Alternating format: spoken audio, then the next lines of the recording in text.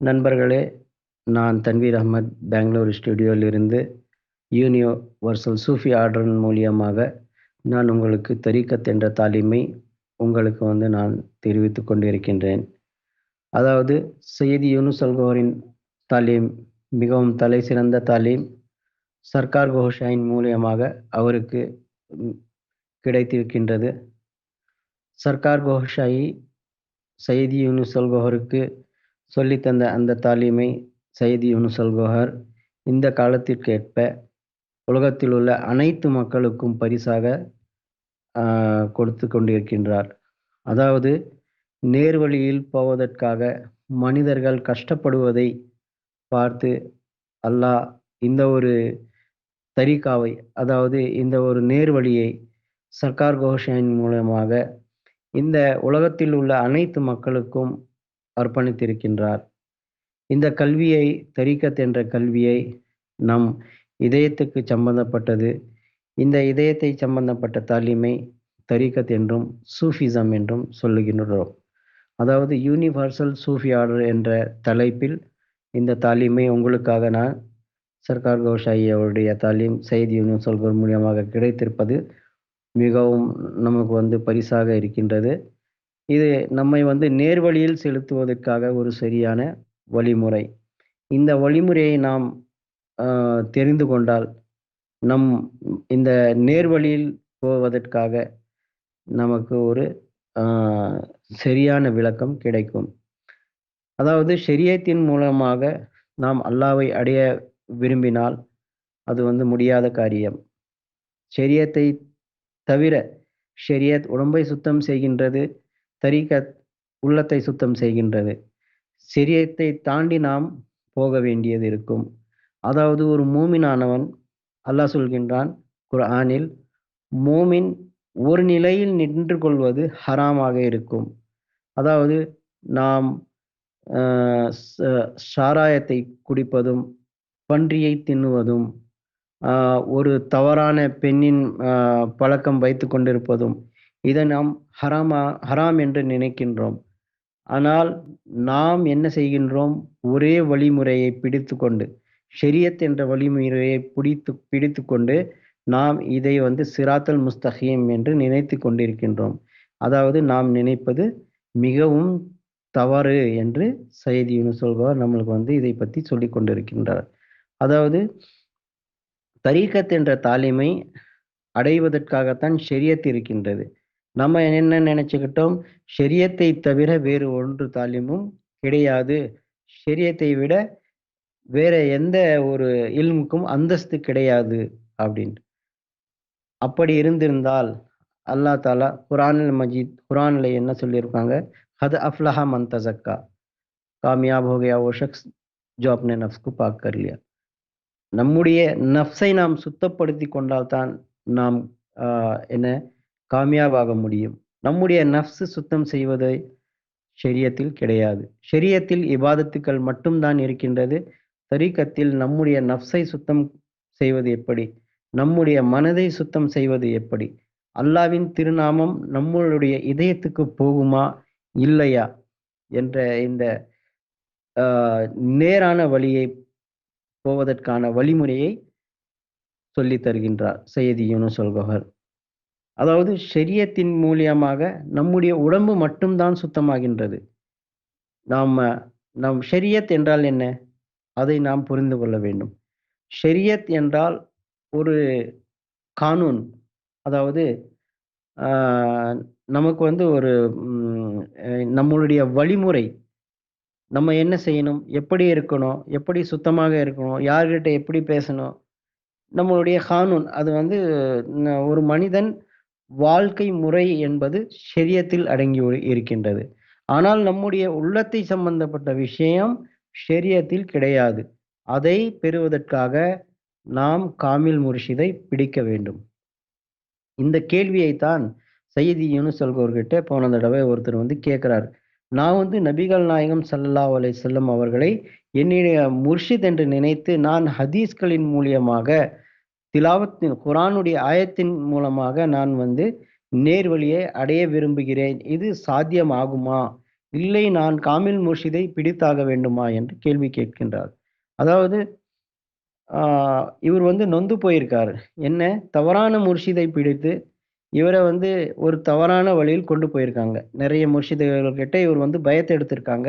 ஆனால் இவர் வந்து நேர் வழியை காமிக்கவில்லை இவருக்கு. நேர் வழியை காமிக்கவில்லை. அதைத் தவிர அவர்கிட்ட வந்து பணம் வாங்குவதும், அவர்கிட்ட நசரானா, தோஃபா, சந்தா இந்த மாரி எல்லாம் நெறைய விஷயங்களை கேட்பதும், அவர் இதிலேயே வந்து இருந்தார். அதனால இவர் வந்து மனசு நொந்து போயி, நான் வந்து முர்ஷித் என்று நபிகள் நாயகம் அவர்களையே நான் ஏத்துக்கொள்கின்றேன்.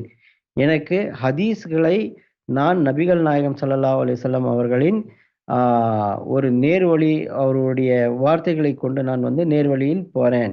எனக்கு வந்து குர்ஆனும், ஹதீஸ் மட்டும் போதும். இது இருந்தா நான் வந்து நேர்வழியில போயிருவேன். இப்படி செய்யலாமா? அப்படின்னு ஒரு கேள்வி கேட்டிருக்காரு. அதுக்கு சையத் யூனுஸ் அல்கோஹர் அவரு மிகவும் அருமையாக பதில் குடுத்திருக்காங்க. அந்த பதிலை நாம வந்து போன தடவை சில பேஜ்களை நம்ம பார்த்தோம். இப்போ வந்து சையத் யூனுஸ் அல்கோஹர் அவருடைய கேள்விக்கு பதில் என்ன தர்றாரு அப்படின்னு, நம்ம சில விஷயத்தை போன தடவை தெரிஞ்சுக்கிட்டோம்.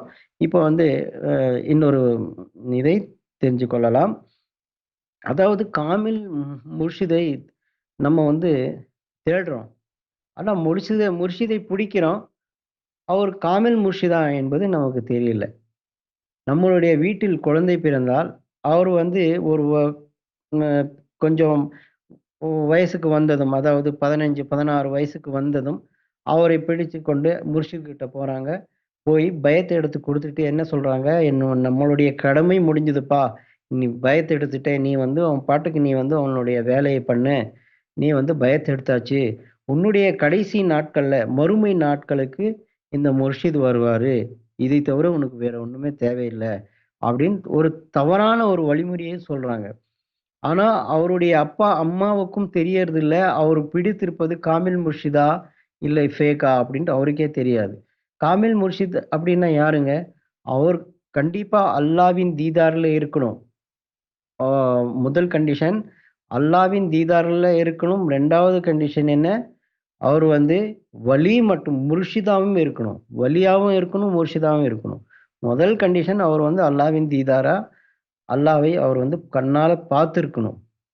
அதாவது அவர் ரூஹானியத்தின் மூலியமா பார்த்திருந்தாலும் சரி, அவர் உடம்பால பார்க்க முடியாது. ரூஹானியத்தின் மூலமா பார்க்க முடியும். அவர் கண்டிப்பா அல்லாஹ்கிட்ட போயிருக்கணும். அல்லாவை தீதார் பண்ணியிருக்கணும். அல்லாஹ் அவருக்கு வந்து டியூட்டி குடுத்திருக்கணும். அதாவது நீ என்னை பார்த்துட்ட, இப்ப நீ கீழ போ. நீ போய் என்னுடைய அ நேர் வழியில வர்றதுக்கான மக்களை தேர்ந்தெடுத்து, அவரை என் அவரையும் நீ வந்து நேர் வழியில நடத்துவதற்காக அவரை பயத் செய் அப்படின்ட்டு. அல்லாஹ் தஆலா அவருடைய முக்கத்தர்ல சில அ என ஜனங்களை எழுதியிருப்பாங்க. உதாரணத்துக்கு ஒவ்வொரு முர்ஷிதுக்கும் ஒவ்வொரு விதமா இருக்கும். சில முர்ஷிதுகளுக்கு 5ஓ 10ஓ இருக்கும். சில முர்ஷிதுகளுக்கு 1000, 2000 இருக்கும்.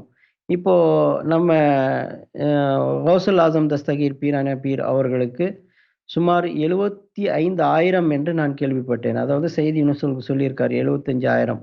நபிகள் நாயகம் அவர்களுக்கு 1,4 லட்சம். இந்த மாதிரி நெறைய வலி அல்லாக்கள் அவரவருக்கு அவரவர் முகத்தர்ல எவ்வளோ எழுதியிருக்கோ, அவ்வளோ முரீதுகள் அவருக்கு வந்து கிடைச்சாகணும். அதாவது ஒரு 10,000 எழுதியிருந்தா, அவருக்கு வந்து 10,000 முரீதுகள் கிடைக்கணும். அவர் வந்து தேடணும். ஒரு காமில் முர்ஷிதை எப்படி தேடுறானோ, அதே மாதிரி காமில் முர்ஷிதும் காமில் முரீதை தேடிக்கொண்டு அலைந்து கொண்டு போவாங்க. அதாவது அ என் முகத்தர்ல என்னுடைய கையில பயத்த எடுப்பவர் யாரு அப்படின்னு கண்டுபிடிக்கிறதுக்காக வீதி வீதியா அலைவாங்க. அப்படியே தேடி கண்டுபிடிச்சு அவங்கள கூப்பிடுவாங்க. அதே மாதிரி ஒரு காமில் முரீதுக்கும் அப்படிதான். அவரும் வந்து காமில் முர்ஷிதை தேடி கண்டுபிடிக்கணும். இந்த மாரி நிலைமையில இருக்கும்போது, ஒரு தவறான வழியில வந்து போயிடுறாங்க ஜனங்க. ஏன் தவறான வழிமுறையில போறாங்க? அவங்களுக்கு வந்து புரியறதில்ல. யாரு நல்லவங்க, யாரு கெட்டவங்க அப்படின்னு புரியறதில்ல. எல்லாம் மாஷா அல்லாஹ், சுப்ஹான் அல்லாஹ் அப்படின்னு சொல்லி எல்லாத்தையும் மோசம் பண்றாங்க அப்படின்னு சையத் யூனுஸ் அல்கோஹர் சொல்றார். சையத் யூனுஸ் அல்கோஹர் சொல்றார், யார் ஒருவர் காமில் முர்ஷிதா இருந்தால், உங்களுடைய இதயத்தில் அல்லாவின் திருநாமத்தை செலுத்த வேண்டும். அதாவது அல்லாவின் திருநாமம் உங்களுடைய இதயம் உச்சரிக்க வேண்டும். உங்களுடைய இதயம் அல்லாவின் திருநாமத்தை உச்சரிக்கவில்லை என்றால், நீங்கள் வந்து காமில் முரீதும் கிடையாது. உங்களுக்கு கிடைத்திருப்பவர் காமில் முர்ஷிதும் கிடையாது. அதாவது உங்களுக்குள்ள ஏதாவது தவறு இருக்கணும். இல்லைன்னா அவருக்குள்ள ஏதாவது ஒரு தவறு இருந்திருக்கணும் அப்டின்ட்டு. 2 விஷயத்த சொல்லியிருக்காரு. உங்களுடைய இதயம் அல்லாஹ் என்று சொல்லவில்லையா? உங்களுக்கு கிடைத்திருப்பவர் காமில் முர்ஷித் இல்லை என்று நீங்கள் நினைத்துக் கொள்ளலாம். அதாவது உங்களுக்கு இருப்பவர் காமில் முர்ஷித் இல்லை. 1வது விஷயம். 2வது விஷயம், உங்களுடைய இதயம் அல்லாஹ் என்று சொல்லவில்லையா? உங்களுக்கு அல்லாஹ் ஹிதாயத் எழுதவில்லை என்று அர்த்தம். ஒருத்தர் வந்து சொன்னாரு, "அ நான் வந்து பயத்த எடுத்திருக்கேன். என்னுடைய இதயம் அல்லாஹ் அல்ல என்று சொல்கின்றது" என்று. இன்னொருத்தர் வராரு. அவரும் பயத்த எடுக்குறாரு. "என்னப்பா ரொம்ப ஒரு என்ன ரொம்பவே விடுறியா நீ? உனக்கு மட்டும் அல்லாஹ் அல்லாஹ்ன்னு சொல்லுது. எனக்கு ஏனப்பா சொல்லல? நான் இத வந்து நம்ப மாட்டேன்" அப்படின்னு. ஏன்னா அவருடைய அ முக்கத்தர்ல வந்து அல்லாஹ் தஆலா ஹிதாயத் என்று எழுதவில்லை. அது எழுதாதனால அவங்களுக்கு வந்து தெரியல. அவங்களுடைய இதயம் அல்லாஹ் என்று சொல்லுமா என்று அவங்களுக்கு தெரியாது. யாருக்கு தெரியாதோ அவங்க வந்து நிராகரிக்கிறாங்க. அவங்க நிராகரிச்சு வந்து இந்த வழிமுறைய விட்டு வேறு ஒரு வழிமுறைக்கு போறாங்க. போயிட்டு என்ன பண்றாங்க, இபாதத்துக்களை மட்டும் நேர்வழியாக நினைத்து இ இபாதத்துக்கள் பண்றாங்க. இந்த இபாதத்துக்கள் பண்ணும்போது தான் அல்லாஹ்வுக்கு அவன் மேல் கோபம் வரும். அதாவது ஒரு அல்லாஹ்வின் ஒரு நல்லடியார் இபாதத்து செய்தா அல்லாஹ்வுக்கு பிடிக்குமாம். அதாவது அல்லாஹ் யாரை நிராகரித்திருக்காரோ, அவரும் திலாவத் பண்றாங்க, அவரும் இபாதத் பண்றாங்க. ஆனா அல்லாஹ்வுக்கு அது வந்து பிடிக்காது. அப்பதான் வந்து ஷைத்தான் அவங்களுக்கு வந்து வேறு விதமான ரூட்ல கொண்டு போறான். கொண்டு போயி அவங்க என்ன பண்றாங்க, அவுலியா அல்லாக்களை தவறாக பேசுவதும், அவுலியா அல்லாக்களின் விரோதமாக ஃபித்னாக்கள் செய்வதும், அதாவது இவரை ஷிர்க், பித்அத் என்று சொல்லி அவரை வந்து அ வே நம்ம தரீக்கத் என்ற தாலீமை 100% அதாவது அவர் வந்து நிராகரிக்கிறாங்க. இது வந்து ஒரு பொய்யான விஷயம். நானும் போயிருந்தேன். நானும் அங்க போய் பயத்த எடுத்தேன். எனக்கு வந்து இந்த மாரி ஒண்ணுமே ஆகல. நான் எப்படி ஏத்துக்கிறது? நான் ஏத்துக்க மாட்டேன். இது வந்து ஒரு பொய்யான விஷயம். சரி, இன்னொரு ட்ராக்ல போங்க நீங்க. நீங்க போய் பாருங்க, இன்னொருத்தருக்கு வந்து ஸிக்ரே கல்ப் என்ற தௌலத் கிடைச்சிருக்கு. அவருடைய இதயம் அல்லாஹ், அல்லாஹ் என்று சொல்லுது. ஆனா உங்களுக்கு கேட்காது. அவங்களுக்கு மட்டும் தான் கேட்கும். இந்த இதயம் அல்லாஹ் என்று சொல்வது அவருக்கு மட்டும் தான் கேட்கும். இதை வச்சு நீங்க வந்து ஆ என்ன தவறான ஒரு வழியில கொண்டு போறீங்க மக்கள? இது வந்து ஒரு பொய்யான விஷயம். அப்படி அவங்களுக்கு அல்லாஹ், அல்லாஹ்ன்னு அவங்க இதயம் சொல்லுச்சுன்னா, என் இதயம் சொல்லணும் இல்லையா? என் இதயம் ஏன் சொல்லல? இதுக்கு அர்த்தம் அவன் வந்து பொய் சொல்றான் அப்படின்ட்டு இவங்க வந்து டிசைட் பண்ணிட்டு, வேற ஒரு வழிமுறையில போய் ஷிர்க், பித்அத் அப்படின்ட்டு சொல்றாங்க. பித்அத்துன்னா என்ன?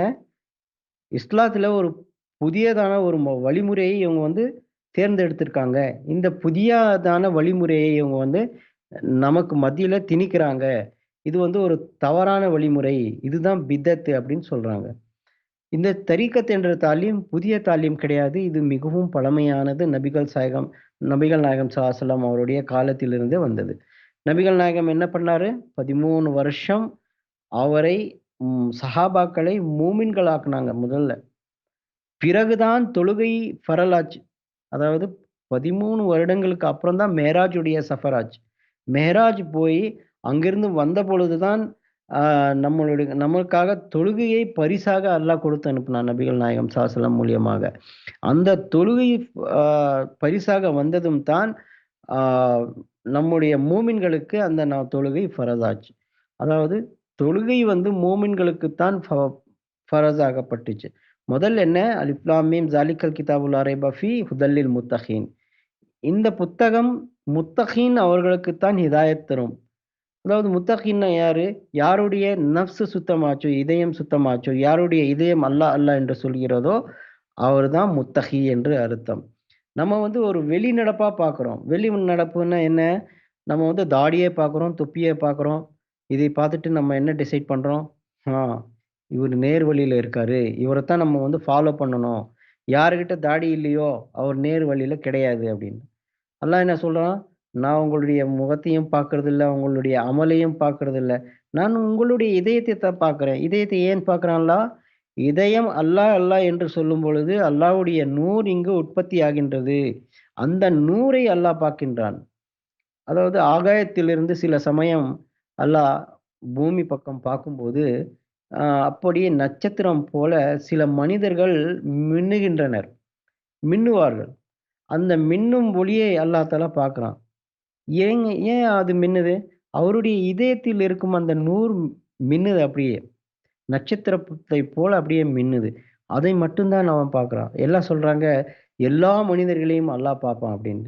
அல்லாஹ்வுக்கு வேற வேலை இல்லையா? லட்சக்கணக்கான, ஆயிரக்கணக்கான, கோடிக்கணக்கான மக்கள் இருக்காங்க. அவர் எல்லாத்தையும் பார்க்கறதில்ல. யாருடைய மனதில் அல்லாஹ்வின் திருநாமம் போய் அவருடைய இதய அந்த திவ்ய சக்தியில் அப்படியே ஒளிமயமாக இருக்கின்றதோ, அதை மட்டும் தான் அல்லாஹ் பார்க்குறான். அல்லாஹ் குர்ஆன்லயும் சொல்லியிருக்கான். நான் அவருடைய திலாவத்தையும், அவருடைய இபாதத்துக்களையும் நான் பார்ப்பதில்லை. அவருடைய முகத்தையும் நான் பார்க்கிறதில்ல. நான் அவருடைய இதயத்தை மட்டும் தான் பார்க்கின்றேன். இதயம் மற்றும் நியத். நியத் என்று சொன்னால் நம்ம என்ன நெனச்சுக்கிறோம், நம்மளுடைய நினைப்பு அப்படின்னு நெனச்சுக்கிறோம். நம்ம வந்து யோசனை பண்றது அப்படின்ட்டு. ஆனா சையதி யூனுஸ் அல்கஹர் ரொம்ப அருமையா சொல்லியிருக்கார். நிய்யத் என்று சொன்னால், நம்முடைய இதயம் காமில் முர்ஷிதினுடைய இதயத்தின்குள் சேர்ந்திருக்கின்றதா என்று அர்த்தம். அதாவது நம்முடைய இதயம் டெலிகம்யூனிகேஷன் மாதிரி ச காமில் முர்ஷிதின் இதயத்தில் சேர்ந்திருக்கின்றதா? இல்லையா? அதைத்தான் நிய்யத் என்று சொல்லுகின்றோம். நிய்யத் என்றால் நம்ம வந்து, நான் வந்து நெறைய அன்போடு, பணிவோடு நான் தொழுகிறேன் அப்படின்னு நினைச்சு நம்ம தொழுகிறது வந்து கிடையாது. நிய்யத் என்று சொன்னால் அது சுரியானி வேர்ட்ஸா இருக்கலாம். ஆனால் நிய்யத்துக்கு அர்த்தம் நம்முடைய இதயம் காமில் முர்ஷிதின் இதயத்தினுடன் அ கனெக்ட் ஆகி இருக்கிறதா? அதாவது அ அதுல சேர்ந்திருக்கா? அப்படின்னு அர்த்தம். ஏன்னு சொன்னா காமில் முர்ஷிதினுடைய இதயம் அல்லாவின் ஆ அந்த திருநாமம் காமில் முர்ஷிதின் இடம் இருக்கும். அல்லாவின் திருவுருவம், அதாவது அவருடைய ஒரு மக்லூக் காமில் முர்ஷித் உடைய இதயத்தில் இருக்கும். நம்முடைய காமில் முர்ஷிதின் இதயத்தினுடன் சேர்ந்திருந்தால், அது வந்து அல்லாவிடம் சேர்ந்திருக்கும் என்று தான் அதுக்கு அர்த்தம். இந்த தரீகத் என்ற தாலீமை தான் நிராகரிக்கிறதுக்காக நிறைய ஃபிர்காக்கள் இப்பொழுது வந்திருக்கின்றன. அதாவது ஒரு ஃபிர்கா மட்டும் தான் அதாவது காமியாப் ஆகும்னு நபிகள் நாயகம் சொல்லியிருக்கார். 72 ஃபிர்கா இருக்கும். அதுல 1 தான் நாஜியா இருக்கும் அப்டின்ட்டு. சரி எல்லாம் வந்து தொழுகுறாங்க, எல்லாம் வந்து கிரத் பண்றாங்க. எல்லாமே வந்து விஷயங்களையும் அவங்க வந்து ஃபாலோ பண்றாங்க. ஷரியத்தை ஃபாலோ பண்றாங்க. ஏன் 72 ஃபிர்காவும் நரகத்துக்கு போறாங்கன்னு எப்பாச்சும் நீங்க யோசனை பண்ணியிருக்கீங்களா? 72 பிர்காக்களும் தவறான வழிமுறையில் இருக்குது என்று நான் சொன்னால், அது உங்களுக்கு வந்து தவறாக இருக்கும். என்னப்பா, எல்லாம் வந்து திலாவத் பண்றாங்க, எல்லாம் கலிமா ஓதியிருக்காங்க. அப்படி நீ எப்படி சொல்லலாம்? நீ வந்து ஒருத்தர் தவறான வழியில இருக்கார், நீ எப்படி சொல்லலாம்? இது அல்லாஹ்வின் கையில இருக்கு. விட்டுருன்னு. நபிகள் நாயகம் என்ன சொல்றாரு? என்னுடைய உம்மத்தில் 72 ஃபிர்கா இருக்கும். ஆனால் அதுல 1 தான் சொர்க்கத்துக்கு போகும். மிச்ச 72 ஃபிர்காக்கள் நரகத்துக்கு போகும் அப்படின்னு சொன்னா, இதுக்கு அர்த்தம் என்ன? அவர் சொல்ற விஷயத்த நான் சொன்னா தவறு. ஹதீஸ ஏன் படிச்சு நீங்க வந்து புரிஞ்சுக்கல அப்படின்னா, உங்களுக்குள்ள ஒரு பிடிவாதம் இருக்கு. நான் தான் நேர்வழியில் போய்க் கொண்டிருக்கின்றேன். என்னைத் தவிர நேர்வழியில் போவர் யாரும் கிடையாது. நான் தான் அந்த 73வது பிர்கா. அதாவது சொர்க்கத்திற்குள் நுழையும் பிர்கா என்று நம்மளுடைய நம்பிக்கை. குர்ஆன், ஹதீஸை சரியாக திலாவத் பண்ணி, அதை வந்து சரியாக புரிந்து கொள்வது தான் ஈமான். அதை சரியாக நீங்கள் புரிந்து கொள்ளலை என்றால், உங்களுக்கு நேர்வழி அதாவது சிராத்தல் முஸ்தகீம் என்ற அந்த நேர்வழி கிடைக்காது. உள்ளத்தை நீங்கள் நீங்கள் அல்லாஹ்வின் திருநாமத்தை உச்சரிக்காமல் நீங்கள் இருந்தால், நீங்கள் வந்து மூமின் கிடையாது. உங்களுடைய நாவு அல்லாஹ், அல்லாஹ் என்று சொல்கின்றதோ, அதேபோல் உங்களுடைய இதயமும் அல்லாஹ், அல்லாஹ் என்று சொல்ல வேண்டும். இதுதான் நேர்வழி. நம்முடைய மறுமை நாள் நமக்கு சரியாக நாம் அடைய வேண்டும் என்றால், உங்களுடைய இதயம் அல்லாஹ், அல்லாஹ் என்று சொல்ல வேண்டும். உங்களுடைய இதயம் அல்லாஹ், அல்லாஹ் என்று சொல்ல வேண்டுமானால், நீங்கள் காமில் முர்ஷிதினிடம் பைஅத் எடுக்க வேண்டும். அவரிடமிருந்து உங்களுக்கு ஆணை கிடைக்க வேண்டும். அதாவது உங்களுடைய இதயத்துக்கு காமில் முர்ஷித் பர்மிஷன் தரணும். பர்மிஷன்னா என்ன?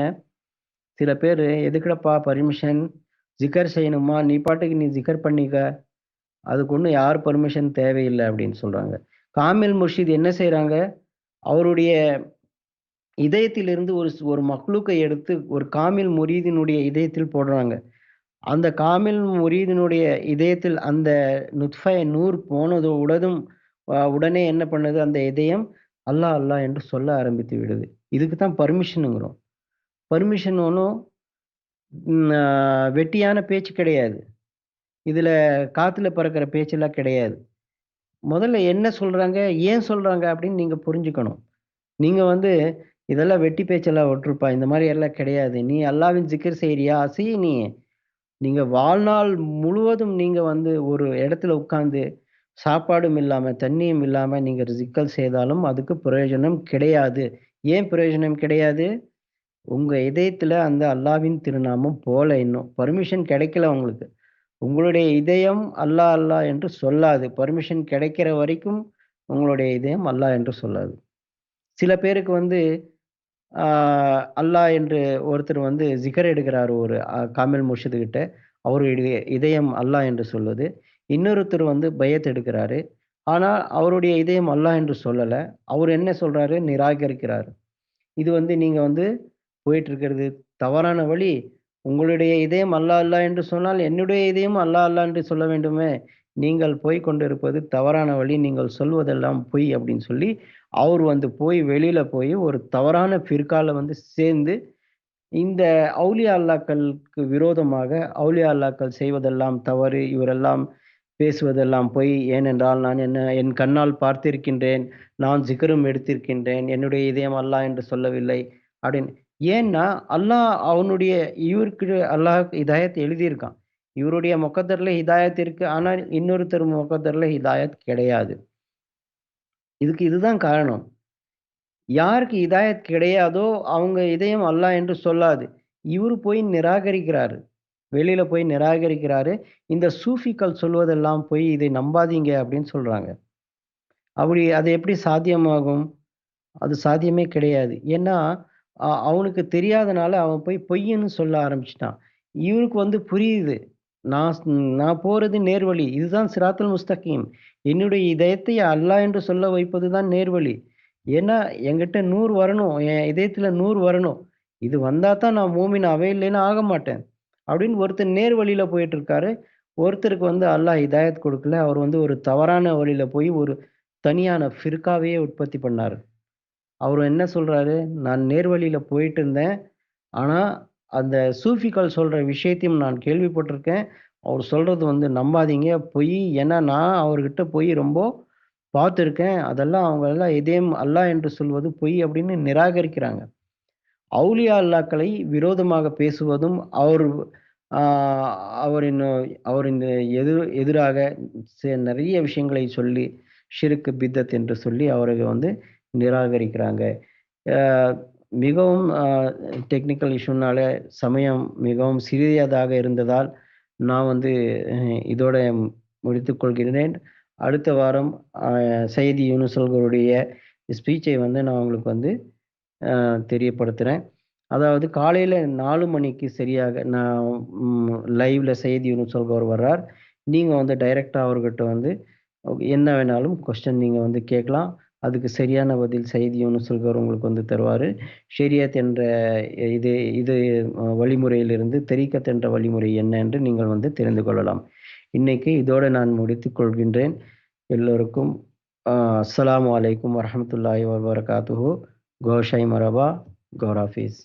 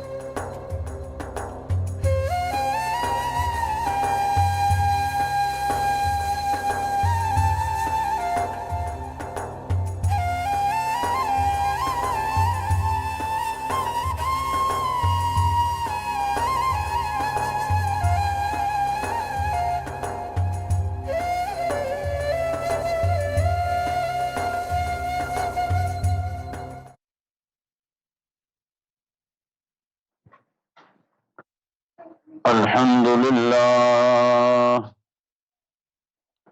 الحمد لله نحمده ونستعينه ونستغفره ونؤمن به ونتوكل عليه ونعوذ بالله من شرور أنفسنا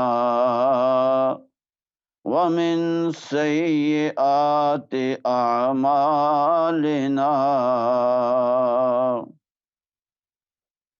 من يهده الله فلا مضل له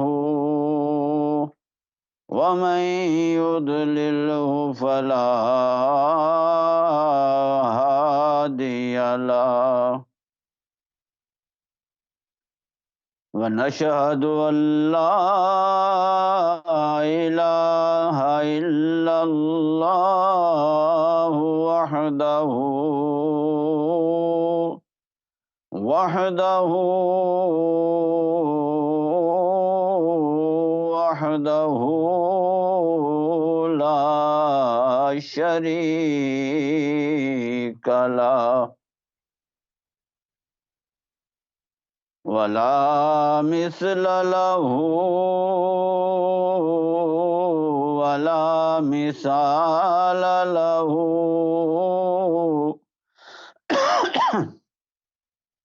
ولا تمثيل له ولا مماثل له.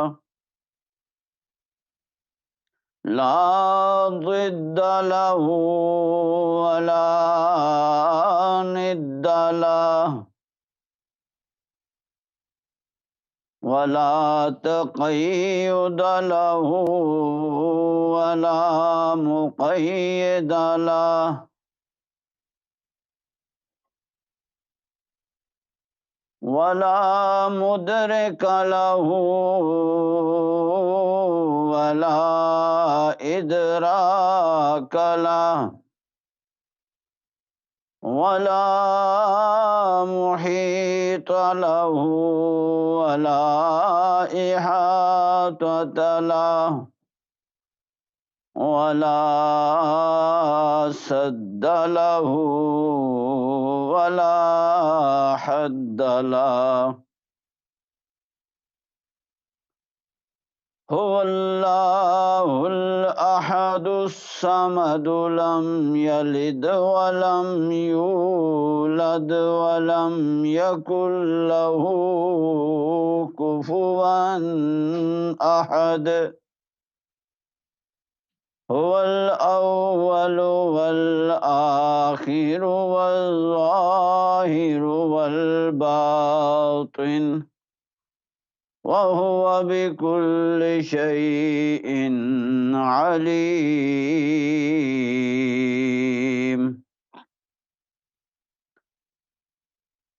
هو الله الذي لا إله إلا هو عالم الغيب والشهادة هو الرحمن الرحيم.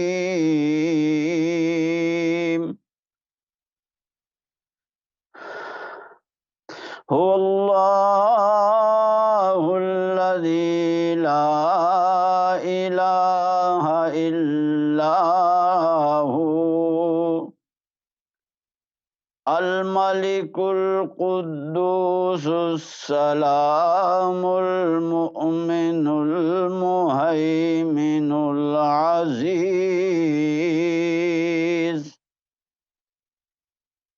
المؤمن المهيمن العزيز الجبار المتكبر. سبحان الله عما يشركون.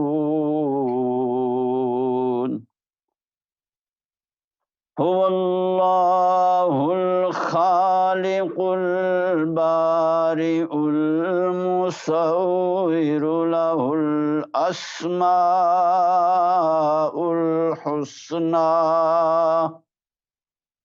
يسبح له ما في السماوات والأرض وهو العزيز الحكيم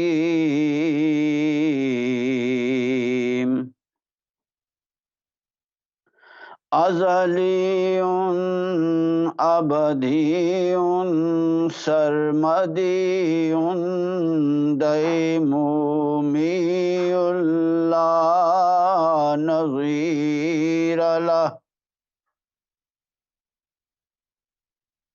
ونشهد أن سيدنا وسندنا وسعادتنا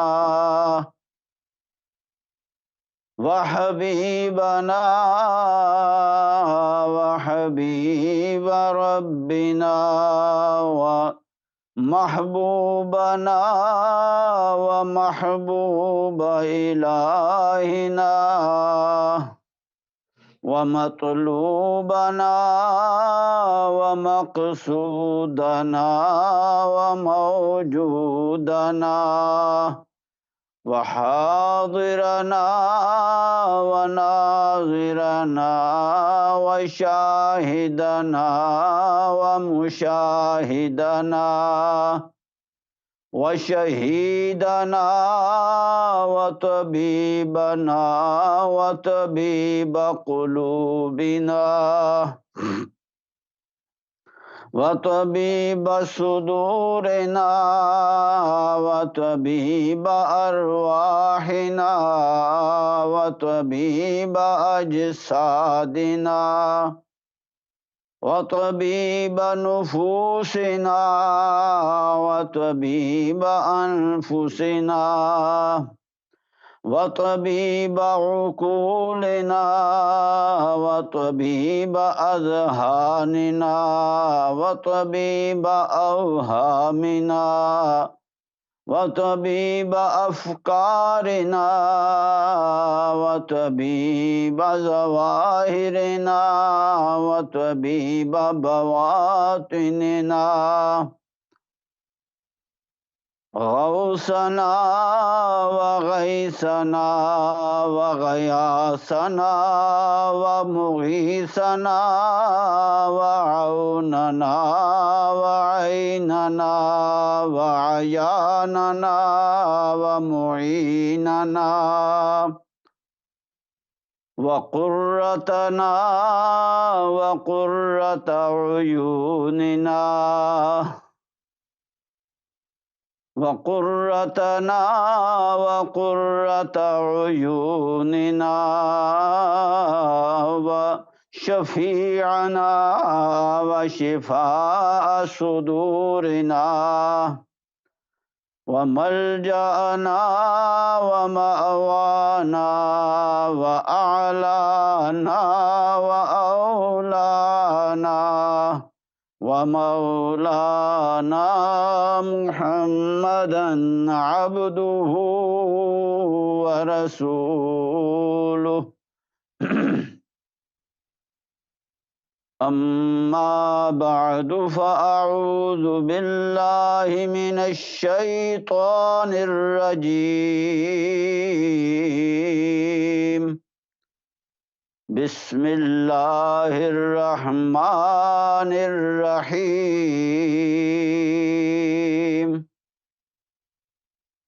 إذا جاء نصر الله والفتح ورأيت الناس يدخلون في دين الله أفواجا فسبح بحمد ربك واستغفره إنه كان توابا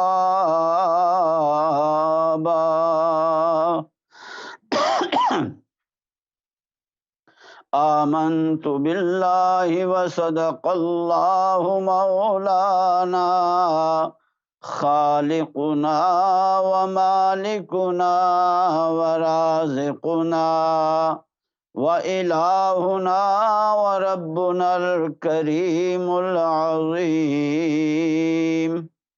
وبلغنا رسوله النبي الأمين الصادق الشفيع الكريم حريص عليكم بالمؤمنين رؤوف رحيم وإنه هو السميع البصير ونحن على ذلك لمن الشاهدين والشاكرين والحمد لله رب العالمين.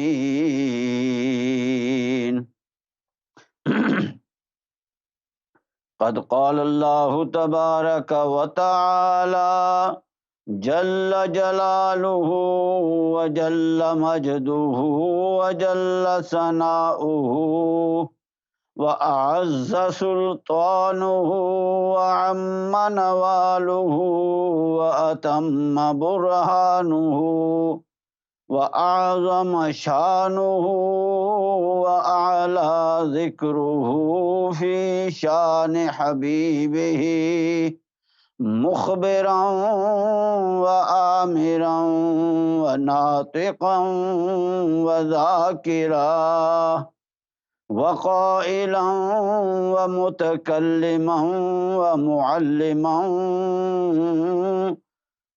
ومعلنا ومتنبها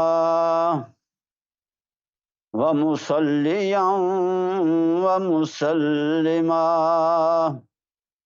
إن الله وملائكته يصلون على النبي يا أيها الذين آمنوا صلوا عليه وسلموا تسليما. اللهم صل على محمد وعلى آل محمد كما صليت على إبراهيم وعلى آل إبراهيم إنك حميد مجيد. اللهم بارك على محمد وعلى آل محمد كما باركت على إبراهيم وعلى آل إبراهيم إنك حميد مجيد. اللهم صل على سيدنا وشفيعنا ونبينا وحبيبنا محمد وعلى آل سيدنا ومولانا ورحيمنا وكريمنا وشفيقنا محمد وبارك وسلم وصل عليه. الصلاة والسلام عليك يا سيدي يا سندي يا عافيتي ويا معافاتي ويا شاهدي ويا خبيري يا رسول الله. وسلم عليك وعلى آلك وأصحابك يا سيدي ويا بشيري ويا نذيري ويا سميعي ويا بصيري يا حبيب الله.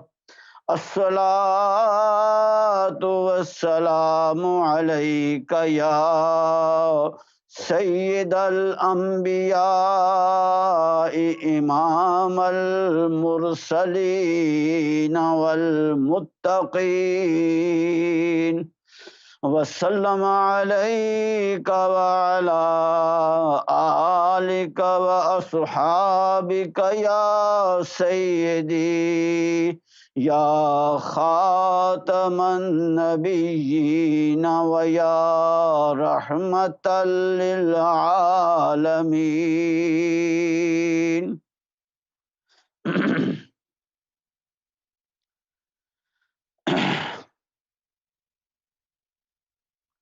اللہ تعالیٰ کی حمد و ثنا، تعریف و توصیف، مدح و ستائش اور شکر و امتنان اور بارگاہ رسالت مآب صاحب لولاک باعث تخلیق کائنات حبیب رب فلک الافلاک نبی مختار حبیب کردگار سید الابرار والاخیار آقائے نامدار مدنی تاجدار ختم المرسلین سید العارفین والعاشقین امام القبلتین وسیلتنا فی الدارین جد الحسن والحسین سیاح لا مکان نبی آخر الزمان احمد مجتبی حبیب کبریا رسول خدا محمد مصطفیٰ صلی اللہ تعالی علیہ وآلہ وسلم میں ہدیہ محبت و عقیدت، ہدیہ درود و سلام پیش کرنے کے بعد حضرات ذی وقار سامعین و ناظرین، السلام علیکم ورحمۃ اللہ وبرکاتہ و مغفرتہ۔ سرکار امام مہدی سیدنا ریاض احمد گوہر شاہی کی ذات عظیم، ذات مقدس، ہستی بے مثال سے تعلق و نسبت، محبت و عقیدت، الفت و علاقہ، ربط و تعلق رکھنے والے احباب گرامی، دوستان عزیز کی خدمت میں گوہر شاہی مرحبا، خصوصاً بالخصوص سیدی یونس الگوہر، نمائندہ خاص الخاص، ترجمان کبیر، ترجمان واحد الوحید فی الدنیا والعالم والکون، سرکار امام مہدی سیدنا ریاض احمد گوہر شاہی کی خدمت عالی جناب، بارگاہ تقدس مآب، حضور محبت و عشقت مآب، معلی القاب میں نہایت ادب و احترام، محبت و عقیدت کے ساتھ عاجزانہ مؤدبانہ دست بستہ گوہر شاہی مرحبا۔ معزز سامعین و ناظرین، پروگرام دین اللہ فی مرآت القرآن لے کر آپ احباب کی خدمت میں حاضر ہوں۔ یہ پروگرام روزانہ اس وقت الرا ٹی وی کی وساطت سے پوری دنیا میں ہر انسان کے لیے بلا تفریق مذہب، بلا تفریق مسلک، بلا تفریق رنگ و نسل اور بلا تفریق منطقہ و علاقہ، بلا تفریق لون و لسان پیش کیا جاتا ہے۔ اور اس پروگرام میں ہم سرکار امام مہدی سیدنا ریاض احمد گوہر شاہی کی عظیم، مقدس، معتبر، معتمد کتاب مبارک تحریر لطیف دین الہی کا مطالعہ اور تلاوت کرتے ہیں۔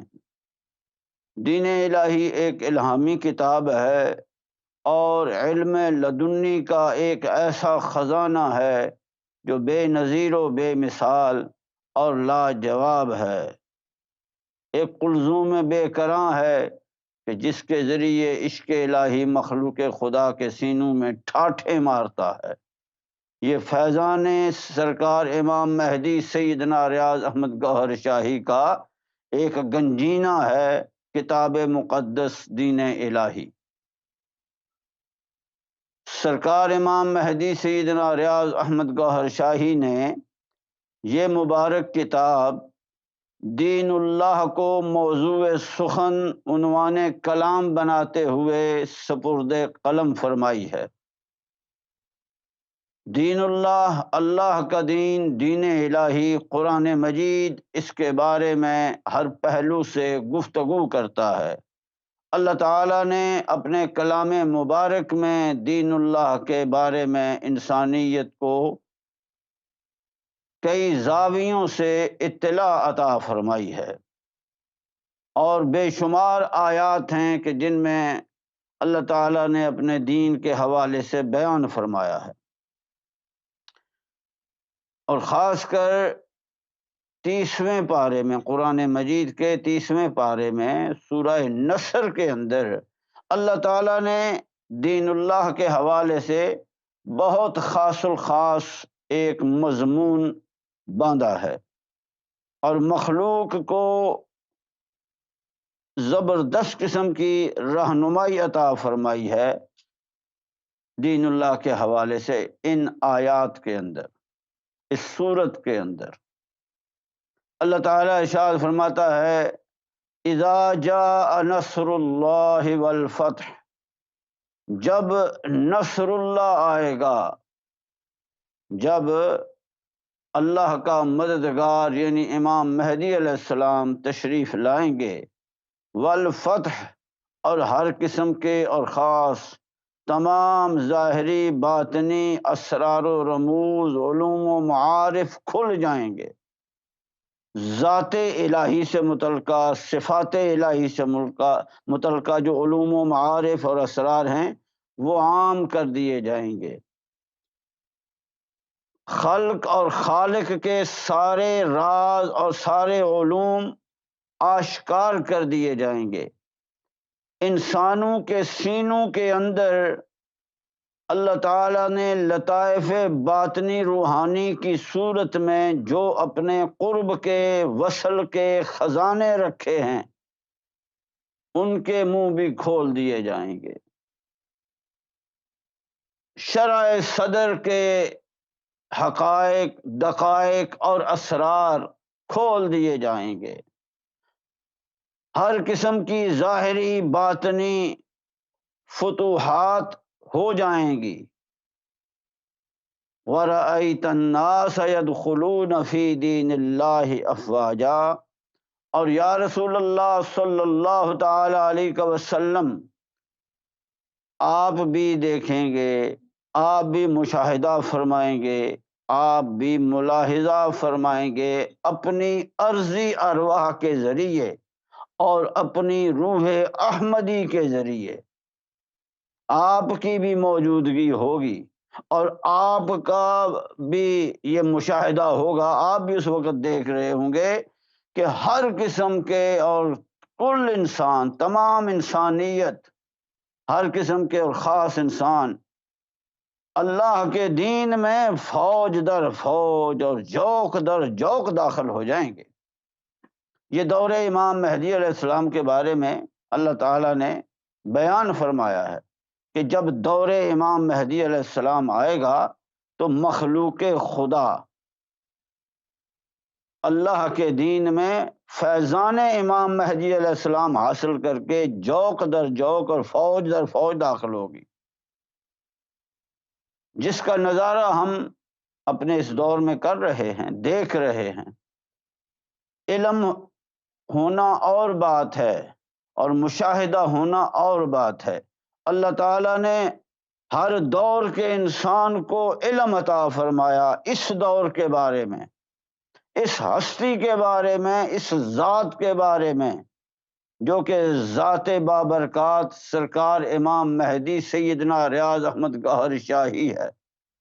ہر دور کے انسانوں کو، آدم علیہ السلام سے لے کر حضور نبی کریم صلی اللہ تعالی علیہ وآلہ وسلم تک، اور حضور نبی کریم صلی اللہ تعالی علیہ وسلم کے بعد کے دور سے لے کر آج کے دور تک، ہر انسان کو اللہ تعالیٰ نے یہ آگاہی عطا فرمائی اس دور کے بارے میں۔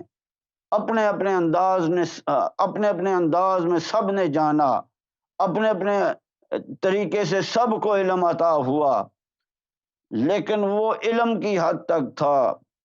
کسی کو کس پہلو کا علم عطا ہوا، اور کسی کو کس زاویے کا علم عطا ہوا، اور کوئی کس حد تک جانا۔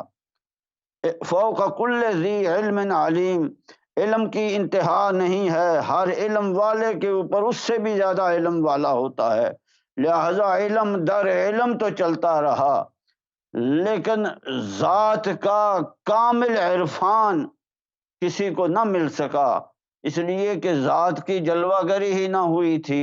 جب تک ذات کی جلوہ گری نہ ہو جائے اور وہ اپنے تمام کمالات کا مشاہدہ انسانیت کو نہ کرا دے، اپنے تمام ظاہر و باطن کے جو فیوز و برکات ہیں وہ انسانیت پر نہ لٹا دے، اور جب اس کا سورج نصف النہار پر پوری آب و تاب کے ساتھ نہ چمکے، تو کوئی اس ذات کی حقیقت اور کنہ کو کما حق کو ہو اپنے علم کی روشنی میں، اپنی عقل کی روشنی میں، اپنی فکر کی روشنی میں، اپنے تفکر کی روشنی میں نہیں پہچان سکتا، نہیں حاصل کر سکتا۔ اور اب جب سرکار امام مہدی سیدنا ریاض احمد گوہر شاہی تشریف فرما ہوئے، جلوہ گر ہوئے، اور اپنی تمام جولانیاں مخلوق خدا کے لیے عام فرما دی، تمام جلوے عام فرما دیے، اور ایسے ایسے اسرار، ایسے ایسے رموز، اور ایسے ایسے کمالات، اور ایسے ایسے فیوز و برکات انسانیت کو عطا فرمائے کہ آج معلوم ہو رہا ہے کہ اس ذات کی حقیقت کیا ہے۔ وہ ہر روز اپنی ذات کا ایک نیا پردہ اٹھا کے مخلوق کو اپنا ایک نیا دیدار عطا کر رہی ہے۔ سرکار امام مہدی سیدنا ریاض احمد گوہر شاہی کے اسرار بے شمار ہیں، تو اس ذات کے حوالے سے، پھر اس دور کے حوالے سے اللہ تعالیٰ نے قرآن مجید میں بھی بیان فرمایا، نبی کریم صلی اللہ تعالیٰ علیہ وسلم نے احادیث مبارکہ میں بھی بیان فرمایا۔ اور جب سرکار امام مہدی سیدنا ریاض احمد گوہر شاہی تشریف فرما ہو گئے، تو پھر آپ نے بتایا کہ دین اللہ کیا ہے، اللہ کے راز بھی کھولے، اللہ کے دین کے راز میں بھی اللہ کے دین کے راز بھی کھولے۔ اور آج انسانیت کو دین اللہ میں جوق در جوق داخل ہونے والا فیض عطا کر رہے ہیں سرکار امام مہدی سیدنا ریاض احمد گوہر شاہی۔ اور سرکار امام مہدی سیدنا ریاض احمد گوہر شاہی کے جو اپنے رموز و کنایا ہیں، اور اپنے جو اسرار و رموز ہیں، وہی لاجواب ہیں، وہی بے مثال ہیں۔ آپ نے تشریف فرما ہوئے مخلوق کے اندر فیض دیا، اور ایسا فیض دیا کہ جو بھی آیا اس کو اللہ کی طرف جانے کا راستہ عطا فرما دیا، اس کے قلب کو اس میں ذات اللہ سے زندہ اور بیدار فرمایا، اور مخلوق کو رب کے ساتھ ملایا۔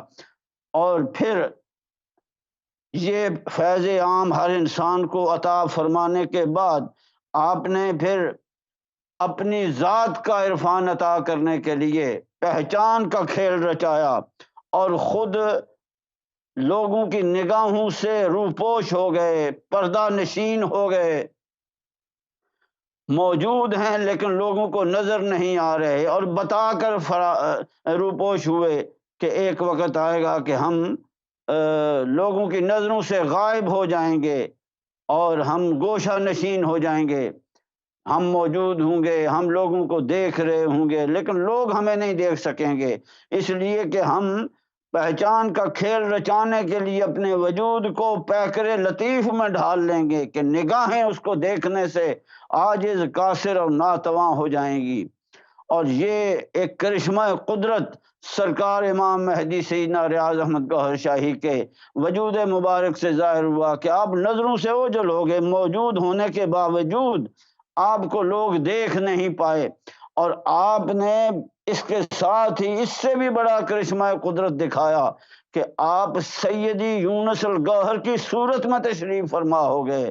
آپ نے سیدی یونس الگوہر کا پیکر اختیار کر لیا، اور تمام کمالات، تمام جلوہ ہائے مبارک، تمام اسرار و رموز آپ کی ذات سے متعلقہ جتنے علوم و معارف ہیں وہ سیدی یونس الگوہر کی صورت میں ظاہر ہو گئے۔ آپ کا مکمل فیضان نظر اور اعلیٰ ترین شان کے ساتھ آپ اس صورت میں تشریف فرما ہو گئے، اور صورت یونس کا نقاب باطن اوڑھ کر آپ نے پہلے سے بھی زیادہ شدت کے ساتھ مخلوق خدا کو اپنا فیض عطا فرمانا شروع کیا، اپنے علوم و معارف عطا فرمانا شروع کیے۔ اور آج سیدی یونس الگوہر کے فیض نظر کا یہ عالم ہے کہ انسانیت آپ کا فیض نظر حاصل کر کے، آپ کے علوم و معارف حاصل کر کے فوج در فوج اور جوق در جوق اللہ کے دین الہی میں داخل ہو رہی ہے۔ اور اللہ تعالیٰ کا وہ وعدہ جو اللہ تعالیٰ نے اپنے محبوب نبی مکرم صلی اللہ تعالیٰ علیہ وآلہ وسلم سے فرمایا تھا کہ وَرَأَيْتَ النَّاسَ يَدْخُلُونَ فِي دِينِ اللَّهِ أَفْوَاجًا، وہ آج پورا ہو رہا ہے۔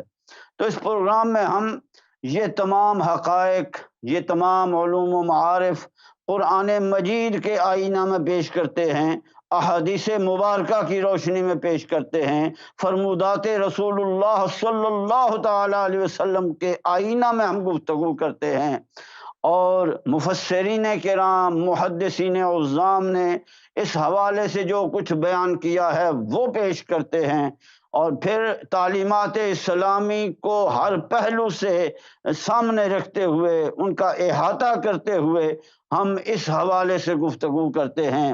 اولیاء کاملین، علماء راسخین اور فقراء واصلین، صحابہ کرام، اہل بیت اطہار، ائمہ طاہرین، تابعین، تبع تابعین کے اقوال آپ کے سامنے رکھتے ہیں ہم، اور جتنے اکابرین امت ہیں، صلحاء امت ہیں۔ مطلب یہ کہ اسلامی تعلیمات کو ہم ہر پہلو سے مد نظر رکھتے ہوئے اس پروگرام میں گفتگو کرتے ہیں، تاکہ کوئی پہلو تشنا نہ رہ جائے اور کوئی حقیقت اظہار سے رہ نہ جائے، اور انسان بالعموم، کل انسانیت بالعموم اور اہل اسلام مسلمان بالخصوص کمال اطمینان کے ساتھ، یقین قلبی کے ساتھ اور حق الیقین کے ساتھ سرکار امام مہدی سیدنا ریاض احمد گوہر شاہی اور سیدی یونس الگوہر کی ہستی معظم کو پہچانیں، اور آپ کے علوم و معارف حاصل کریں، آپ کا فیض نظر حاصل کریں، اور قرب الہی کی منازل طے کرتے ہوئے دیدار الہی تک پہنچیں، وصل الہی حاصل کریں، عشق الہی حاصل کریں، اور ذات الہی کے جلوے حاصل کر کے اپنی منزل حقیقی کو پا سکیں۔ تو ہم اس پروگرام میں اسی حوالے سے گفتگو کرتے ہیں، اور جو بات ہو رہی ہے وہ کتاب مقدس دین الہی کے صفحہ اول کے حوالے سے۔ سرکار امام مہدی سیدنا ریاض احمد گوہر شاہی نے کتاب مقدس دین الہی کے صفحہ اول پر ارشاد فرمایا، یہ وہ گوہر شاہی ہیں جنہوں نے 3 سال تک سیون شریف کی پہاڑیوں اور لال باغ میں اللہ کے عشق کی خاطر چلہ کشی کری، اللہ کو پانے کی خاطر دنیا چھوڑی، پھر اللہ کے حکم ہی سے دوبارہ دنیا میں آئے، لاکھوں دلوں میں اللہ کا ذکر بسایا اور لوگوں کو اللہ کی محبت کی طرف راغب کیا۔ ہر مذہب والوں نے گوہر شاہی کو مسجدوں، مندروں، گردواروں اور گرجا گھروں میں روحانی خطاب کے لیے مدعو کیا اور ذکر قلب حاصل کیا۔ بے شمار مرد و زن ان کی تعلیم سے گناہوں سے تائب ہوئے اور اللہ کی طرف جھک گئے۔ بے شمار لا علاج مریض ان کے روحانی علاج سے شفا یاب ہوئے۔ پھر اللہ نے ان کا چہرہ چاند پر دکھایا۔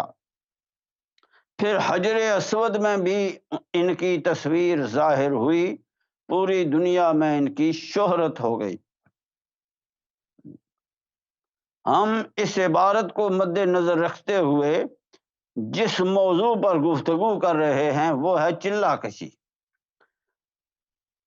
جتنے انبیاء کرام ہوئے، مرسلین اعظام ہوئے، حتیٰ کہ نبی کریم صلی اللہ تعالی علیہ وآلہ وسلم کی ذات والا صفات بھی، سب نے کچھ عرصہ کے لیے تنہائی میں وقت گزارا، کنج تنہائی میں رہے، گوشہ نشین رہے، اور پھر جتنے اولیاء اللہ ہوئے سب اولیاء اللہ نے چلہ کشیاں کی ہیں۔ جتنے ولایت کبریٰ والے ہیں کئی سال تک جنگلوں میں رہے، پہاڑوں میں رہے، غاروں میں رہے، تنہائی میں انہوں نے چلہ کشیاں کی ہیں۔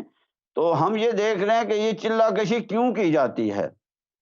دین تو مسجد میں موجود ہے، دین تو مدرسہ میں موجود ہے، دین تو کتاب میں موجود ہے، دین تو ہمارے ہاتھوں میں ہے، پھر جنگل میں جانے کی کیا ضرورت ہے؟ تو اس کا جو صحیح جواب ہمیں مل رہا ہے وہ حضرت ابو حامد محمد بن محمد غزالی حجت الاسلام ہیں، امام کبیر ہیں، امت کے پیشوا ہیں۔ ان کے کردار سے ہمیں اس کا جواب مل رہا ہے، ان کی گفتار سے، ان کی کتاب تحریر سے، ان کے بیان سے اور ان کے عمل سے ہمیں اس سوال کا جواب مل رہا ہے کہ چلہ کشی کیوں کرتے ہیں یہ تمام ہستیوں، انہوں نے چلہ کشی کیوں کی؟ امام غزالی رحمۃ اللہ علیہ، آپ نے بھی چلہ کشی کی، لیکن آپ نے چلہ کشی اس وقت کی جب آپ اپنے علم کے کمال پر تھے۔ آج کل کے جو علماء ہیں ان کا علم تو امام غزالی کے مقابلے میں ایک سمندر کے مقابلے میں ایک قطرے کی حیثیت بھی نہیں رکھتا ہے۔ بڑے بڑے اپنے آپ کو جو مرضی نام دے لیں، لیکن آج بھی اگر کوئی شیخ الاسلام بھی بن کے بیٹھا ہے نا تو وہ غزالی کی کتابیں پڑھ کے بن کے بیٹھا ہے۔ آج کوئی شیخ القرآن بن کے بیٹھا ہے تو وہ بھی غزالی کی جو ہے وہ تعلیمات لے کر بیٹھا ہوا ہے۔ کوئی شیخ الحدیث ہے تو وہ بھی غزالی کی بات کر رہا ہے۔ یعنی یہ بات صرف اس دور کی نہیں ہے، ہر دور کے علماء نے امام غزالی سے اکتساب علم کیا ہے۔ امام غزالی ایک علم کے میں کمال نہیں رکھتے تھے، کمال کیا، وہ کمال سے بھی آگے امامت کے درجے پر فائز تھے۔ علم میں امامت کے درجے پر فائز ہیں، اور ایک علم میں وہ امامت کا درجہ نہیں رکھتے ہیں، کئی علوم میں وہ امامت کا درجہ رکھتے ہیں، اور اپنے دور کے علماء کے وہ سرتاج ہیں، سرخیل ہیں۔ اپنے دور کے علماء میں ان کا جو مقام و مرتبہ ہے، سارے علماء آپ کے سامنے ہیچ نظر آتے ہیں۔ کوئی بھی امام غزالی کی ٹکر کا عالم اس دور میں نہیں ملتا ہے۔ آپ اساتذہ کے استادوں کے بھی استاد ہیں، معلمین کے جو معلمین ہیں ان کے بھی معلم ہیں، آپ بہت بڑے عالم ہیں۔ امام غزالی بحر العلوم ہیں، آپ علم کا سمندر ہیں، اور پھر دنیاوی لحاظ سے آپ کی شان و شوکت، آپ کا دبدبہ اور جلال بڑا زبردست تھا۔ اس دور کے جو حکمران تھے وہ بھی آپ کے حلقہ نشینوں میں تھے، اور وہ آپ کی بڑی عزت کرتے تھے، بڑا احترام کرتے تھے۔ اتنا مرتبہ، مقام، اتنا کمال، اتنی شان و شوکت، خاموشی سے بیٹھے رہتے، اور عزت کما لی تھی، اس عزت کو اور کماتے، دنیا کما سکتے تھے۔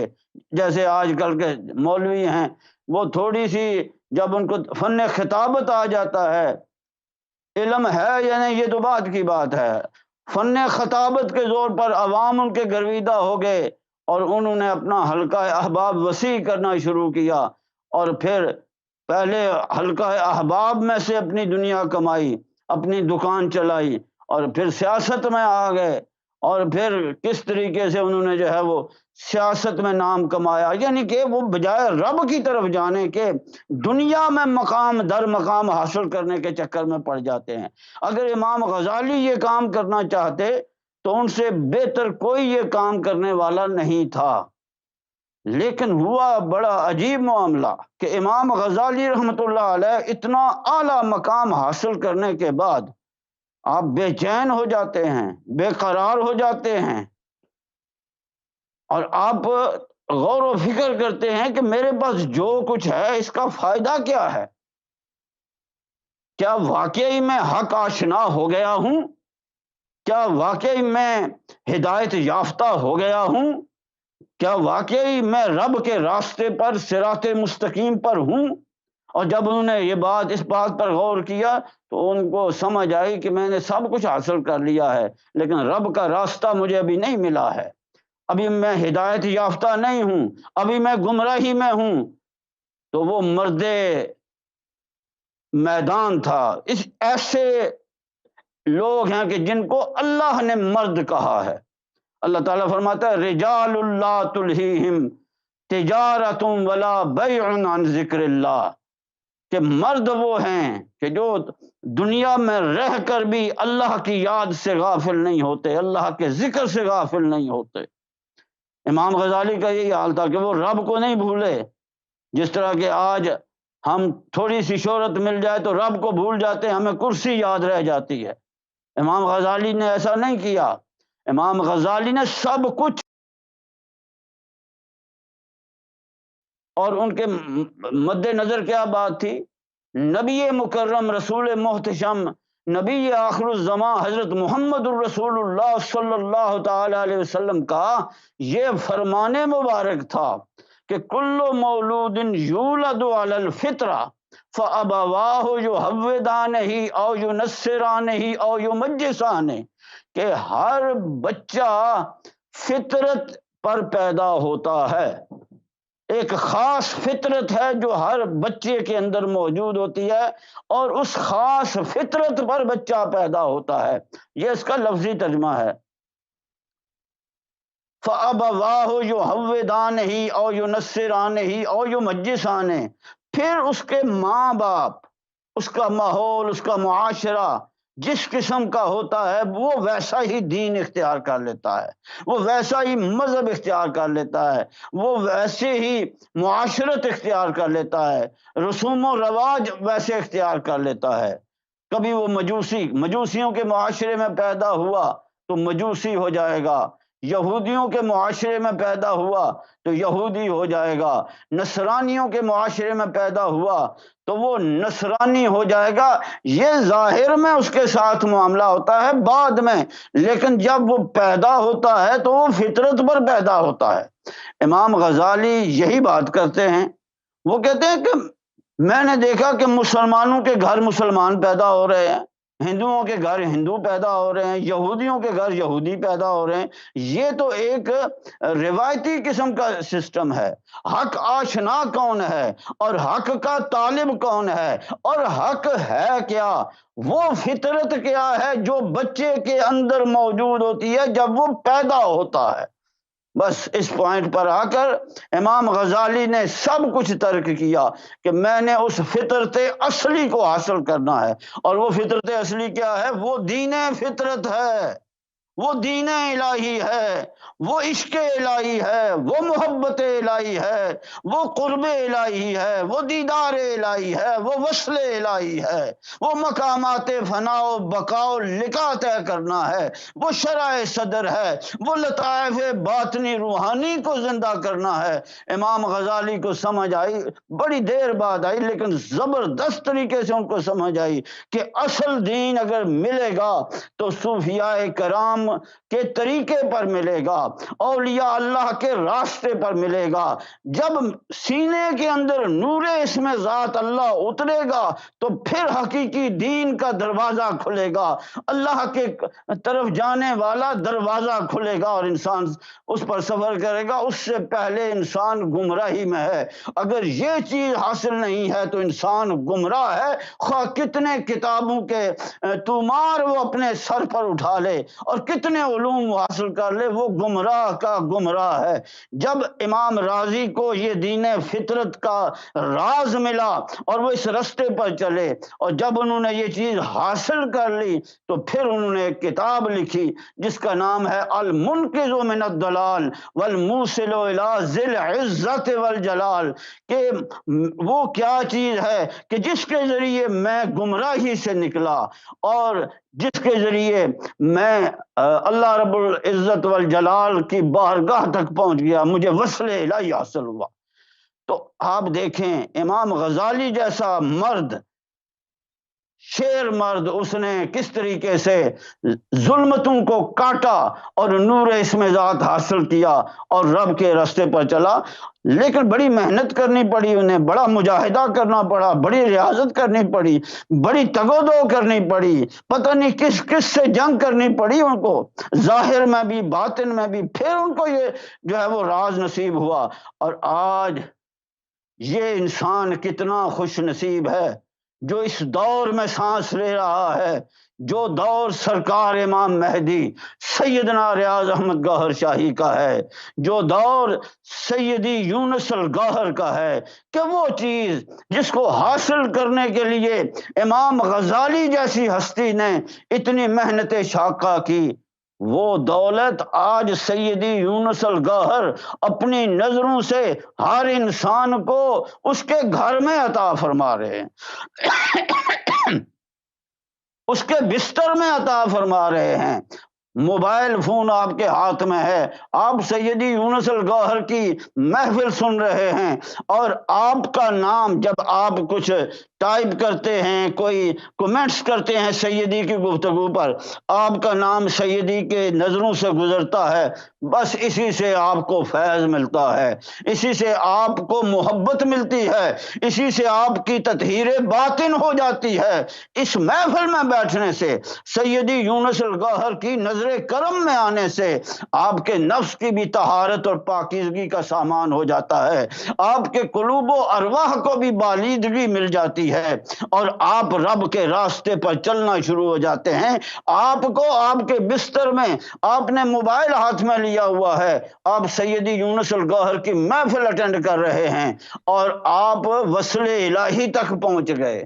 کتنا کریم دور ہے، کتنا رحیم دور ہے۔ اس دور میں کتنی انسانیت پر رب کی ذات مہربان ہے کہ ہر انسان کو وہ دولت جو پہلے کسی کو نصیب ہوتی تھی آج عطا ہو رہی ہے، اور سیدی یونس الگوہر عطا فرما رہے ہیں۔ تو ہم یہ چلہ کشی کے حوالے سے جو گفتگو کر رہے ہیں، میں نے امام غزالی کا انتخاب کیا تاکہ لوگوں کے اندر ایک شعور پیدا ہو، عوام کے اندر بھی شعور پیدا ہو، اور علماء کے اندر بھی شعور پیدا ہو کہ دین حق کیا ہے اور دین حق کیسے حاصل کیا جاتا ہے۔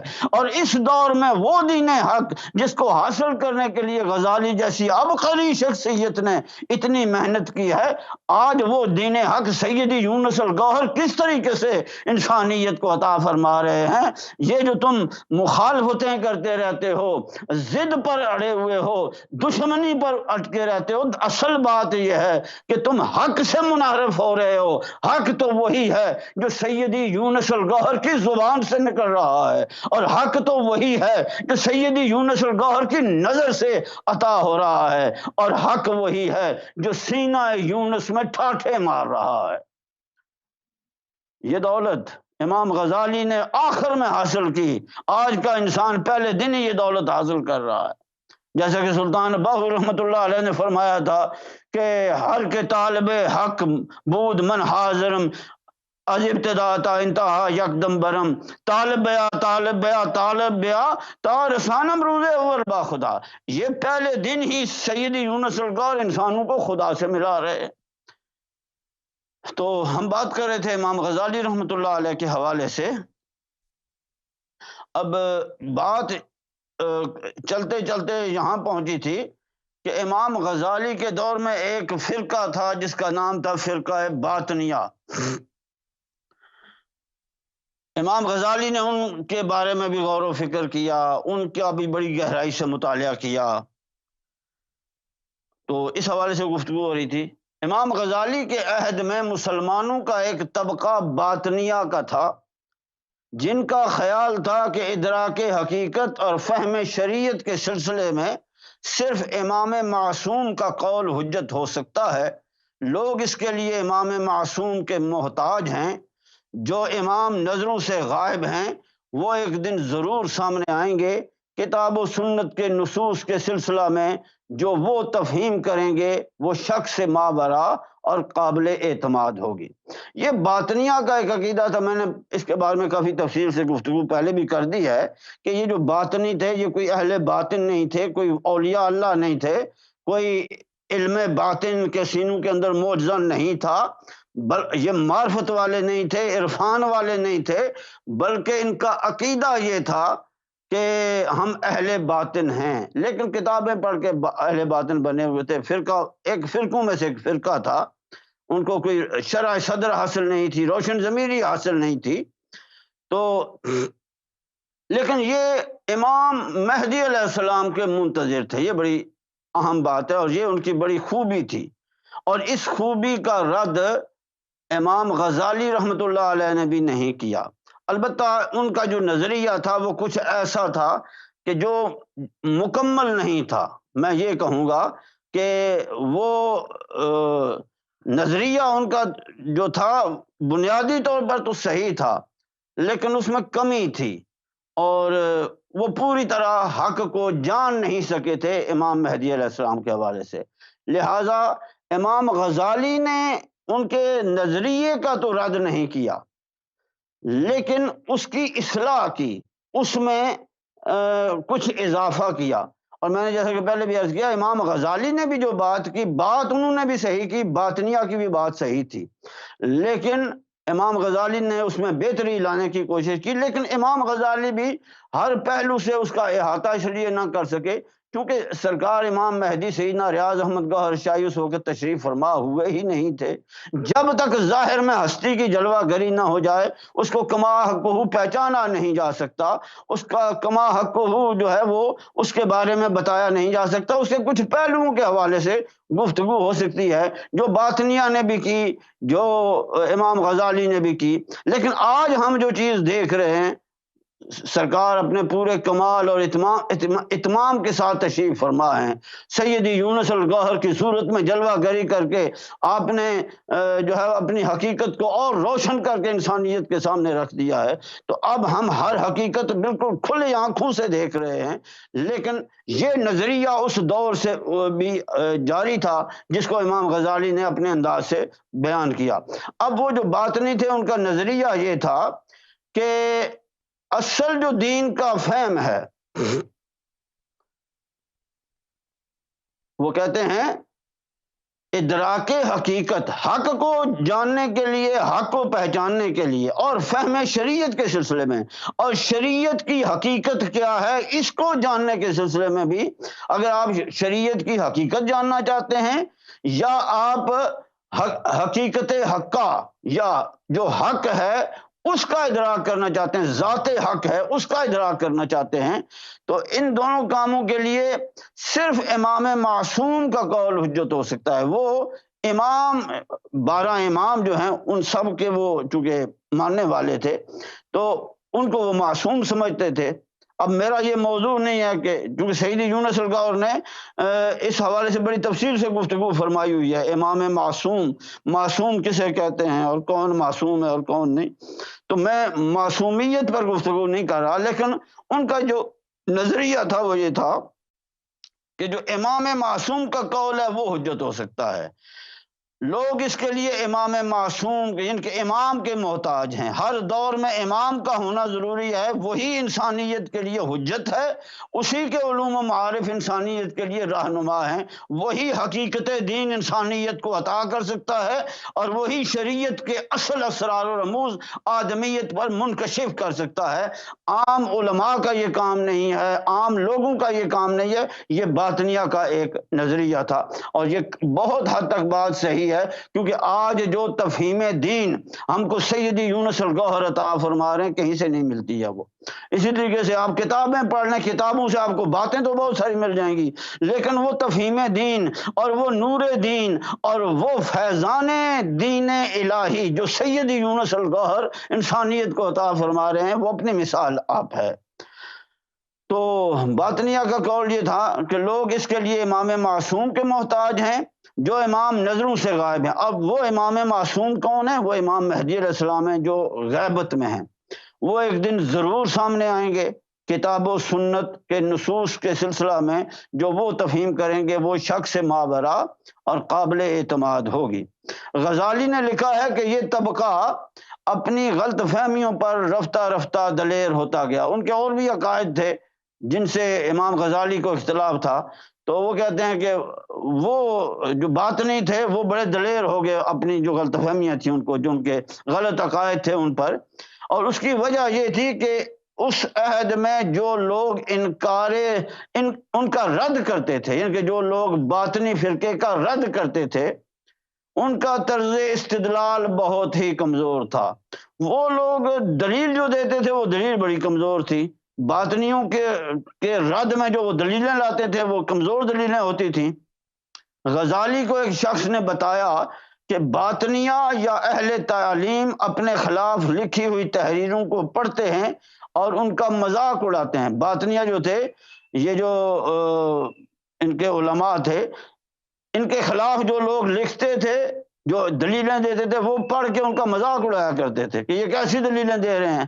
امام غزالی نے محسوس کیا کہ باطنیہ کے رد میں جو تحریریں آ رہی ہیں وہ اس لیے باطنیہ کے لیے ناقابل التفات ہیں کہ ان کے لکھنے والے نہ صرف صحیح طور پر باطنیت کو سمجھتے ہیں اور نہ ہی باطنیت کے علم برداروں کے دلائل کو سمجھتے ہیں، اس لیے ان کی باتیں بے وزن ہوتی ہیں۔ غزالی نے فلسفیانہ علوم و فنون سے فراغت کے بعد باطنیت کی طرف توجہ کی اور اس کو گہرائی سے سمجھنے کی کوشش کی۔ پھر جب ان کی فکری بے اعتدالیاں غزالی پر واضح ہو گئیں تو غزالی نے ایک ایک کر کے ان کے شبہات اور دلائل کو ترتیب وار پیش کیا اور پھر ان کا جواب دیا۔ غزالی کی یہ روش ان کے بعض معاصرین کو ناگوار گزری اور انہوں نے کہا کہ غزالی نے باطنیہ کے دلائل کو مرتب اور علمی انداز سے پیش کر کے ایک طرح سے باطنیت کو عام کیا ہے، کیونکہ کل تک جو لوگ باطنیت پسندوں کے دلائل سے واقف نہیں تھے، غزالی نے انہیں ان سے واقف کرا دیا۔ غزالی کے ان مخالفین نے اپنی بات کو مضبوط کرنے کے لیے امام احمد بن حنبل کا حوالہ دیا کہ جب حارث محاسبی نے معتزلہ کے رد میں کتاب لکھی تو امام احمد بن حنبل نے اسے پسند نہیں فرمایا۔ حارث محاسبی نے کہا گمراہی کا رد فرض ہے، تو امام احمد بن حنبل نے فرمایا جی ہاں، لیکن تم نے پہلے ان کے شبہات کو بیان کیا ہے پھر ان کا جواب دیا ہے۔ اب وہ شخص جس نے صرف شبہات کا مطالعہ کیا اور جواب کی طرف التفات نہیں کیا، یا جواب پڑھا لیکن اسے سمجھ نہیں سکا، اس کی عاقبت کے بارے میں تم کیسے مطمئن رہ سکتے ہو؟ امام غزالی سے اعتراض کے جواب دیتے ہوئے لکھتے ہیں، آگے یہ تفصیل کے ساتھ گفتگو انشاءاللہ ہم کل کریں گے۔ وما علینا الا البلاغ۔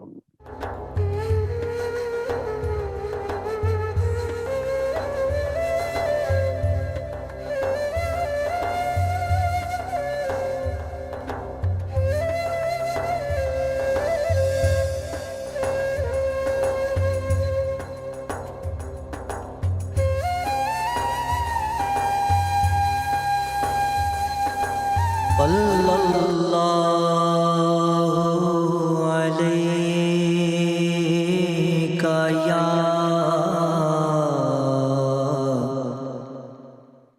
رسول اللہ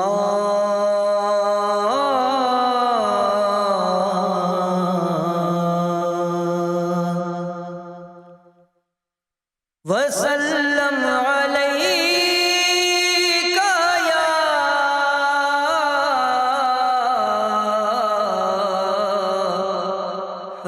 حبیب اللہ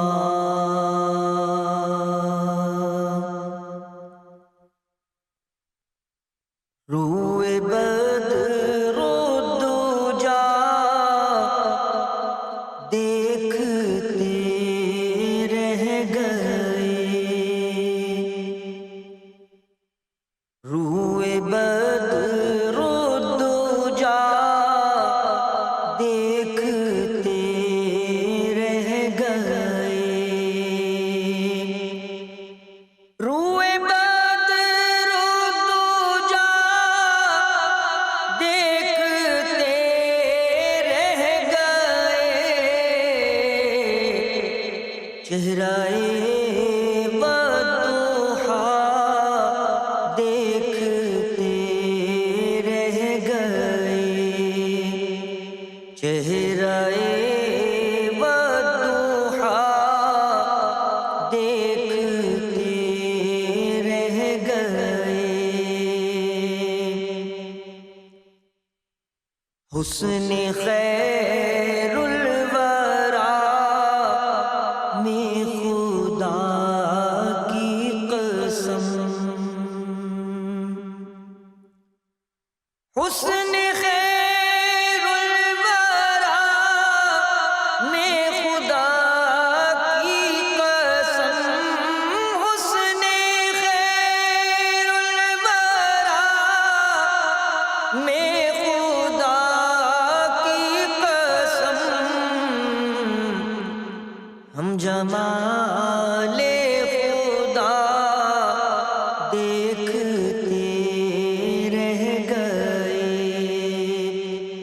ہم جمال خدا دیکھتے رہ گئے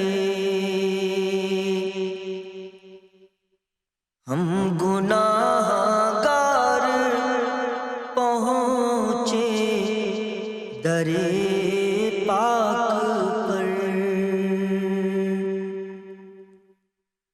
ہم گناہ گار پہنچے درے پاک پر ہم گناہ گار پہنچے درے پاک پر زاہد و پارسا دیکھتے رہ گئے زاہد و پارسا دیکھتے رہ گئے در پہ بلوا کے داتا نے جھولی بھری در پہ بلوا کے داتا نے جھولی بھری در پہ بلوا کے داتا نے جھولی بھری یہ عطا پر عطا دیکھتے رہ گئے یہ عطا پر عطا دیکھتے رہ گئے چاند دو ٹکڑے ہو کر تصدق ہوا چاند دو ٹکڑے ہو کر تصدق ہوا چاند دو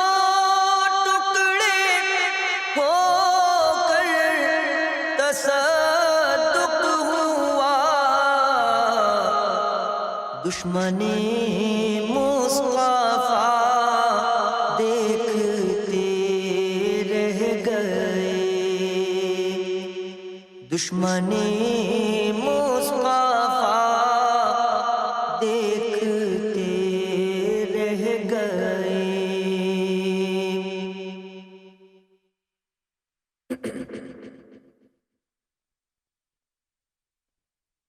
جالیوں کے قریب بیٹھ کر وجد میں، جالیوں کے قریب بیٹھ کر وجد میں، جالیوں کے قریب بیٹھ کر وجد میں، نور حق کی ضیا دیکھتے رہ گئے، نور حق کی ضیا دیکھتے رہ گئے۔ جو سکندر ہوا ان کے دربار سے، جو سکندر ہوا ان کے دربار سے، جو سکندر ہوا ان کے دربار سے، وہ کرم وہ عطا دیکھتے رہ گئے، وہ کرم وہ عطا دیکھتے رہ گئے۔ چہرہ والضحا دیکھتے رہ گئے، روئے بدر الدجا دیکھتے رہ گئے۔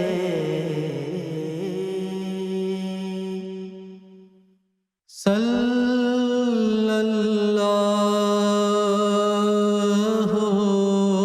علیہ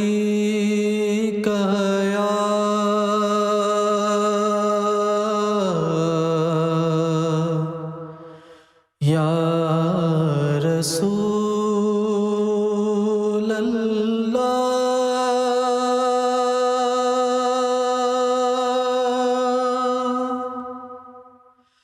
صلی اللہ علیہ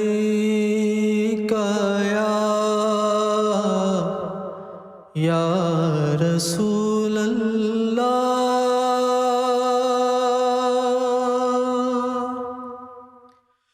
وسلام علیک یا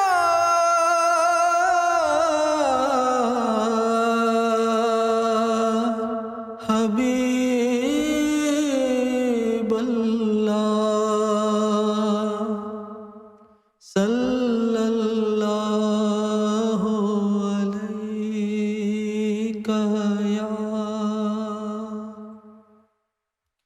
یا رسول اللہ،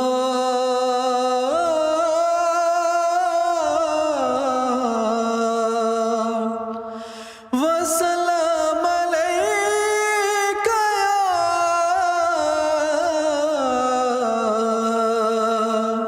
حبیب اللہ۔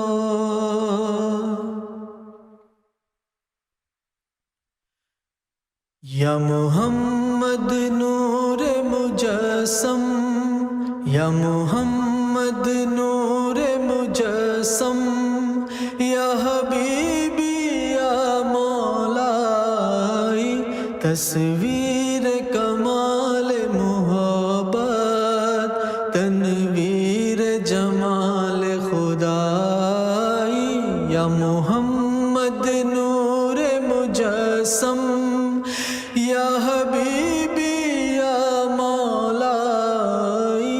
تصویر کمال محبت تنویر جمال خدائی یا محمد نور مجسم تیرا وصف بیاں ہو کسے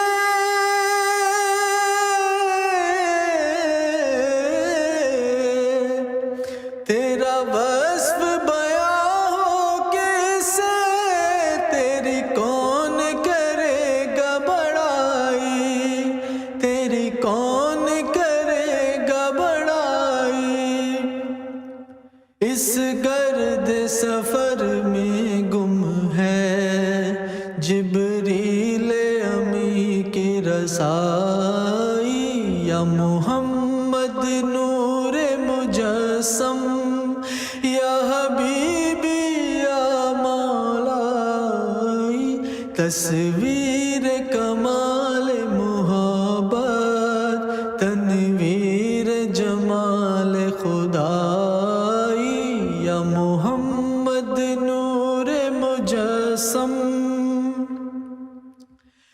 تیری ایک نظر کے طالب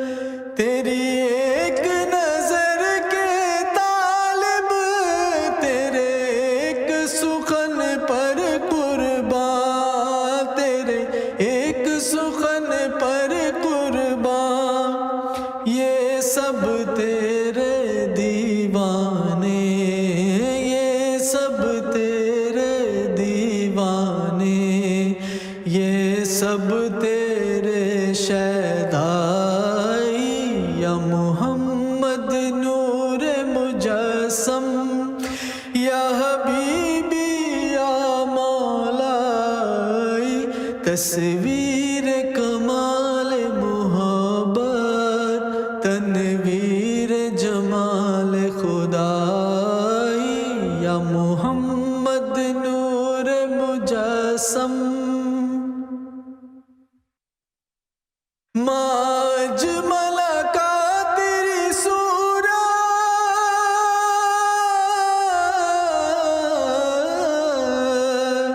ما اجمل کا تیری صورت ما احسن کا تیری سیرت ما احسن کا تیری سیرت ما اکمل کا تیری عظمت تیری ذات میں گم ہے خدائی یا محمد نور مجسم یا حبیبی یا مولائی تصویر کمال محبت تنویر جمال خدائی یا محمد نور مجسم تو رئیس روز شفاعت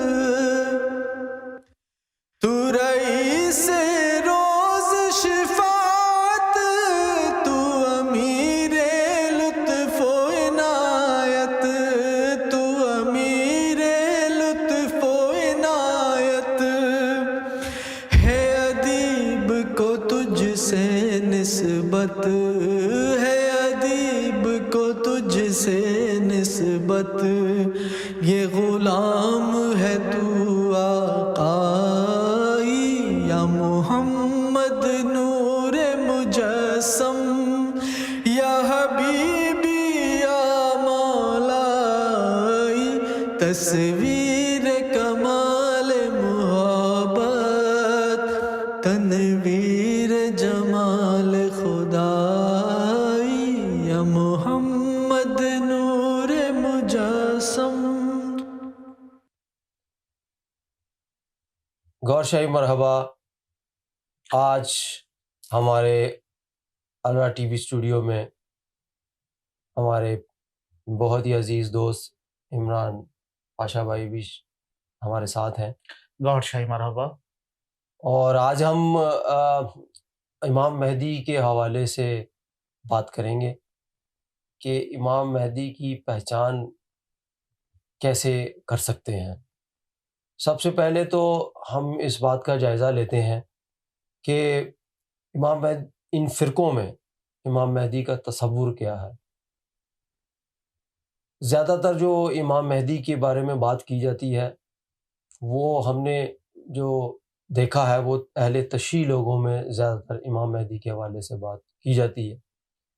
اور اگر ہم سنیوں کو لیں تو سنی یہ کہتے ہیں کہ جی آنا ہے، یا تو بہت زیادہ بڑھا چڑھا دیتے ہیں، غلو سے کام لیتے ہیں، اور یا پھر جو ہے اس کا مطلب کہتے ہیں کہ آنا ہے لیکن یہ نہیں پتہ کہ بھی کب آئیں گے یا ان کی نشانی کیا ہے۔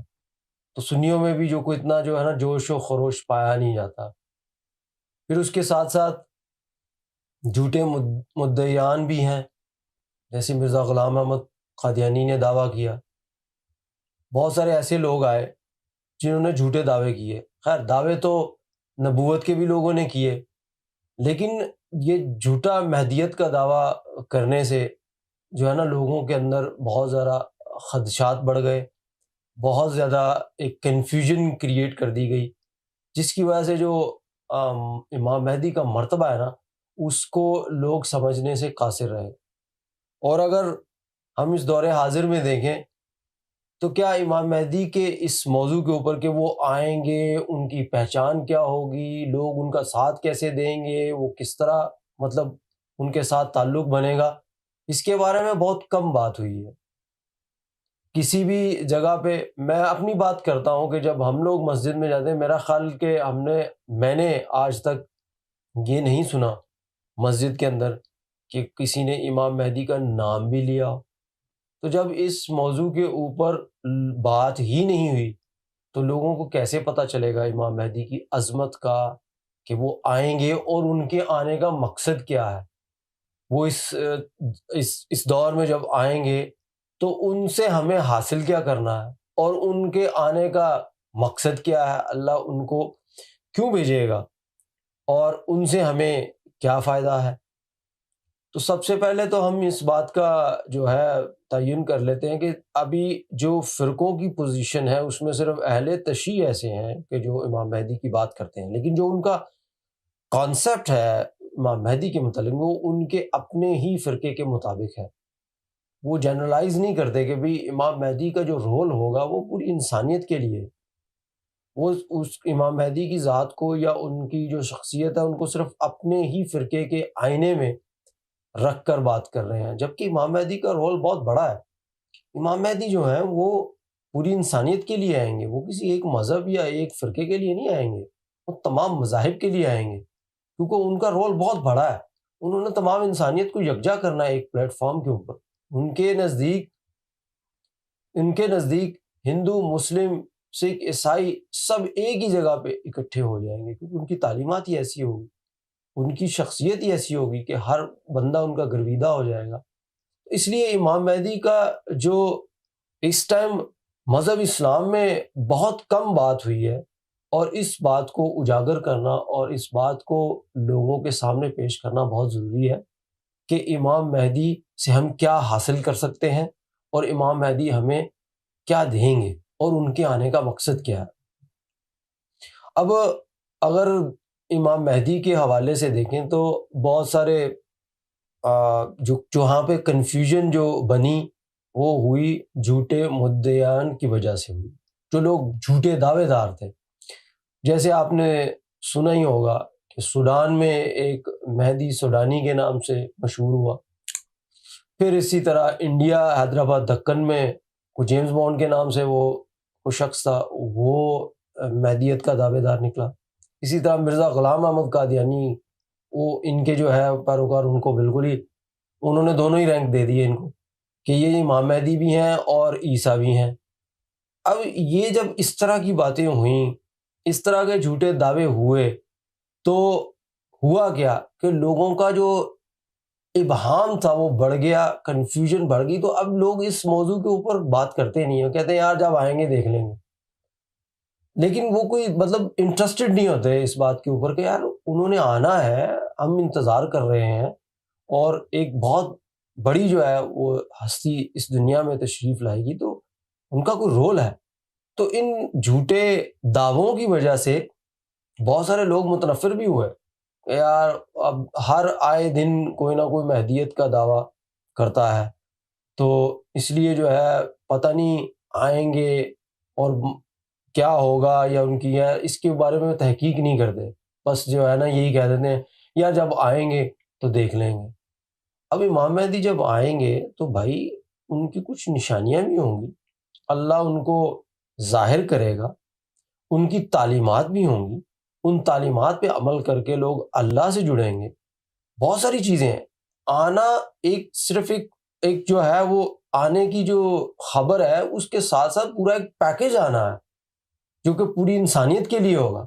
اس پیکج میں کیا ہے اس چیز کو دیکھنا ہے۔ صرف ان چیزوں کے اوپر نہیں جائیں کہ جی بہت سارے جھوٹے لوگ آئے، جھوٹے امام مہدی کے دعوے دار آئے، تو بس اب اس موضوع کے اوپر جو ہے نا بات ہی نہیں کرو، اس کو چھوڑ دو۔ اگر بات کریں بھی تو کہتے ہیں او یار تم شیعہ ہو۔ بھائی شیعہ نہیں ہیں ہم ایز اے مسلمان اس حیثیت میں ہم بات کر رہے ہیں کہ بھائی امام مہدی نے آنا ہے۔ جب آنا ہے تو پھر ان کو پہچانیں گے کیسے؟ کیا قرآن اور حدیث میں وہ چیز موجود ہے کہ ہم ان کو پہچان سکیں؟ اس کی مثال ایسے ہی ہے کہ آپ اگر ایئرپورٹ پہ جائیں، اگر آپ نے کسی کو دیکھا نہ ہو تو آپ کے پاس کیسے پتہ لگے گا؟ آپ کے پاس صرف نام ہے، پکچر نہیں ہے۔ یا تو آپ کے پاس تصویر ہو تو آپ پہچان لیں، وہ اچھا ہمارے پاس پہلے سے پکچر موجود ہے، تو ہم جب وہ آئے گا بندہ تو ہم اس کو پہچان لیں۔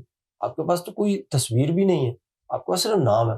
تو اب ہمیں جو ہے دیکھنا یہ پڑے گا کہ کیا اللہ تعالیٰ کی طرف سے کیا نشانیاں وہ ہوں گی جن نشانیوں کو دیکھ کر لوگ مانیں گے کہ یہ امام مہدی ہیں، اور نشانیوں سے آگے پھر ان کی تعلیمات کیا ہوں گی، کیسی تعلیمات ہوں گی کہ جس کو ہر مذہب والا قبول کرے گا، ہر مذہب والا مانے گا، ہر مذہب والا ایکسیپٹ کرے گا، اور ان کے لیے کوئی مشکل بھی نہیں ہوگی۔ اور سب سے بڑی بات یہ ہے کہ ان کو اپنے مذہب میں رہتے ہوئے امام مہدی کے ساتھ وہ جڑ جائیں گے۔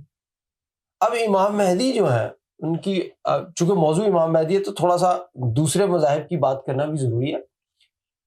امام مہدی جو ہے وہ مسلمانوں کے لیے، ہر مذہب والا ایک بڑی ہستی کا انتظار کر رہا تھا کہ آخری وقت میں وہ آئیں گے اور سب کو ایک جگہ پہ اکٹھا کر دیں گے۔ مسلمان یہ کہتے ہیں کہ امام مہدی آئیں گے اور وہ سب کو مسلمان بنا دیں گے اور سب کو ایک جگہ اکٹھا کر دیں گے۔ ہندو یہ کہتے ہیں کہ کل کی اوتار جو ہیں وہ آئیں گے اور وہ جو ہے سب کو ایک جگہ پہ اکٹھا کر دیں گے۔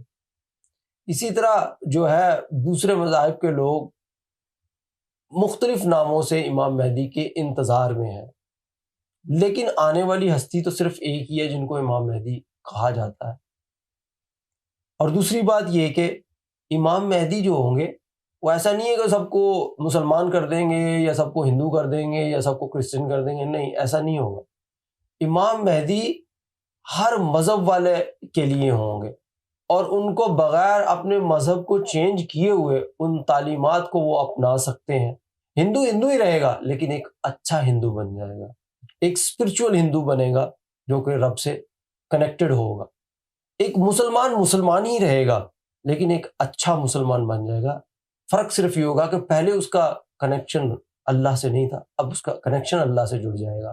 اسی طرح عیسائی ہے، ایک اچھا عیسائی بن جائے گا۔ اسی طرح ایک کرسچن، ایک یہودی ہے، وہ ایک اچھا یہودی بن جائے گا۔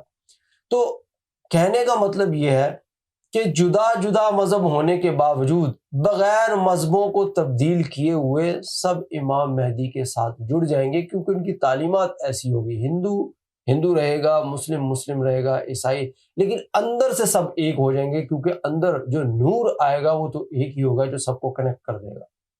ایسا نہیں ہے کہ امام مہدی تشریف لے کے آئیں گے تو سب کے مذہب چینج ہو جائیں گے یا سب ہندو بن جائیں گے یا سب مسلمان بن جائیں گے، نہیں، ایسی بات نہیں ہے۔ ہر جو بندہ ہوگا وہ اپنے مذہب میں رہتے ہوئے اپنے اپنے مذہب میں رہتے ہوئے ان کی تعلیمات پر عمل پیرا ہوگا، اور اندر سے سب ایک ہوں گے. وہ نور جو لائٹ ہے وہ سب کی ایک ہی ہوگی، اور سب ایک جگہ پہ اکٹھے ہوں گے، سب ان کی تعلیمات کو مانیں گے. تو امام مہدی کا جو رول ہے وہ بہت بڑا ہے.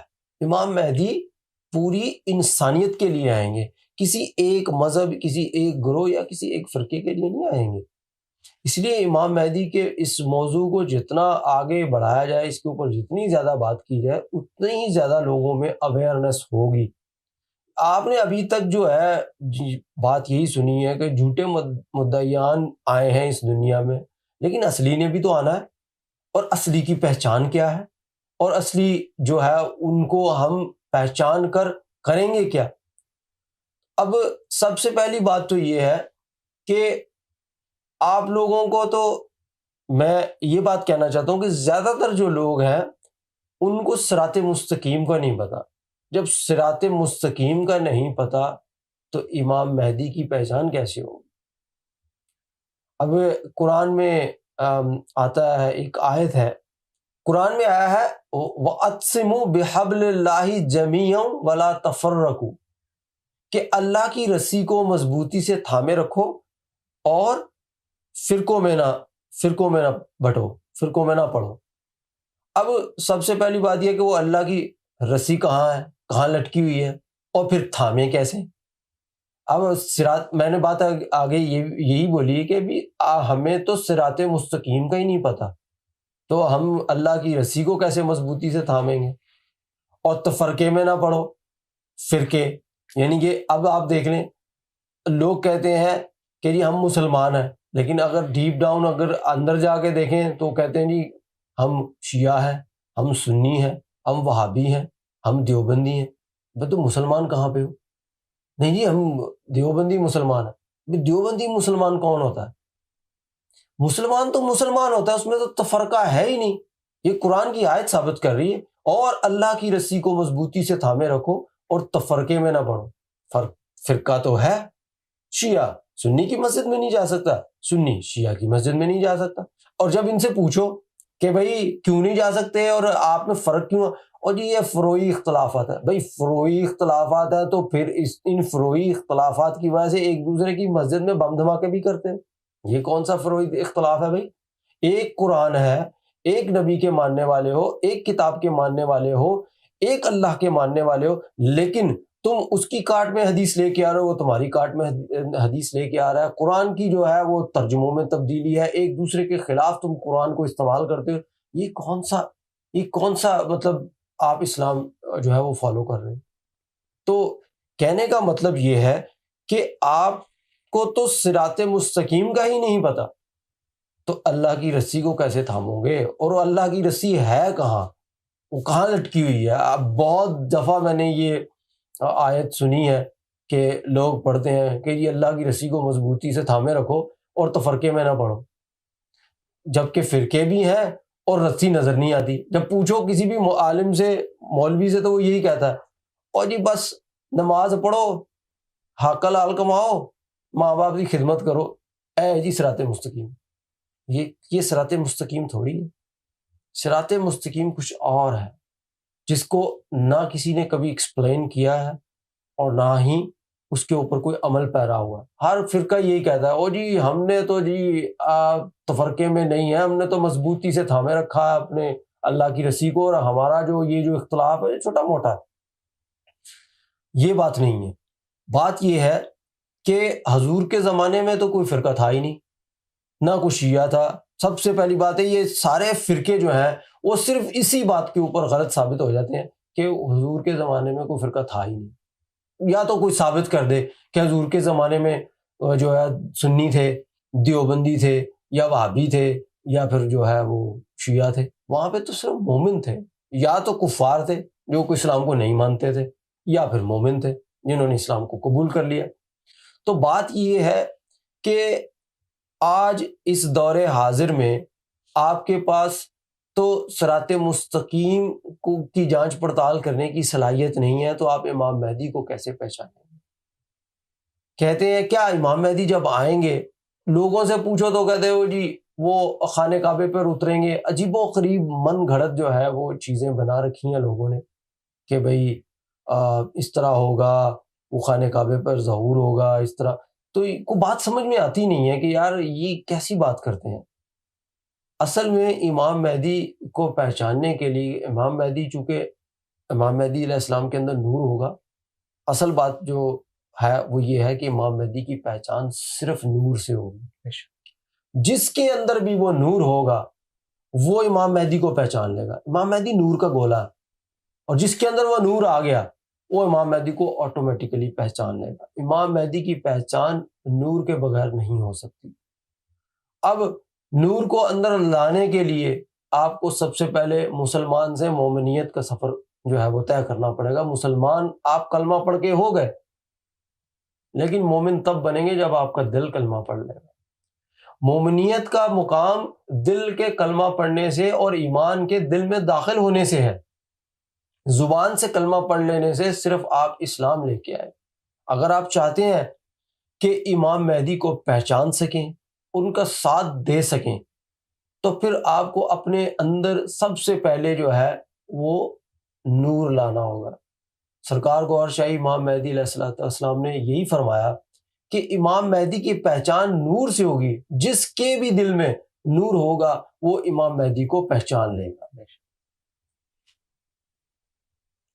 اب جس کے دل میں نور ہوگا، یہ بات اس کے اوپر آپ ذرا دھیان دیجئے. اسی طرح قرآن کی دوسری آیت میں آپ کے سامنے پیش کر رہا ہوں. قالت الاعراب آمنا قل لم تؤمنوا ولكن قولوا اسلمنا ولما يدخل الايمان في قلوبكم.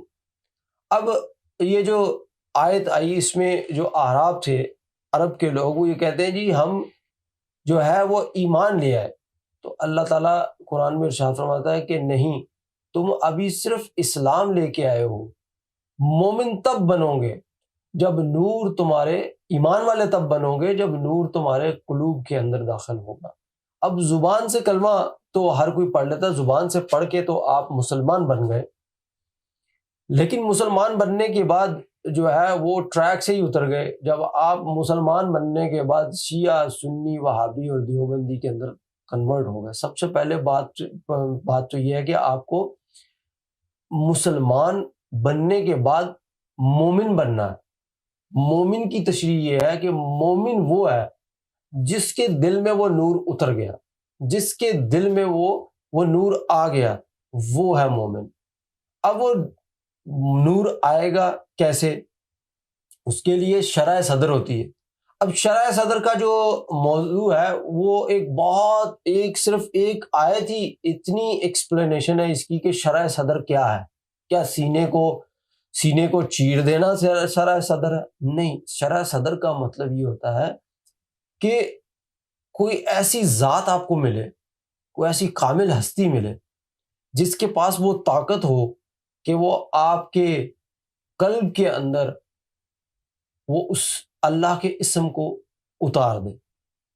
اس کو کہتے ہیں شرح صدر. کہ جب شرح صدر کہ جب وہ اللہ کا نام، اللہ کا اسم اس کی نظروں سے ہوتا ہوا آپ کے سیدھا قلب کے اندر چلا جائے، اور آپ کے اندر جو آپ کی مخلوق ہے جس کو اللہ اللہ کرنا ہے اس کو ہمیشہ کے لیے وہ زندہ کر دے، اور آپ سوئے رہیں، بیٹھے رہیں، جاگتے رہیں، کچھ بھی کرتے رہیں، کسی بھی حالت میں ہو، وہ ہر وقت اللہ اللہ ہوتی رہے گی آپ کے اندر.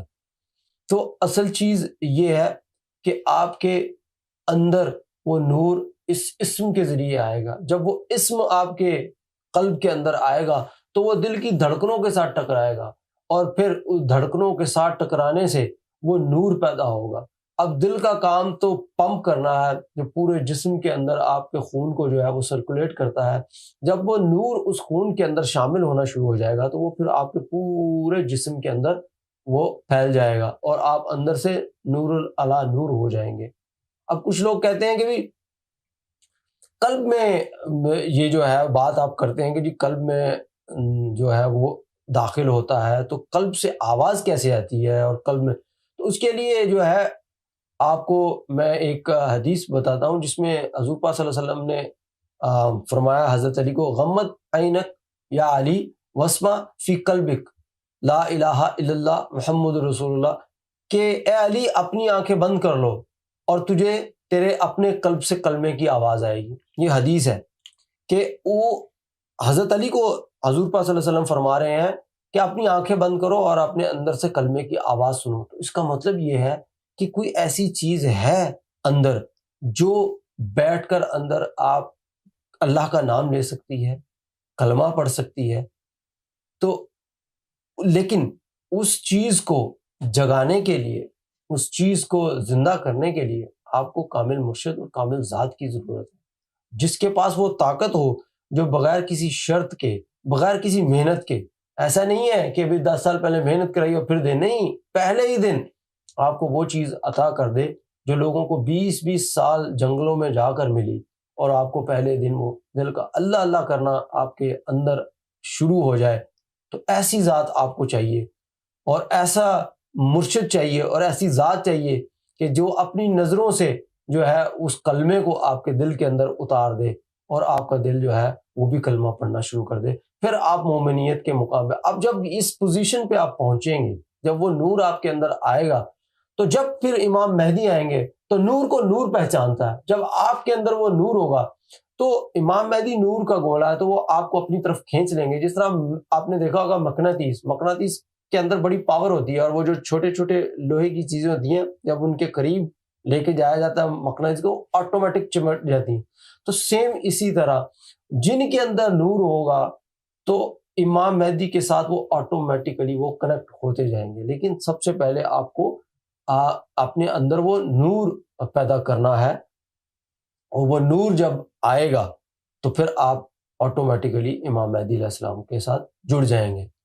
اس کے بارے میں مختلف حضور پاک صلی اللہ علیہ وسلم کا فرمان بھی ہے کہ جب امام مہدی علیہ السلام آئیں گے تو کیا ہوگا. جیسے یہ حدیث میرے سامنے ابھی آئی ہے کہ جب حضور پاک صلی اللہ علیہ وسلم نے فرمایا کہ جب میرا مہدی آنے والا ہوگا تو اس وقت ایسا واقعہ رونما ہوگا جو اس دن سے پہلے کائنات میں کبھی نہیں ہوا.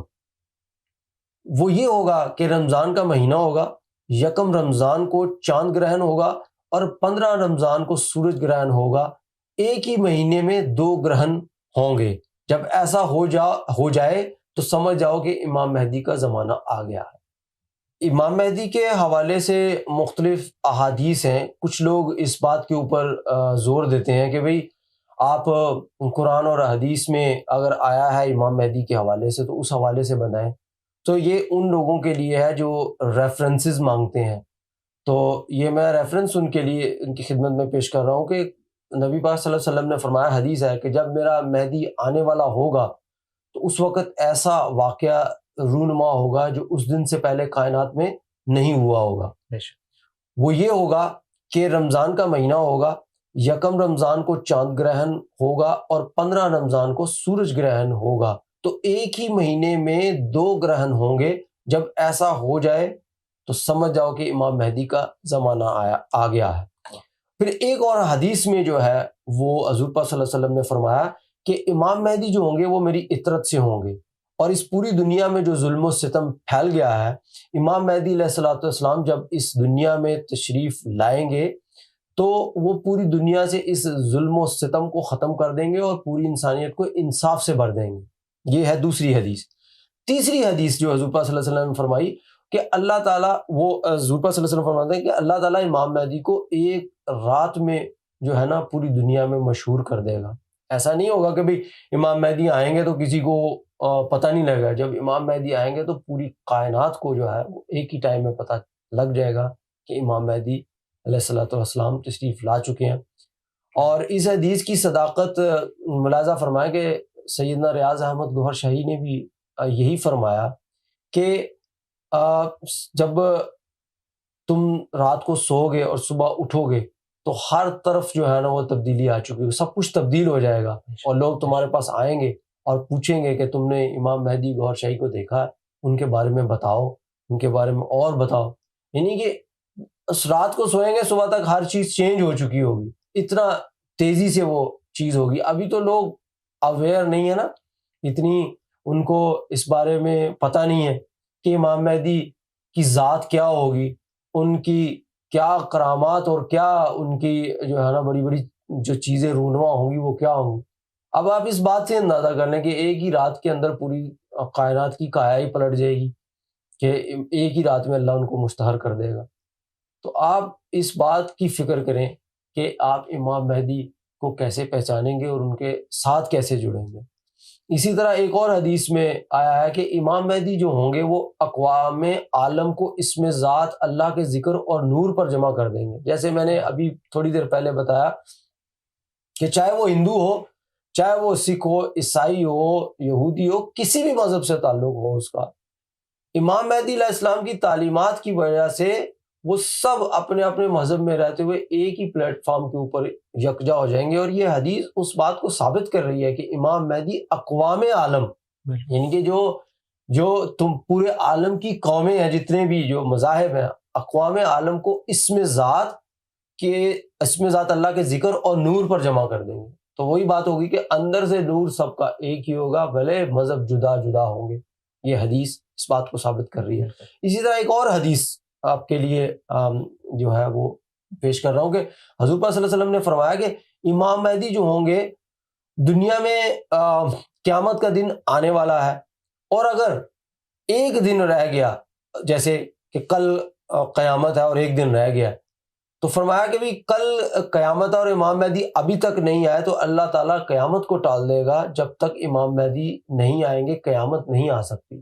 تو اس حدیث میں یہ بیان کیا گیا ہے کہ اگر قیامت کا وقت مقرر ہے کہ بھئی کل اس تاریخ پہ قیامت آنی ہے اور امام مہدی تشریف نہیں لے کے آئے، تو اللہ تعالیٰ امام مہدی کے آنے کا انتظار کرے گا اور قیامت کو ٹال دے گا. یعنی کہ اللہ قیامت بھی نہیں لا سکتا جب تک کہ امام مہدی علیہ السلام تشریف نہیں لے آئیں گے. بالکل. جب وہ آئیں گے تو پھر باقی کا معاملات ہوں گے.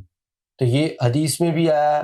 پھر ایک حدیث میں حضرت ابو ذر غفاری سے ثابت ہے، انہوں نے کہا کہ حضور نبی پاک تشریف فرما تھے اور ابو ذر غفاری خاموش بیٹھے رہے، تو حضور پاک صلی اللہ علیہ وسلم مخاطب ہوئے اور کہنے لگے کہ اے ابو ذر، تم مجھ سے پوچھو گے نہیں کہ میں کیوں افسردہ ہوں؟ انہوں نے کہا یا رسول اللہ مجھے بتائیے کہ آپ کیوں افسردہ ہیں؟ تو کہنے لگے کہ مجھے اپنے بھائی امام مہدی کی یاد ستا رہی ہے. ان کی شان یہ ہوگی کہ لوگ گناہوں سے لدے ہوئے ان کے پاس آئیں گے، ان کے پاس بیٹھیں گے، اور جب واپس جانے لگیں گے تو گناہوں سے ایسے پاک ہو چکے ہوں گے جیسے نوزائیدہ بچہ ہو. اب آپ اس حدیث سے آپ اندازہ کریں کہ صرف صحبت میں بیٹھنے سے ہی گناہ جل جائیں گے، کیونکہ ہر وقت انوار و تجلیات جو ہیں وہ برس رہی ہوں گی، اور جو ان کے قریب بیٹھنے والے ہوں گے ان کے گناہ جلنے شروع ہو جائیں گے. اور جب وہ یہ حدیث کے مطابق کہ جب وہ اٹھ کے جائیں گے تو بالکل ان کی کیفیت ایسی ہوگی جیسے بالکل ایک نوزائیدہ بچہ ہوتا ہے جس کا کوئی گناہ نہیں ہوتا، بالکل پاک صاف جو ہے نا وہ ہو جائے گا. اسی طرح ایک اور حدیث میں جو ہے امام جعفر صادق نے فرمایا کہ امام مہدی کا چہرہ جو ہے وہ یہ جو میں امام جعفر صادق کا حوالہ دے رہا ہوں، یہ ہے کتاب الغیبہ 347 پیج کے اوپر ہے. یہ بیسیکلی ایران میں یہ کتاب پرنٹ ہوئی ہے، اور اس کے اندر امام جعفر صادق کا یہ قول لکھا ہوا ہے کہ جب امام مہدی علیہ السلام کا چہرہ چاند میں طلوع ہوگا اور ایک مددگار ہاتھ بھی ظاہر ہوگا. تو اب امام مہدی علیہ السلام کی جو بات ہے وہ یہ ہے کہ جب ان کا چہرہ چاند پر طلوع ہوگا، ظاہر ہوگا، تو چاند پوری دنیا میں ایک ہی نکلتا ہے، سب لوگ اس چہرے کو اس جگہ پر دیکھ لیں گے. اب کچھ لوگ کہتے ہیں کہ جی امام مہدی جو ہیں وہ آئیں گے تو ان کی پہچان کیا ہوگی؟ سب سے بڑی پہچان تو آپ کو ظاہری طور پر یہ چاند کی تصویر مل جائے گی کہ پوری دنیا میں ایک ہی چاند نکلتا ہے، کیونکہ یہ اللہ تعالیٰ کو بھی اس چیز کا اندازہ ہے کہ لوگوں کو پہچان. جیسے مثال میں ایک چھوٹی سی دے رہا ہوں آپ کو کہ اگر ایک شخص فلسطین میں امام مہدی کا دعویٰ کرے اور ایک پاکستان میں دعویٰ کر دے تو لوگ کیسے پہچانیں گے کہ اصلی امام مہدی کون ہے؟ تو اللہ نے اس کا بندوبست تو کیا ہوا ہے نا. اللہ تعالیٰ ان کا چہرہ چاند میں طلوع کر دے گا، چاند میں ظاہر کر دے گا. اب جو چہرہ ہوگا وہ پوری دنیا کے لیے ایک ہی ہوگا. ایسا نہیں ہے کہ فلسطین میں کوئی چاند اور نکلتا ہے اور پاکستان میں چاند کوئی اور نکلتا. چاند تو پوری دنیا میں ایک ہی نکلتا ہے. جب چاند پہ وہ تصویر آ گئی تو پوری دنیا پہچان جائے گی کہ امام مہدی علیہ السلام کون ہے, کیونکہ ان کا چہرہ چاند پر چمکے گا. اسی طرح ایک اور جو ہے وہ حدیث مبارک ہے سورج کے حوالے سے کہ قیامت اس وقت تک نہیں آئے گی جب تک سورج پر امام مہدی کی کوئی نشانی نہ آ جائے. اب آپ دیکھیں کہ چاند پر تصویر آ گئی, اب سورج پر بھی تصویر آ جائے گی. یعنی کہ یہ تمام چیزیں ان لوگوں کی یقین دہانی کے لیے ہیں کہ جب امام مہدی آئیں گے تو ان کی پہچان کیسے ہوگی. بھائی اللہ نے تو پورا بندوبست کیا ہوا ہے. اب اگر آپ اس چیز کو دیکھ کر بھی آنکھیں بند کر لیں تو آپ سے بڑا بدقسمت کون ہوگا کہ چاند پر اللہ نے تصویر دے دی, ان کی سورج پر تصویر دے دی, حجر اسود پر تصویر ان کی آ جائے گی, اور پھر ان کی تعلیمات سے آپ کے دل میں اللہ اللہ بس جائے گی, آپ اللہ سے کنیکٹڈ ہو جائیں گے. اب ان تمام چیزوں کے ساتھ بھی اگر آپ جو ہے پہچاننے سے قاصر ہیں تو پھر آپ اپنی قسمت پر سر ہی دھن سکتے ہیں, کیونکہ یا تو آپ کی قسمت میں اللہ نے ہدایت لکھی ہی نہیں ہوئی یا آپ پھر اس کو پانا نہیں چاہتے اپنی ہٹ درمی کی وجہ سے, کیونکہ نشانیاں تو عیاں ہیں, ہر چیز موجود ہے, صرف آپ کو تحقیق کرنی ہے.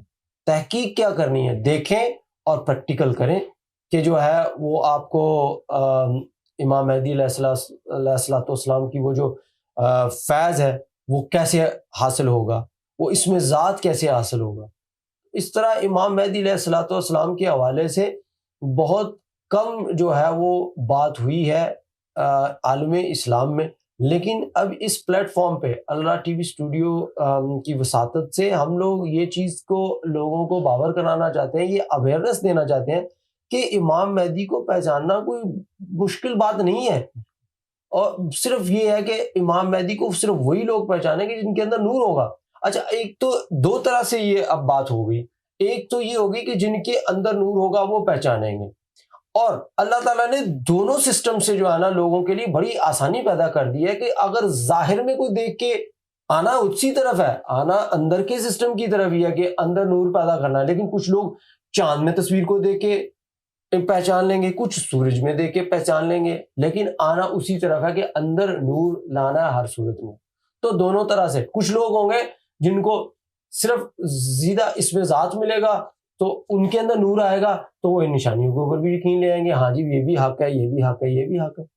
تو بات کہنے کی یہ ہے کہ امام مہدی کی پہچان کے لیے اللہ تعالیٰ نے آپ کو دونوں طرح کی فیسلٹیز پرووائڈ کر رکھی ہیں.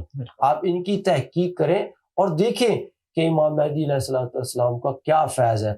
اسی طرح امام مہدی علیہ السلام کی جو ایک اور چیز میں آپ کو بڑی آسان کر دیتے ہیں اس بات کو کہ بھئی اگر آپ میں سے کوئی شخص یہ چاہتا ہو کہ بھئی ہمیں یہ پتہ لگا کہ یہ امام مہدی ہیں اور ان کی چاند پہ تصویر ہے, اب وہ آزمانا چاہتا ہے تو بڑا آسان سا طریقہ ہے, بھئی کہیں جانے کی ضرورت نہیں, آپ سب سے بڑے جج آپ ہیں, آپ خود آزما لیں. جب پورا چاند نکل آئے تو یہ بول دیں کہ جی مجھے جو ہے اس طرح پتہ لگا ہے کہ چاند پر امام مہدی علیہ السلام کا چہرہ ہے, اگر آپ امام مہدی ہیں تو میرے دل میں بھی اللہ اللہ بسا دیں, میرے اندر سے اللہ اللہ شروع ہو جائے اور میرا اللہ سے تعلق جڑ جائے. اس کو اور چاند پہ جو تصویر ہے اس کو دیکھ کے 3 دفعہ کہہ دیں اللہ اللہ اللہ. اگر آپ کے دل میں اسی وقت اللہ اللہ شروع ہو جائے تو آپ یہ بات مان لیں گے کہ واقعی امام مہدی علیہ السلام کی تصویر موجود ہے اور اسی تصویر سے مجھے اللہ اللہ ملا. یہ آپ پریکٹیکل کر لیں, آپ کے اوپر کوئی شرط نہیں ہے. بھئی اگر آپ امامی کیفیت میں بھی ہیں, آپ کو کوئی کنفیوژن ہے یا آپ پوری طرح مطمئن نہیں ہے تو بھائی آپ خود پریکٹیکل کر لو نا. آپ خود جو ہے وہ جا کے اوپر چھت پہ چاند کو دیکھ کے پریکٹیکل کر لو کہ بھی مجھے انہوں نے بتایا, ابھی میرا پورا یقین نہیں ہے لیکن میں اس یقین کو پورا کرنا چاہتا ہوں کہ پورا یقین کیسے ہو, چلو میں پریکٹیکل کر لیتا ہوں. اگر امام مہدی علیہ السلام کی یہ تصویر ہے اور چاند پہ ہے تو مجھے اللہ اللہ عطا کر دے تاکہ میرے اندر بھی اللہ اللہ شروع ہو جائے اور میں اس حق کو سمجھنے کے قابل ہو جاؤں. آپ خود پریکٹیکل کریں اور جو ہے جب آپ کے اندر اللہ اللہ شروع ہو جائے گی آپ کے اندر اللہ بس جائے گا تو آپ خود ہی مانیں گے یار میں نے کوئی کسی کی بات نہیں سنی, میں نے خود پریکٹیکل کیا ہے, میرے اندر اللہ اللہ شروع ہوگی. پھر آپ لوگوں کو بتائیں گے کہ یار امام مہدی کی تصویر چاند پہ ہے, آپ بھی ذکر لیں اور آپ کے دل میں بھی اللہ اللہ شروع ہو جائے گی. تو امام مہدی کی پہچان کوئی مشکل نہیں ہے, کوئی مسئلہ نہیں ہے, لیکن آپ کو صرف دھیان اور توجہ دینے کی ضرورت ہے. اس کی وجہ صرف یہ ہے کہ اس موضوع کے اوپر لوگوں نے بہت کم بات کی ہے. لوگوں کے ذہن میں صرف اہل تشیع کا جو کانسیپٹ ہے وہی پھنسا ہوا ہے کہ یار یہ اگر امام مہدی کی بات کر رہے ہیں تو یہ کوئی شیعہ ہی ہوگا. نہیں, ایسی بات نہیں ہے. ارے امام مہدی علیہ السلام تمام دنیا کے لیے آئیں گے اور ان کے پاس وہ چیز ہوگی جو آج تک آئی نہیں ہے. اس میں ذات اس طرح سے لوگوں میں تقسیم کریں گے کہ ہر بندہ جو ہے نا اس میں ذات حاصل کر سکتا ہے. تو یہ آج جو بات ہوئی ہے وہ امام مہدی کی شخصی جو پہچان ہے, کس طرح پہچان ہوگی اور ان سے فیض کیسے حاصل کیا جائے گا, اس بارے میں تھی.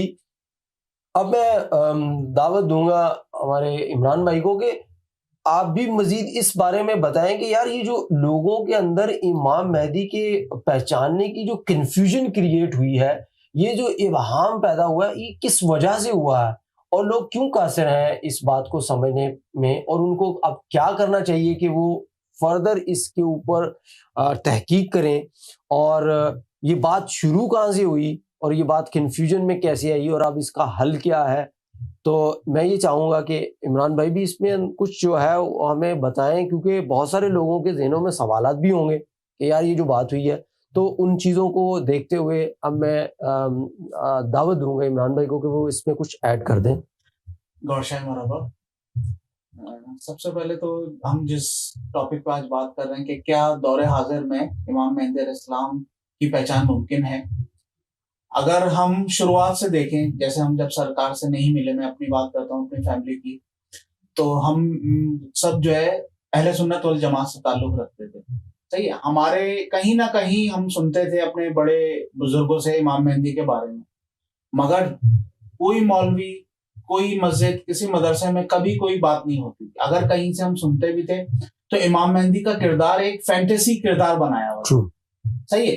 اچھا, اہل سنت والے کیوں نہیں بات کرتے؟ کیوں کہ یہ جو غلام احمد قادیانی, جنہیں ہم مرزائی بھی کہتے ہیں, یہ لوگ دلیل کے ساتھ بات کرتے ہیں, اور جو یہ اہل سنت والجماعت کے مولوی ہیں ان کے پاس علم نہیں ہے, باطنی, یہ ظاہری علم پر وہ کرتے ہیں, اس لیے یہ چپ ہو جاتا ہے اور آگے سے لوگوں کو بھی چپ کرا دیتے ہیں. اچھا, اس کے بعد آتے ہیں شیعہ فرقہ. شیعہ فرقوں میں جو ہے وہ امام مہدی کا کانسیپٹ, ان کے ایمان کا, یعنی آپ یہ سمجھ لیں ایمان ان کا اس دار و مدار جو ہے اس پر ہے کہ امام مہدی نے آنا ہے. بالکل. مگر ان کا کانسیپٹ بھی بالکل غلط ہے. اگر آپ دیکھیں کہ بھئی امام مہدی آئیں گے, اب جیسے ابھی ایران میں کچھ عرصے پہلے بھئی ایران کا جو صدر تھا سابق, اس نے بڑی غلط تصویر پیش کی پوری دنیا میں امام مہدی کے حوالے سے. بالکل. اس پہ بات نہیں کریں گے, آگے چلیں گے. اچھا, اس کے بعد جو ہے اب جیسے وہابی, دیوبندی ہیں, ان لوگوں میں بھی, کیونکہ امام مہدی کے حوالے سے بہت سی احادیث موجود ہیں, مگر وہ ان لوگوں نے بھی اس احادیث کو توڑ مروڑ کر اپنے حساب سے موڑ لیا اور اسلام کو پوری دنیا میں بھی بدنام کر دیا. اچھا, اس کے برعکس جب ہم سرکار امام مہدی سیدنا ریاض احمد گوہر شاہی سے ملے تو انہوں نے ہمیں جو ہے وہ تحقیق کا شعور عطا فرمایا کہ بھئی کوئی بھی سوال ہے اس کی تحقیق کرو. آپ قرآن پاک میں, اب جیسے مجھے یاد ہے میں نے اپنے مسجد کے جو مولوی صاحب سے, ان سے جو سرکار بھی نے کئی دفعہ گفتگو فرمائی ہے, الف لام میم ذالک الکتاب لا ریب فیہ, اس پہ گفتگو یعنی ان سے دریافت کیا تو انہوں نے یوں کہا بس خاموش, اس پہ نہیں بات کرو, ہمارا کام ہے قرآن پڑھنا, نماز پڑھنا, روزہ رکھنا, زیادہ پیسہ آ جائے تو حج کرنا, زکوٰۃ دینا, بس. مگر جب میں نے ان سے زیادہ دریافت کیا تو کیونکہ ان کو پتا تھا بھائی میرا تعلق اب سیدنا امام مہدی گوہر شاہی سے ہے, تو انہوں نے کہہ دیا بھائی یہ دیکھو یہ قرآن کی بے وہ کر رہے ہیں, بے حرمتی کر رہے ہیں, اس قسم کے جھوٹے الزامات لگتے ہیں. اور جب ہم سرکار سے بات, یعنی سرکار کی گفتگو سنیں سیدنا امام مہدی گوہر شاہی کی, تو سب سے پہلے انہوں نے, سرکار نے کیا ہمیں تعلیم دی کہ بھائی اپنے دل کو منور کرو, اپنے دل میں رب کا نور لاؤ. کیوں کہ امام مہدی جو ہے وہ نور کا گولا ہے, جس کے دل میں بھی نور ہوگا وہ امام مہدی کی طرف کھینچا چلا جائے گا. کیوں کہ امام مہدی نور کا گولا ہے, کسی میں بھی ذرہ برابر بھی نور ہوگا امام مہدی نور کا بولا اسے سیٹ ملے گا. اچھا اس میں کیا بات آتی ہے کہ کسی میں بھی، یہاں مسلمانوں کی بات نہیں ہو رہی ہے، کیونکہ امام مہدی جو ایک لقب ہے یعنی وہ صرف مسلمانوں کے لیے. ہندوؤں میں جیسا بھی عمران بھائی نے بھی بات کی کہ ہندوؤں میں بھی کانسیپٹ ہے کال کی اوتار آئیں گے. اچھا ایسے ہی جو ہے وہ سکھوں میں بھی ہے، کرسچنوں میں بھی ہے، الگ الگ کانسیپٹ ہے، الگ الگ نام ہے، آنا ایک ہی پرسنالٹی نے. جیسے ہم مسلمان اللہ کہتے ہیں، کرسچن گاڈ کہتے ہیں، ہندو جو ہے ہمارے وہ اوم کہتے ہیں، بھگوان کہتے ہیں. الگ الگ نام ہے مگر اوپر ایک ہی بیٹھا ہوا ہے جس نے ہمیں جنم دیا، جس نے ہمیں پیدا کیا. ایسے ہی کہ سرکار نے ہمیشہ ہمیں جو ہے وہ تحقیق کا شعور کا مادہ عطا فرمایا. اچھا اس کے برعکس پھر ہم اور آئیں اگر کہ اہل سنت والجماعت کے جو اور مولوی ہیں جیسے طاہر القادری صاحب ہیں، ان کو میں خیر مولوی بھی نہیں کہنے کے لائق ہیں وہ، کیونکہ انہوں نے امام مہدی کے یعنی حوالے سے بہت ہی غلط گفتگو دنیا میں پھیلائی. جیسے وہ بولتے ہیں کہ بھائی 600 سال ہیں ابھی تو امام مہدی کے آنے میں، ابھی کہاں، جبکہ ابھی عمران بھائی نے اتنی احادیث بتائی ہیں. یہ احادیث ہماری ویب سائٹ پہ mehdifoundation.com پہ لگی ہوئی ہیں، آپ سب اس کا مطالعہ کر سکتے ہیں. کیونکہ سرکار نے ہمیشہ تصدیق یافتہ بات فرمائی ہے، اور سرکار نے ہم لوگوں کو بھی فرمایا ہے یہی کہ ہمیشہ مستند بات کرو. تو طاہر القادری صاحب کیا کہتے ہیں کہ ابھی 600 سال ہیں ابھی امام مہدی کے آنے میں. کبھی وہ کچھ بیان دیتے ہیں، کبھی وہ کچھ بیان دیتے ہیں. اس کے بعد اگر ہم بات کریں کہ اور بھی بہت سے فرقے ہیں مسلمانوں میں، جیسے اسماعیلی ہیں، ان کا بھی الگ الگ ایک بالکل الگ کانسیپٹ ہے امام مہدی کے حوالے سے. اچھا سرکار نے ہمیں صرف ایک کانسیپٹ عطا نہیں فرمایا، سرکار نے ہمیں امام مہدی کی پہچان بھی عطا فرمائی کہ بھئی اپنے دل میں جب اللہ اللہ کا نام آپ بساؤ گے تو اس سے نور پیدا ہوگا، اور وہ نور جو ہے امام مہدی کی طرف کھینچے گا، اور پھر آپ خود ہی سمجھ جاؤ گے کہ امام مہدی کون ہے. ابھی عمران بھائی نے بہت سی احادیث بیان فرمائی ہیں. یہ ساری احادیث جو ہے mehdifoundation.com پہ لگی ہوئی ہیں. آپ سب کو میں دعوت دیتا ہوں کہ آپ مطالعہ فرمائیں. ALRA ٹی وی پر جو ہے یہ سیدی کی اسپیچ مبارک بھی لگی ہوئی ہے. کیا دور حاضر میں امام مہدی علیہ السلام کی پہچان ممکن ہے؟ تو میں عمران بھائی کو پھر دعوت دیتا ہوں کہ مزید گفتگو آگے فرمائیں. اب ان تمام باتوں کے بعد صرف آپ کو یہی دعوت ہے کہ دیکھیں ہماری ساری یہ جو بات ہے اس کے کرنے کا مقصد یہ ہے کہ آپ کا بھلا ہو جائے، آپ کو صراط مستقیم مل جائے. میرا کوئی اس میں پرسنل انٹرسٹ نہیں ہے، صرف اس بات کے اوپر کہ بھی آپ کا بھلا ہو جائے. آپ کو اگر اللہ مل جائے، آپ کی ذات اللہ کی ذات کے ساتھ کنیکٹ ہو جائے، تو ہمیں اس سے بڑی خوشی اور کیا ہوگی. جس طرح سرکار گور شاہی بڑا خوبصورت ایک چیز فرماتے ہیں کہ یار یہ لے کے دیکھ لو، اگر چل جائے تو دعا دے دینا، ورنہ تم اپنے گھر ہم اپنے گھر.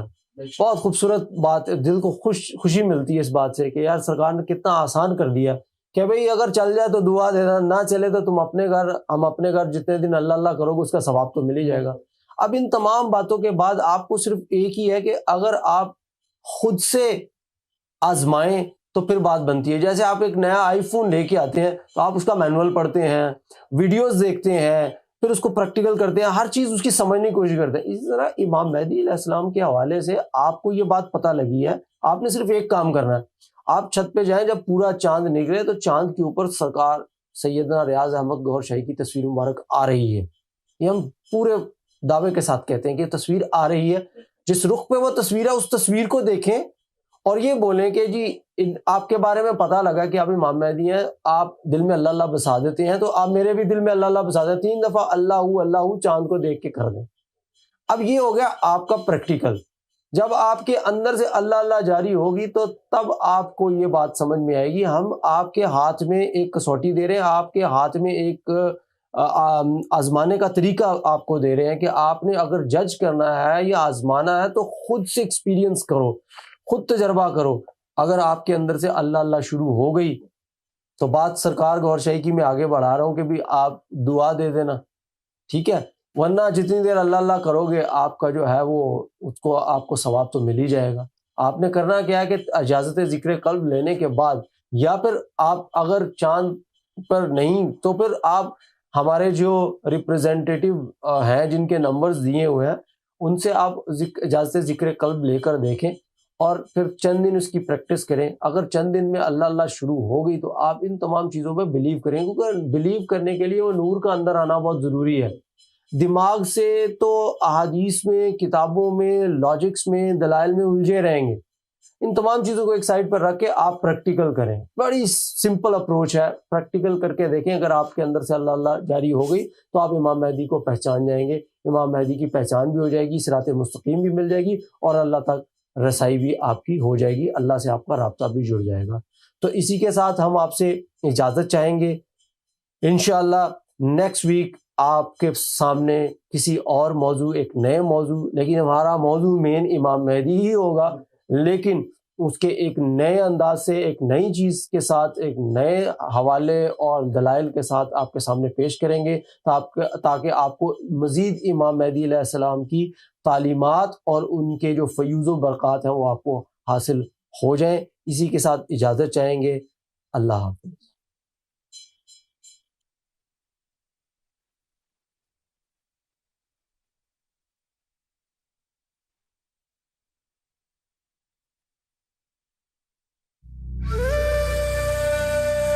لا إله إلا الله لا إله إلا الله لا إله إلا الله لا إله إلا الله لا إله إلا الله لا إله إلا الله آدم صفي الله لا إله إلا الله آدم صفي الله لا إله إلا الله آدم صفی اللہ لا الہ الا اللہ آدم صفی اللہ لا الہ الا اللہ ابراہیم خلیل اللہ لا الہ الا اللہ ابراہیم خلیل اللہ لا الہ الا اللہ ابراہیم خلیل اللہ لا الہ الا اللہ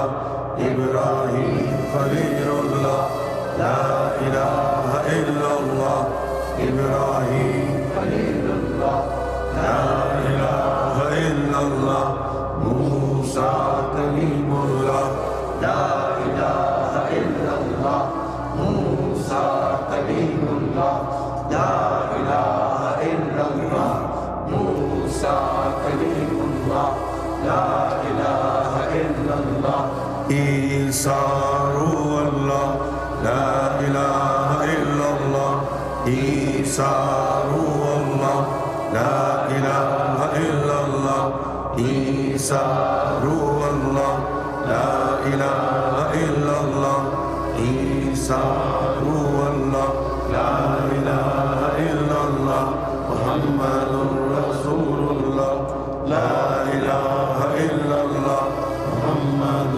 رسول اللہ لا الہ الا اللہ محمد رسول اللہ لا الہ الا اللہ محمد رسول اللہ اللہ.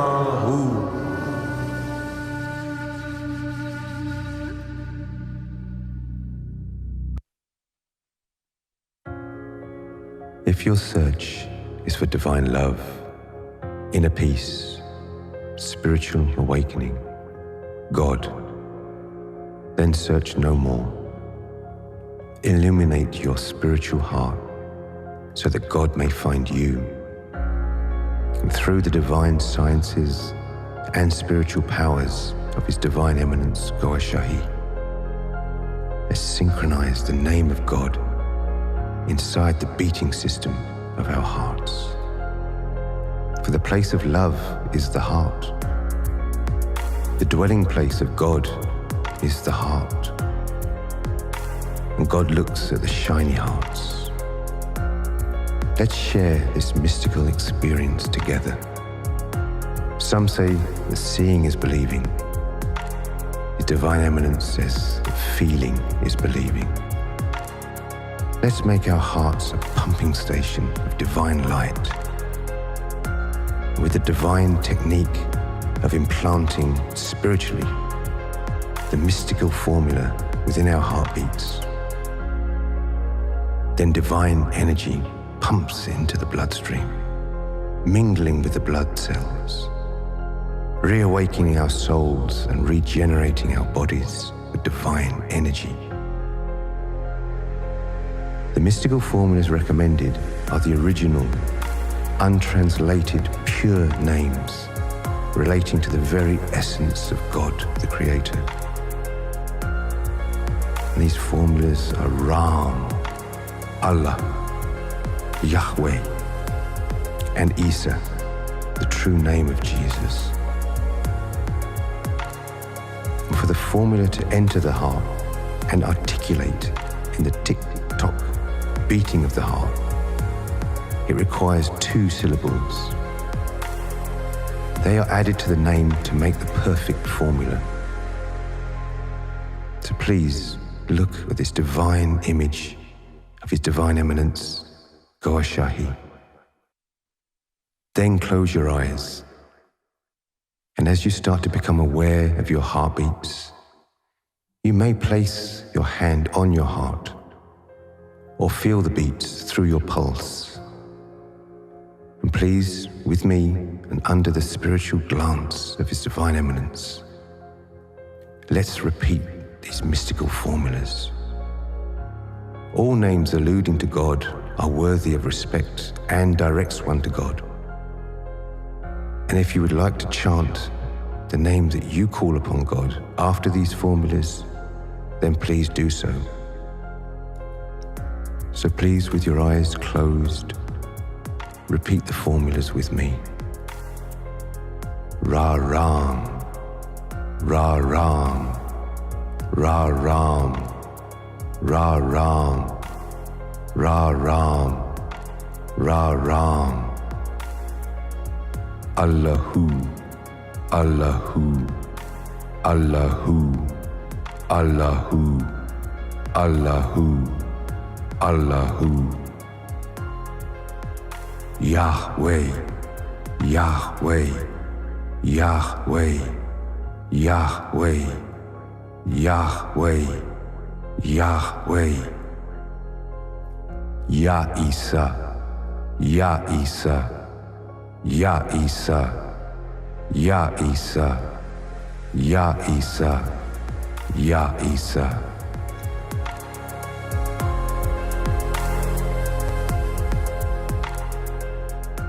The mystical formula has entered your heart, producing divine energy. And to increase the production of this divine energy, please repeat this heart meditation as much as you possibly can over these next 7 days. 7 days and you will feel the difference. You will experience the difference. So congratulations to you. Much love, light, and blessings.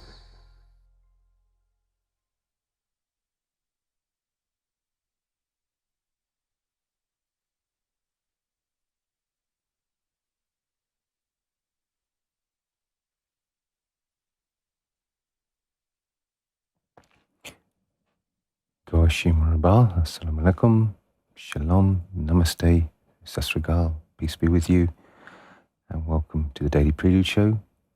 And today is Tuesday, the 16th of March 2021, and the time here in London, UK is 9:11 p.m. and we've just finished our transmission from ALRA TV studios in Toronto, Canada. And thank you to our presenters, Sheikhs Imran and Sheikh Imran. Well done to you guys, and thank you for that presentation. It's really getting cosmopolitan now. We're getting spreading across the world, different studios popping up in different countries, and it's all marching very nicely forward here for ALRA TV, which is obviously now the flagship for mission work, and it will continue to be as well for what looks like to be a very, very long time with what's going on in the world. Everybody's at different stages now of this pandemic that's swept across the world. So we need to step up our game on mission work, social media, and of course, ALRA TV. And please, before we start to talk about today's release, make sure you have signed in and viewed today's release, which was that wonderful Sufi zikr meditation that Sufi Master conducted a little while ago. It's a 15-minute, so it's going to be a wonderful tool for us, a wonderful way to spread our message through this video, because obviously 15 minutes is probably it's quite key when they talk about learning processes. When you ever go to conferences, learning seminars, 15 minutes is always very, very key, because after 15 minutes we usually switch off. We try and get back into what we're doing or what we're listening to. But after 15 minutes, generally, that is the end of our real peak of concentration. And also people, when they're cruising and scrolling for something to look at, something to watch, obviously if they're going to see something that's going to be an hour and a half to 2 hours, it's going to be the real serious contender who is going to invest an hour and a half of their time if they're not sure what it is. But these little taster videos, these zikrs, these are wonderful. 15 minutes, compact knowledge, and this is most certainly something that we can share. We're going to talk about it a little bit later, but I want to do while you're here. Before we discuss it, if you haven't already signed in and watched that Sufi meditation zikr, please do so. And hit the like button, leave a comment, and share it. We should see it on everybody's Facebook now. Surely everybody should be sharing that on their Facebook, because we've all got friends who need it. We've all got families who need it, whether they would admit it or not to us personally. If it's out there, nobody's going to know, so they'll just click on it in their own privacy. They'll watch it and they'll enjoy it. It's absolutely wonderful.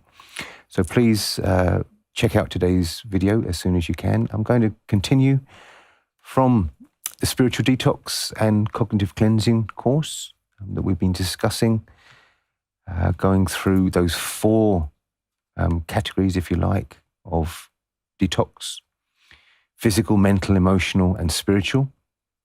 And we've covered physical detoxification. That chapter is being completely covered now. I've read from the mental detoxification and the emotional detoxification. And now we are going through the spiritual detox.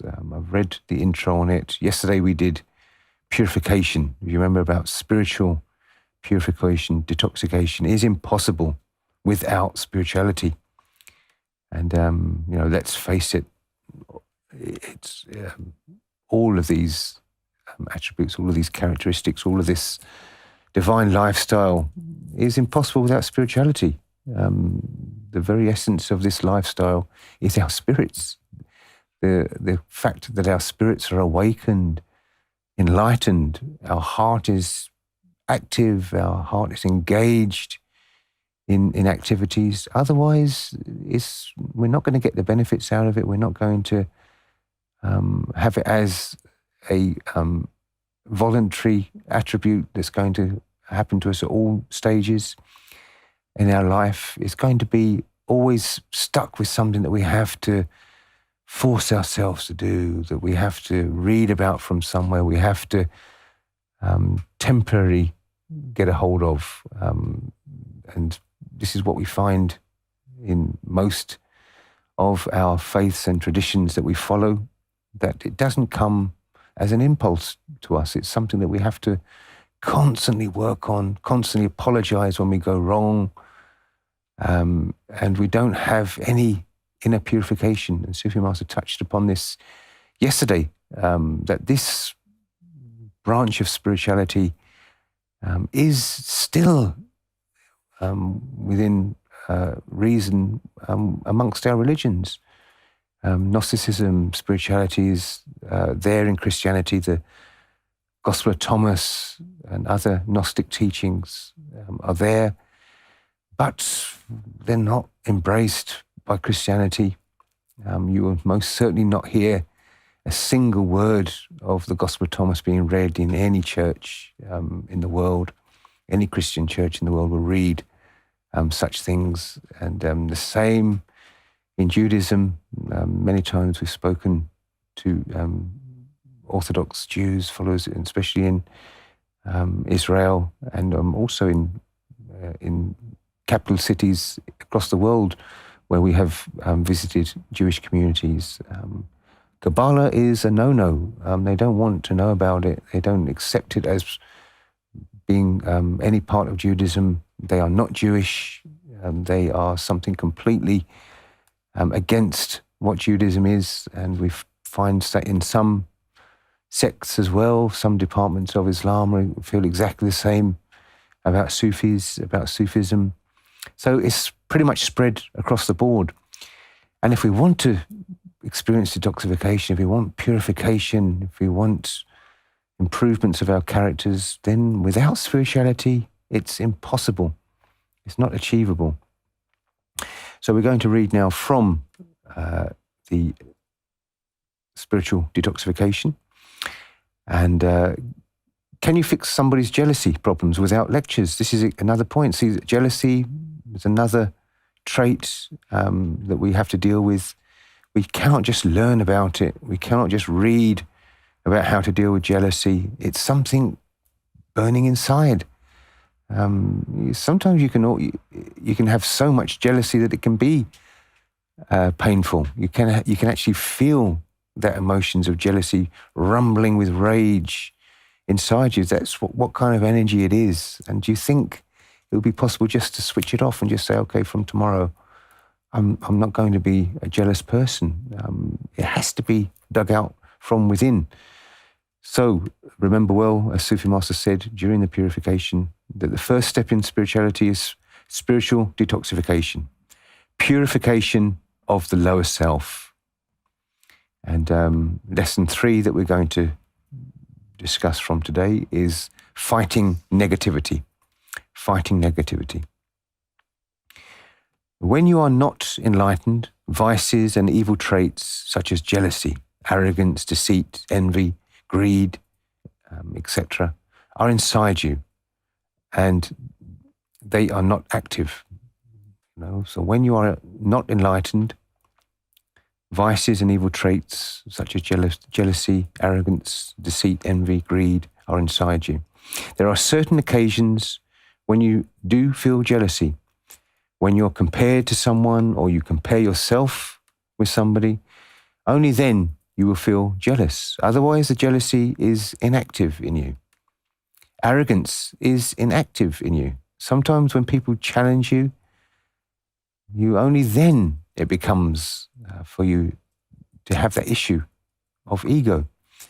If you're not challenged, if your ego is not disturbed, the crocodile of your ego is most of the time dormant. It only becomes hyper when it is served with a challenge. Now, this is extremely important for us to hear.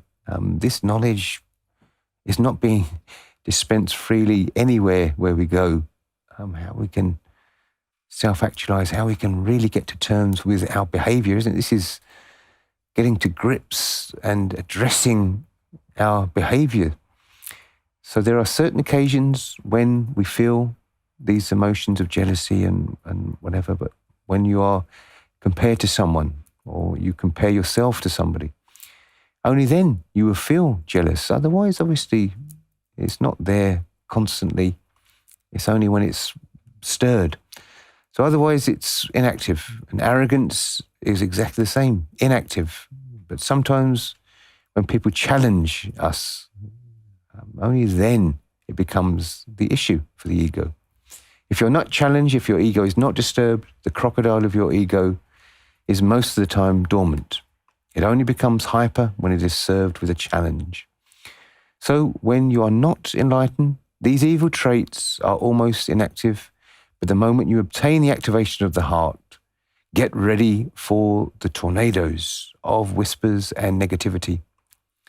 Negativity will be hammered into your heart every minute now, because the negative forces will come after you. They will not let you thrive in your spiritual quest, simply because the devil developed enmity against Adam and his progeny. And now, since you've begun adopting the knowledge which was the bone of all contention, and you are on your way to purification and enlightenment, the devil cannot take it.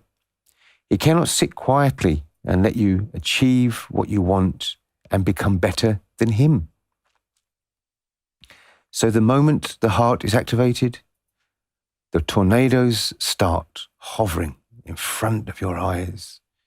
You will have to be patient with an enormous amount of negativity around you, and it will be done by an invisible enemy. So we have to be patient. There's going to be an enormous amount of negativity around us, and it will be done by an invisible enemy, the devil. Every day you'll have whispers against this knowledge, against the Sufi path, against spirituality, against people who are involved in spirituality, especially against the one who is inviting you upon spirituality.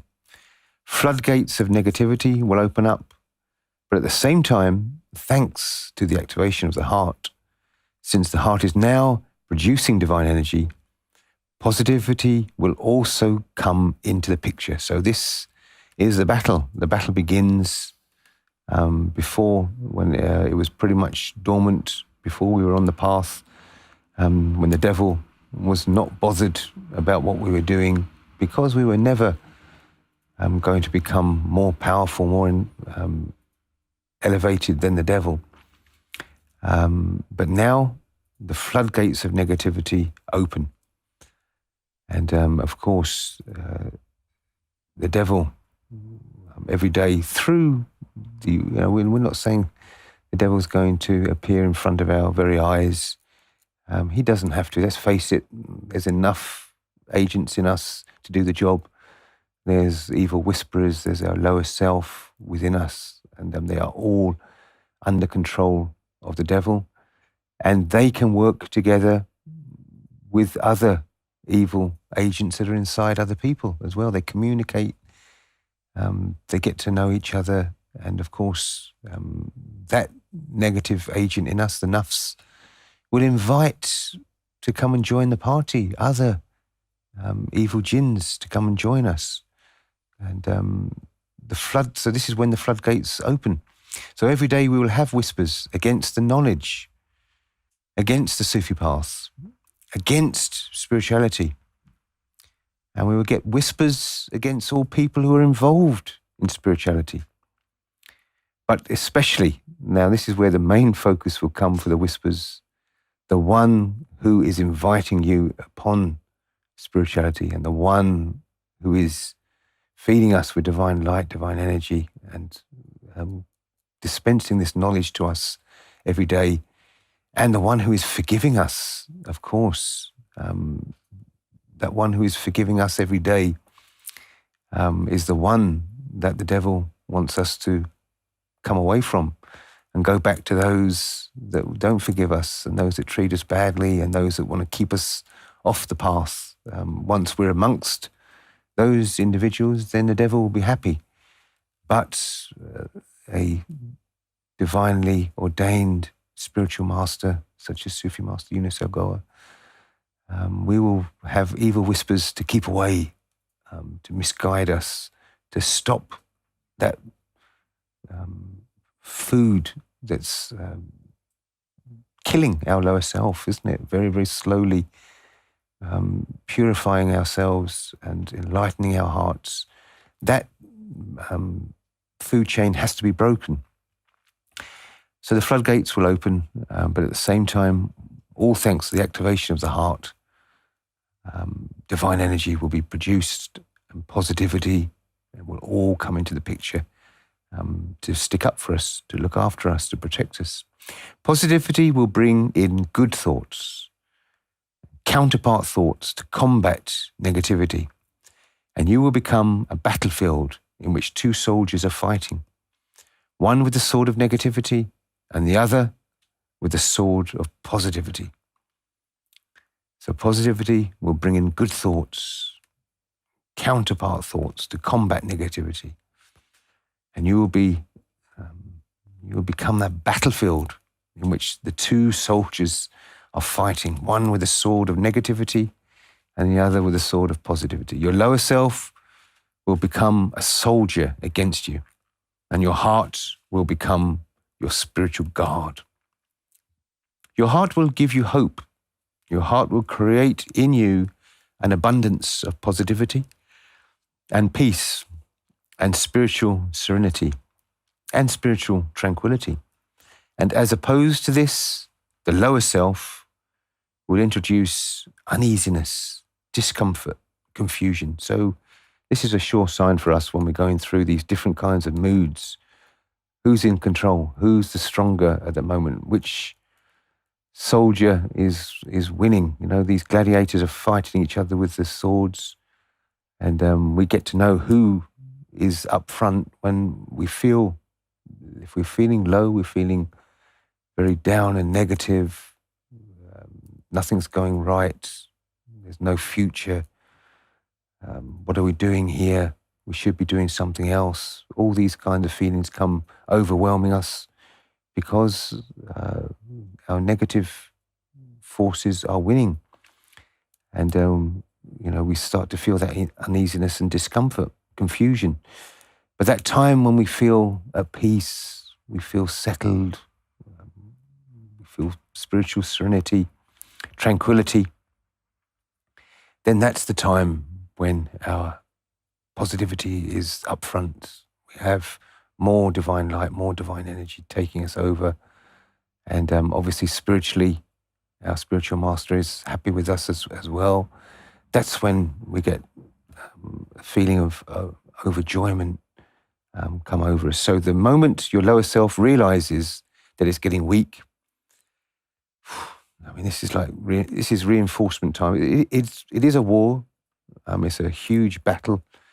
And this is how we have to think about it, don't we? That the moment our lower self starts to realize what's happening, obviously the activation, it's all happens so quickly, hasn't it? Depending on what's happening, for some people, it happens within minutes. They can be walking past us when we're out there giving out leaflets, or we have a booth in a festival, and 1 minute they are either coming out for their loaf of bread and a pint of milk. They see, Nafs is probably a bit in a sleeping mode at that moment, not that bothered what's going on. And all of a sudden you walk past a minister from Universal Sufi Order, and you look at that beautiful divine image of His Divine Eminence Gohar on the leaflet. They tell you this message of love and hope. And then you say, yeah, okay, go ahead, activate my heart, let's have a go. And that's it, isn't it? Can you imagine that confusion? The lower self, our nafs, will have no clue what's going on. And all of a sudden, some other energy, after all those years, can you imagine 40, 50 years of this ordinary energy flowing through our veins and feeding us daily? All of a sudden, this pure divine energy is starting to be introduced, and there's going to be confusion going on, isn't there? It's going to be chaos. It's going to be a real kind of battlefield, a free-for-all. So the moment your lower self then realizes, of course, something's going wrong, I'm feeling weak, I'm not getting as much energy as I used to get.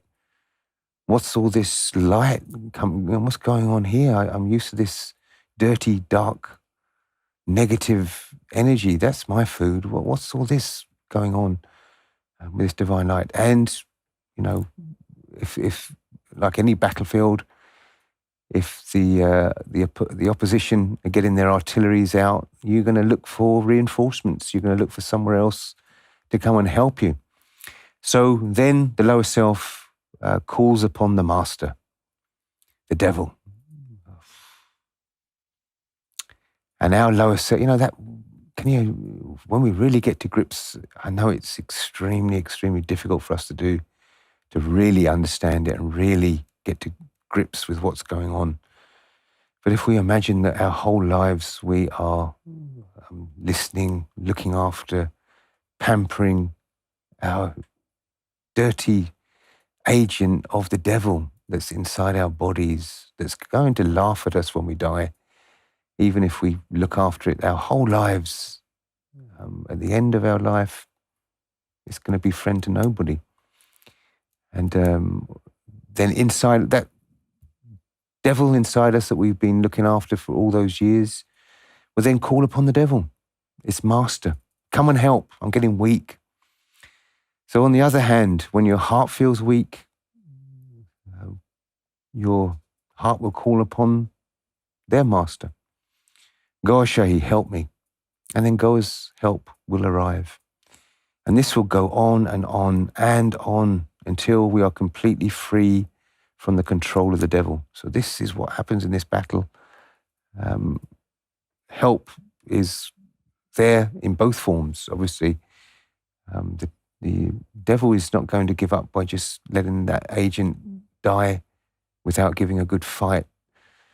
So then other agents that are in our body are called upon, the whisperers, whatever is strong in our weakness, if you like, whether it's lust, jealousy, envy, greed, all of these kinds of things. Different whispers will as well come into this attack. All sorts of different weapons are going to be used in this battle. So Sufi Master is saying, you will be astonished to see why, after the activation of the heart, you are so prone to be jealous of anybody. It didn't seem to be a problem before. It didn't used to happen, this jealousy coming all of a sudden for anybody. And we ask ourselves, why? It didn't happen before. Why is it happening now? And after the activation of the heart, you're feeling weaker. But that's not you. That is your lower self. It's trying to deceive you that you are getting weaker. You are becoming vulnerable. You are becoming dirty. It is not you. It's a deception. So this is, depending on what kind of stage we are after the activation of the heart, how long it's been, this knowledge we should always keep with us, because when we help others and we activate other people's hearts, they will always ask us for this kinds of information as well. So it always must be ready for us that we can share this with others. And obviously, if we're not, comfortable and confident in saying this to people when they ask about what's going on, my heart was activated. I thought overnight I'm going to be holy. I thought I would never be jealous of anybody again because my spiritual heart's activated. But I'm feeling, all of a sudden, I'm getting jealous of people's cars, and I never even used to bother. I used to get the bus everywhere. I wasn't bothered about cars. Now I'm feeling this kind of jealousy. I didn't have it before. I'm getting worse.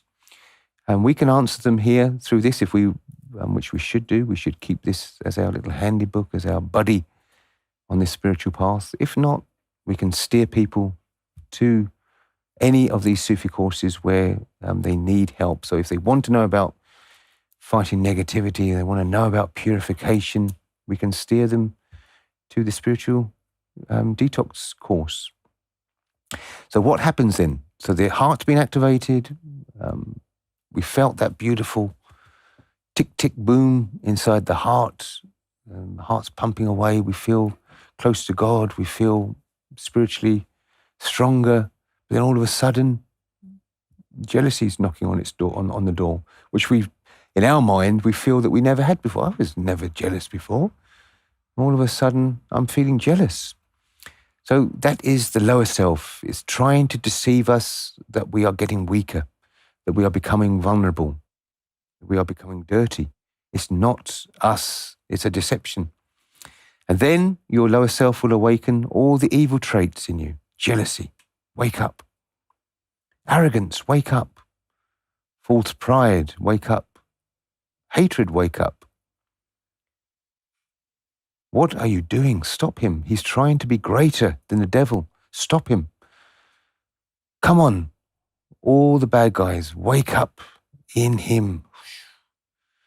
So this is exactly what's happening now. There was no battle before. Maybe there was a few scuffles here and there, a little bit of a fist fight now and again, arguments, let's say, between our lower self and our heart. Very, very small bickering was going on because the heart wasn't awakened, the souls weren't enlightened. We were never going to progress any further. We were never going to be connected to God by reading books. So everything was very, very low key. If there was a fight, it would last a couple of minutes probably, or maybe an hour or so. But now, look who's engaged in it. Look who's joining the battle. Now, the lower self is panicking. The food is running out. There's a foreign food entering the restaurant that they don't want to eat. And then your lower self will awaken all of the evil traits, waking up all of our jealousy, our arrogance. We'll say, what's going on? We've got to stop. We've got to stop him from enlightening himself. We've got to stop him from carrying on in spirituality. He is trying to be greater than our master, trying to be greater than the devil. We must stop him. Come on, all wake up. And you're holding your head between your legs and you're crying. You are contemplating on your past and your present, and you are arguing with your own self. Before the activation of the heart, I never felt jealousy of anything or anybody. I was not that arrogant. I was not that bad. So what's happening now? Are these the teachings of evil? Am I surrounded by devils? What's happening to me? These are all the questions that are going to be coming our way. Those evil whispers are going to be coming really, really active. You do not know what is happening with you. You do not know how to recognize the reasons for a sudden burst of emotions. Maybe you will tell yourself, I've been suppressed. This is why I have these emotions. But you won't know. That's why you need a spiritual guide. That's why you must trust your spiritual guide. Why? Because he has been through this. He knows. He will tell the symptoms and he will tell you what the illness is and obviously how to take the medicine, what medicine to take and how to take the medicine. So these are rising to the surface like any kind of cleansing that goes on, anything that we clean, even from our dishes and pots and pans. When you get them in the water and you scrub them with soap, of course, all that dirt and oil is going to start rising up and you're going to see it.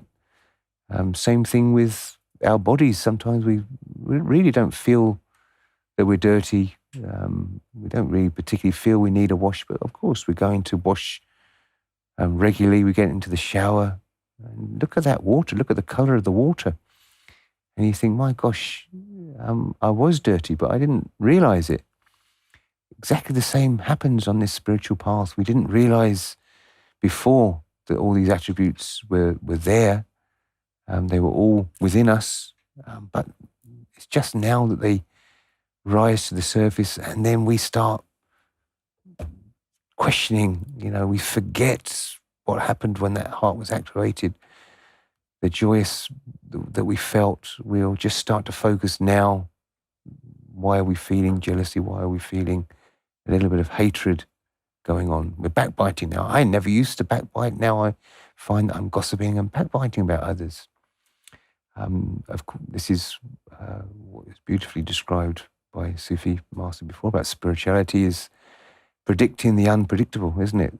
All these bad hurdles come in our way and we are already foretold what's going to happen. Sufi Master has experienced the whole journey from start to finish and is here to share with us what kind of obstacles are going to come, how we're going to recognize those obstacles and how high we're going to have to jump and how strong we will have to be and the technique we will have to use to jump those hurdles. You can't just, leap hurdles. There's a technique to jumping hurdles. And we are shown that spiritual technique on a very, very regular basis from Sufi Master. And if Sheikh Tanveer is ready to join us, he can add his views to this extremely important topic. Obviously, purification, purity, fighting negativity, really important. Gaushim Ra Sheikh Tanveer, are you there? Gaushai Marhaba. Gaushai Marhaba, Sufi Master Sayyidi Younus AlGohar, Reverend Steve Bell, and Gaushai Marhaba, all our viewers at ALRA TV. Very important topic, and obviously this is the key to spirituality we need to understand. Because as soon as one gets heart initiation and the heart is active, all of a sudden that person knows that bad kind of things are coming out of or becoming part of his character, and he begins to wonder, why am I being so rude sometimes angry, or being stingy, or being jealous, or other things. And this is the fact that earlier, before activation of heart, all these things were buried deep down in the layers of lower self. But now lower self knows that this person is on the right path. So these things start appearing. But in a sense, you see, this is also a kind of benevolence, because because on one hand, all these things which are stored inside naturally as part of our character begin to consume or begin to drain. Now, during the perpetration, like if someone commits something wrong, then that person, with the help of enlightened heart, it becomes a repenting self. Now that person also repents and then regrets, oh, why did I do this? And he starts crying and he thinks of his spiritual guide. And this also, serves and helps you very much spiritually speaking. And this helps you in storing or bringing the kind of humiliation in your attitude, and this humiliation, feeling down to earth and realizing that, oh, I used to think myself, or I used to regard myself very learned and very pious and very pure person. But look at this, how pure I am. This is how much I'm pure. I'm being jealous with my own brother. I'm being stingy with my own friends and things like that. So this is how one comes to know the real dimension that was lurking, that was hiding inside. And again, all thanks to the genuine spirituality, your spiritual master, that who enables you to come across your originality and look what is hiding inside you. As a man, as a real man, you have to get rid of this negativity, the burden that you have been carrying all the years, but also at the same time manage to purify it, tame it, purify it. And the servitude, the obedience to God is to do with this lower self. It is not with your body. So this is the dimension that you come across, that you come to know only after getting enlightenment, getting to a perfect spiritual guide and Sufi master. Yes. And Sufi Master beautifully touched upon that yesterday, at the very beginning segment of yesterday's show, talking about the spiritual branches of religions. I mean, Sufism has always been there. It was always recognized. Yes. But you cannot fathom out, especially now while we are on this, so far on this path, that if this information, if this knowledge is available, that why you wouldn't want to grasp it, why you wouldn't want to learn it, why you wouldn't want to enjoy it. If the whole purpose of religion is to purify ourselves, for purification, for connection to God, for self-awareness, if we weren't achieving it through our religions, we should be looking for it elsewhere, shouldn't we? We should be seeing where else is this available to us. We're told not to sin. We are told that jealousy, envy, greed, these are all sins and we shouldn't do them. But nobody's telling us how to. And then look, all branches of the religions. Christianity has its Gnostic branches. They have beautiful teachings in the Gospel of Thomas that we read regularly, don't we, Sheikh Tanvir? Gospel of Thomas, which you will not hear read in a single church in the planet, the whole world. Travel the world. Tell me a church where they would ever talk about that beautiful spiritual knowledge that Jesus told his disciples, and it was recorded by his close disciple, St. Thomas. Recorded and put in these Gospels, but it will never, ever be read in any churches. It will be dismissed. This is the way we can stop ourselves from sinning, stop this impulse. It's just words, isn't it? They talk about concupiscence and they talk about the battles that even St. Paul had. They said St. Paul used to battle the inner voice, the inner impulse to sin without any joy. It was always there. So why don't you turn to spirituality? Enlighten the inner, purification of the inner comes, and then very, very slowly that impulse to sin will just dwindle away. And Kabbalah also in Judaism, and obviously in some branches of Islam as well, you will find that Sufism is very, very downly looked upon, frowned upon even, Sufism. Yes, we've gone to many, many places and spoken about Kabbalah, and they would just dismiss it. These aren't Jews. This is nothing to do with Judaism. But we say, but surely this is the spiritual branch that is required. Every messenger, Sheikh Tanvir, didn't they? They came with both knowledges, didn't they? They came with the knowledge of the outer, plus they came with the spiritual knowledge. No other, if you talk about religion or spirituality, any other learning process or anything that we want to practice, if there was something there that would improve it and make it work, make it easier, make it that we wouldn't even have to think about doing it would just happen, we would do anything to obtain that. But when it comes to religion, why are we taking second best? Why are we just, accepting the fact that we're going to sin? We're just going to keep having to ask for forgiveness, try and stop ourselves from doing it again, do it again, then start crying, pray for forgiveness, say that we won't do it again, and then do it again. I mean, there is an answer, spirituality, but it's not embraced, is it? It is. You see, this is the element of ignorance that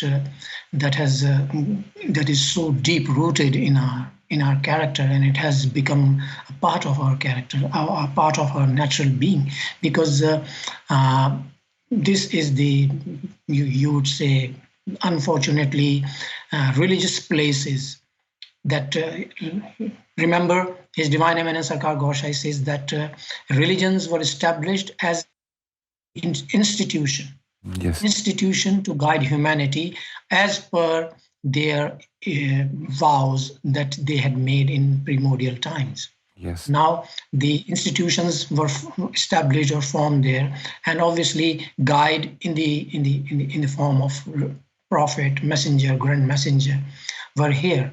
Now this is the problem that we face, that all the religious places have been taken over by people, those who apparently look as a scholar or somebody who is learned, who has the knowledge of that religion. But unfortunately, they are the ones who lack in the very fundamental of that religion, that of realizing the fact that through this religion, we are supposed to get or eke out guidance and ultimately reach our Creator, our God, our Lord. And if that is missing, it means that something is terribly wrong with the practice or with the belief or whatever the activities that is being carried out in the name of religion. But again, this is the ignorance that we do not consider it as something going wrong. We do not even realize it. Like we are a patient that does not know, or we are a kind of person who does not know that he is infected or he is diseased and he needs to see a doctor or a person who deals in medicine. No. So the moment until we realize this fact and until we accept this fact that yes, I am a person with headache, I must take aspirin or I must go to a pharmacy or doctor who could prescribe me some medicine. So only that moment you are the one who go for medicine and you want to take care of that fault.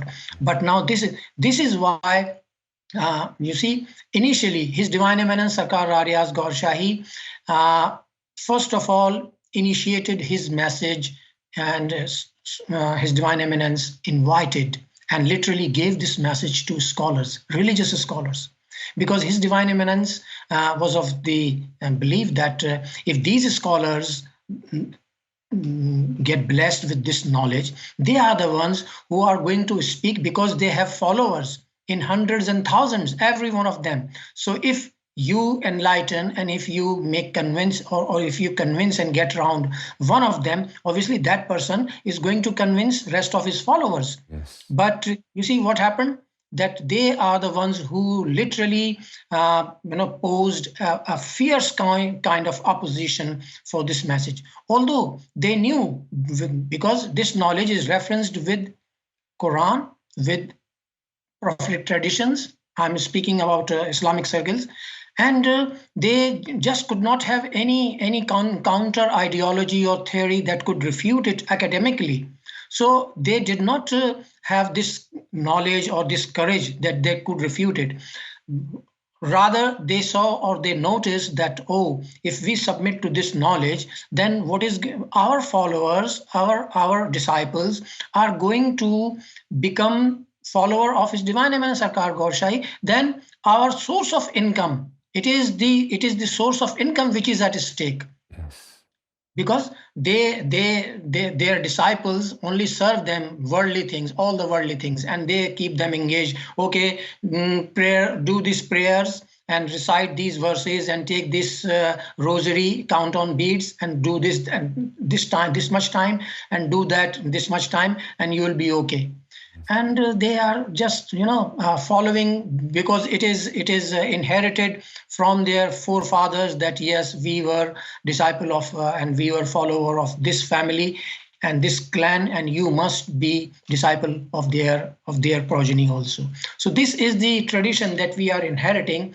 Now amid this, if we are here to Now, if you go to any religion or any religious circle, and if you invite them that this is the knowledge of enlightenment, that is literally, practically, and actually the knowledge of guidance and the element of guidance you can get only from this, and it is your lower self, they would say, oh no, we have never heard of it. This is why they reject it. Now, obviously, those who are eternally heaven bound, those who are eternally God-loving souls, only those people are the ones who would have a sort of click in their heart and in their soul, and they would feel, oh yes, this message is literally appearing very different from the rest, and obviously they are inviting us to test it. So why not give it a test? Because we are sick and tired of trying and doing everything, but still the contentment of heart, the satisfaction is yet to be achieved. So why not try this? And obviously the eternal loving souls are the ones who give this a try, and they are the ones who thrives in no time. Yes, wonderful. And then the show yesterday, the brand new show, isn't it? The Court of Justice. Yes. What was the main focus and topic of yesterday's court?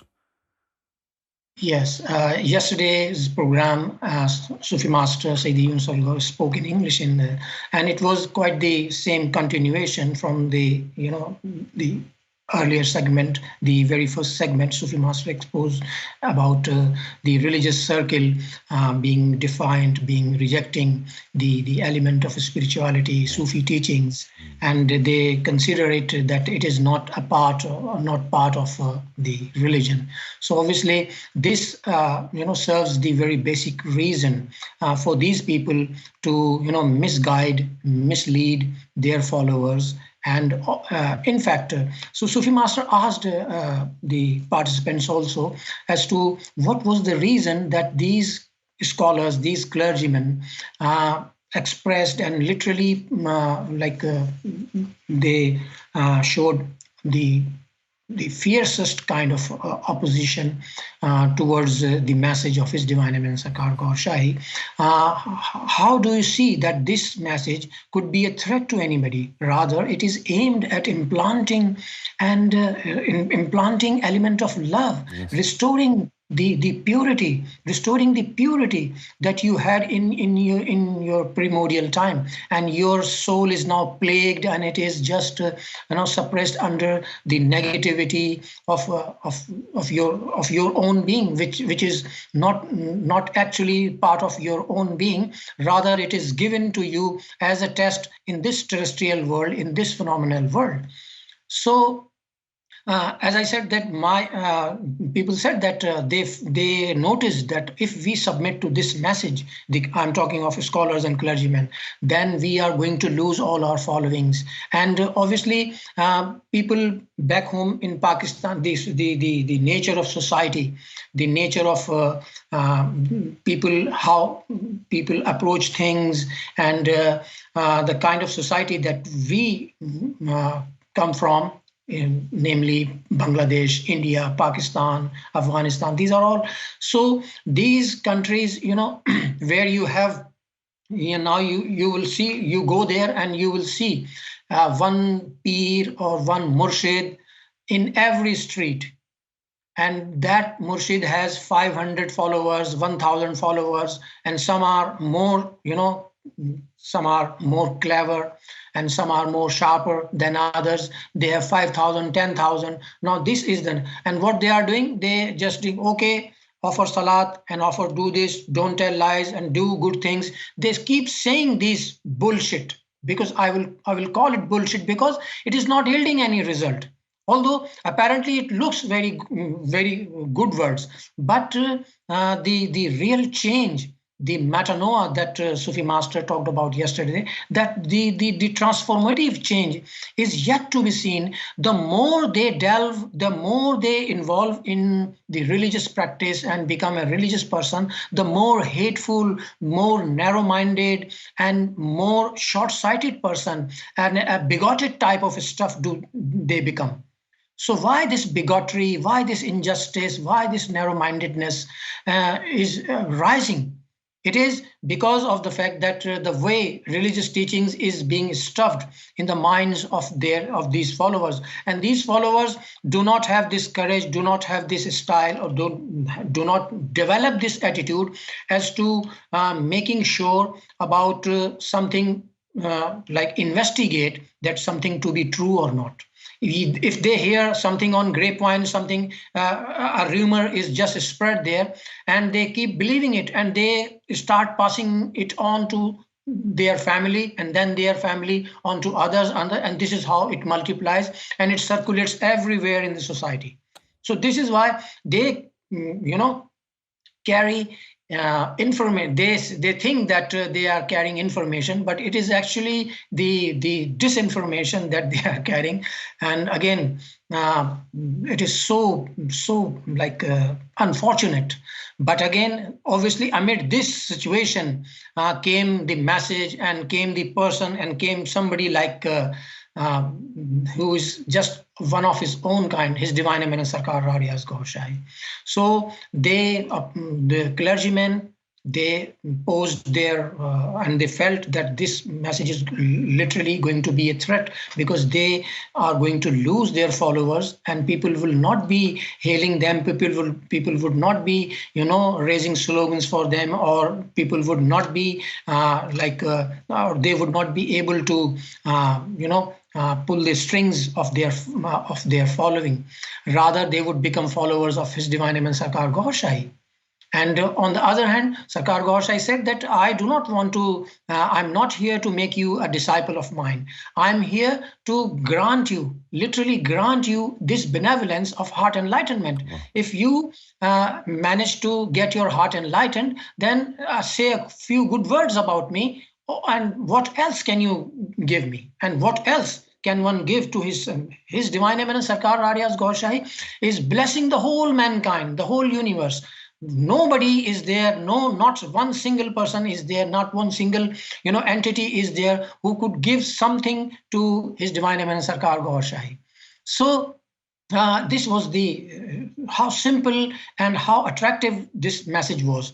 So these people, you see, when His Divine Eminence Sarkar Gohar Shahi told about the recognition of a true saint, of a true spiritual guide, and His Divine Eminence told about, educated about that it takes only 7 days, maximum 7 days. If you are following somebody to be a spiritual guide, then do not waste more than 7 days with that person. And if you do not get your heart enlightened, then leave your spiritual guide. Either you are the person that who has not written in his fate the element of divine love, or your spiritual guide is an imposter, is a fake person, and he is just like acting to be a spiritual guide. He is not a spiritual guide.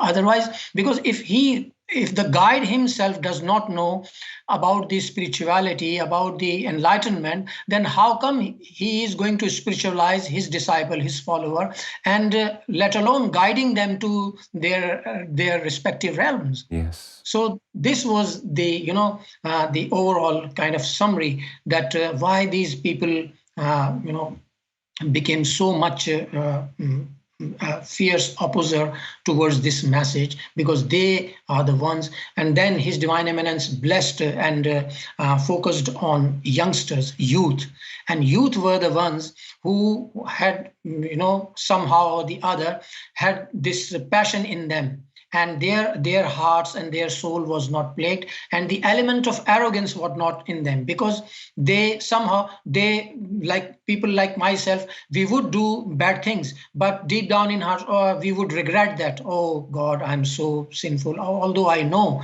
that telling lies is not good thing, but I do tell lies, what should I do? So we were wary of all these habits, because they were very much part of our character in the presence of the very strong lower self.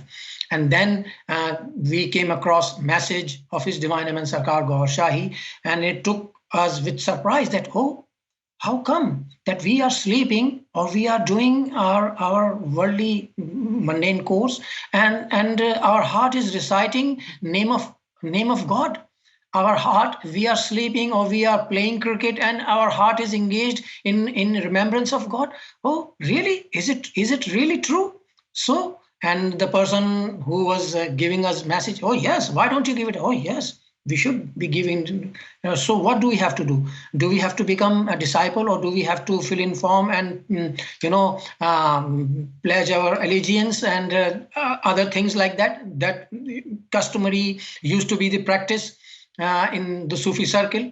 And he said no. Yes, His Divine Eminence Sarkar Gohar Shahi asked for nothing. His Divine Eminence Sarkar Gohar Shahi is not here to make you a disciple of him.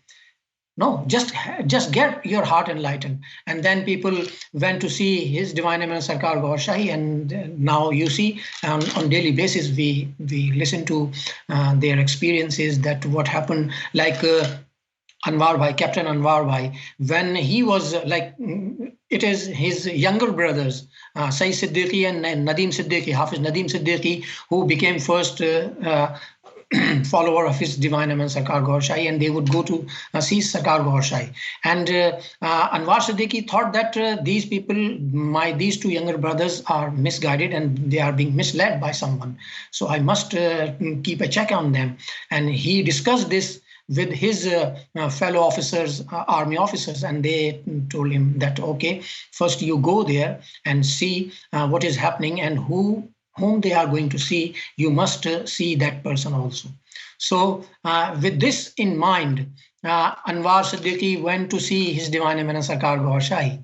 And even he didn't ask for heart initiation, but when His Divine Eminence Sarkar Gohar Shahi blessed him with his heart initiation, he said that, Sarkar, I don't even offer prayers. I don't even offer prayers on Friday. So what would I do with this zikr? Because I'm not a very religious person. And His Divine Eminence said, okay, I'm not asking you to be a very regular worshipper. I'm asking you to do this, do whatever you are normally doing. But at the same time, just take this zikr, and this zikr will start in your heart. Wow. And then what happened, that he one night he was sleeping, and he suddenly he woke up in 3 or 3:30 in the morning, and his heart was pounding. And then he saw word Allah, name of Allah, written on the wall, and it started shining. It's shining in white light, and then it turned into golden light, and then it was shining to a level that Anwar says that I could not see it with my eyes, because it was so dazzling. It was so dazzling that I could not keep my eyes open. And then heart was pounding, and then he was hearing these voices, Allahu, Allahu, Allah. He said that who is doing this?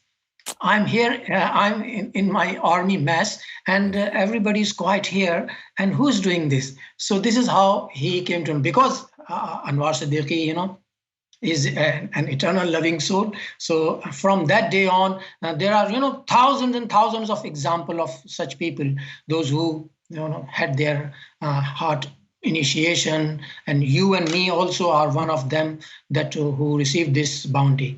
So the opposition or the rejection comes from those ignored people who do not know the real purpose of that religion. Yeah. No matter in which religion do they come from, if they are ignorant by heart, obviously these are the people who are going to oppose this message vehemently, fiercely.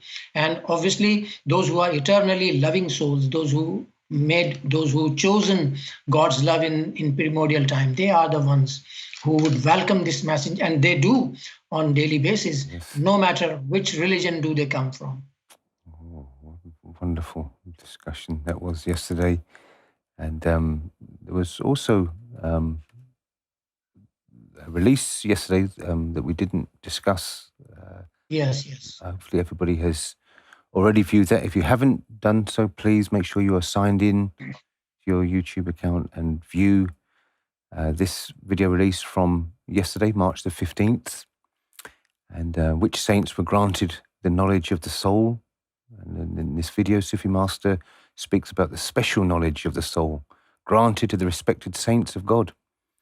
And who did God grant this special knowledge to? And how does the knowledge of spiritual infusion, solely introduced by His Divine Eminence Gohar Shahi, supersede the knowledge of the souls? What a wonderful topic that was.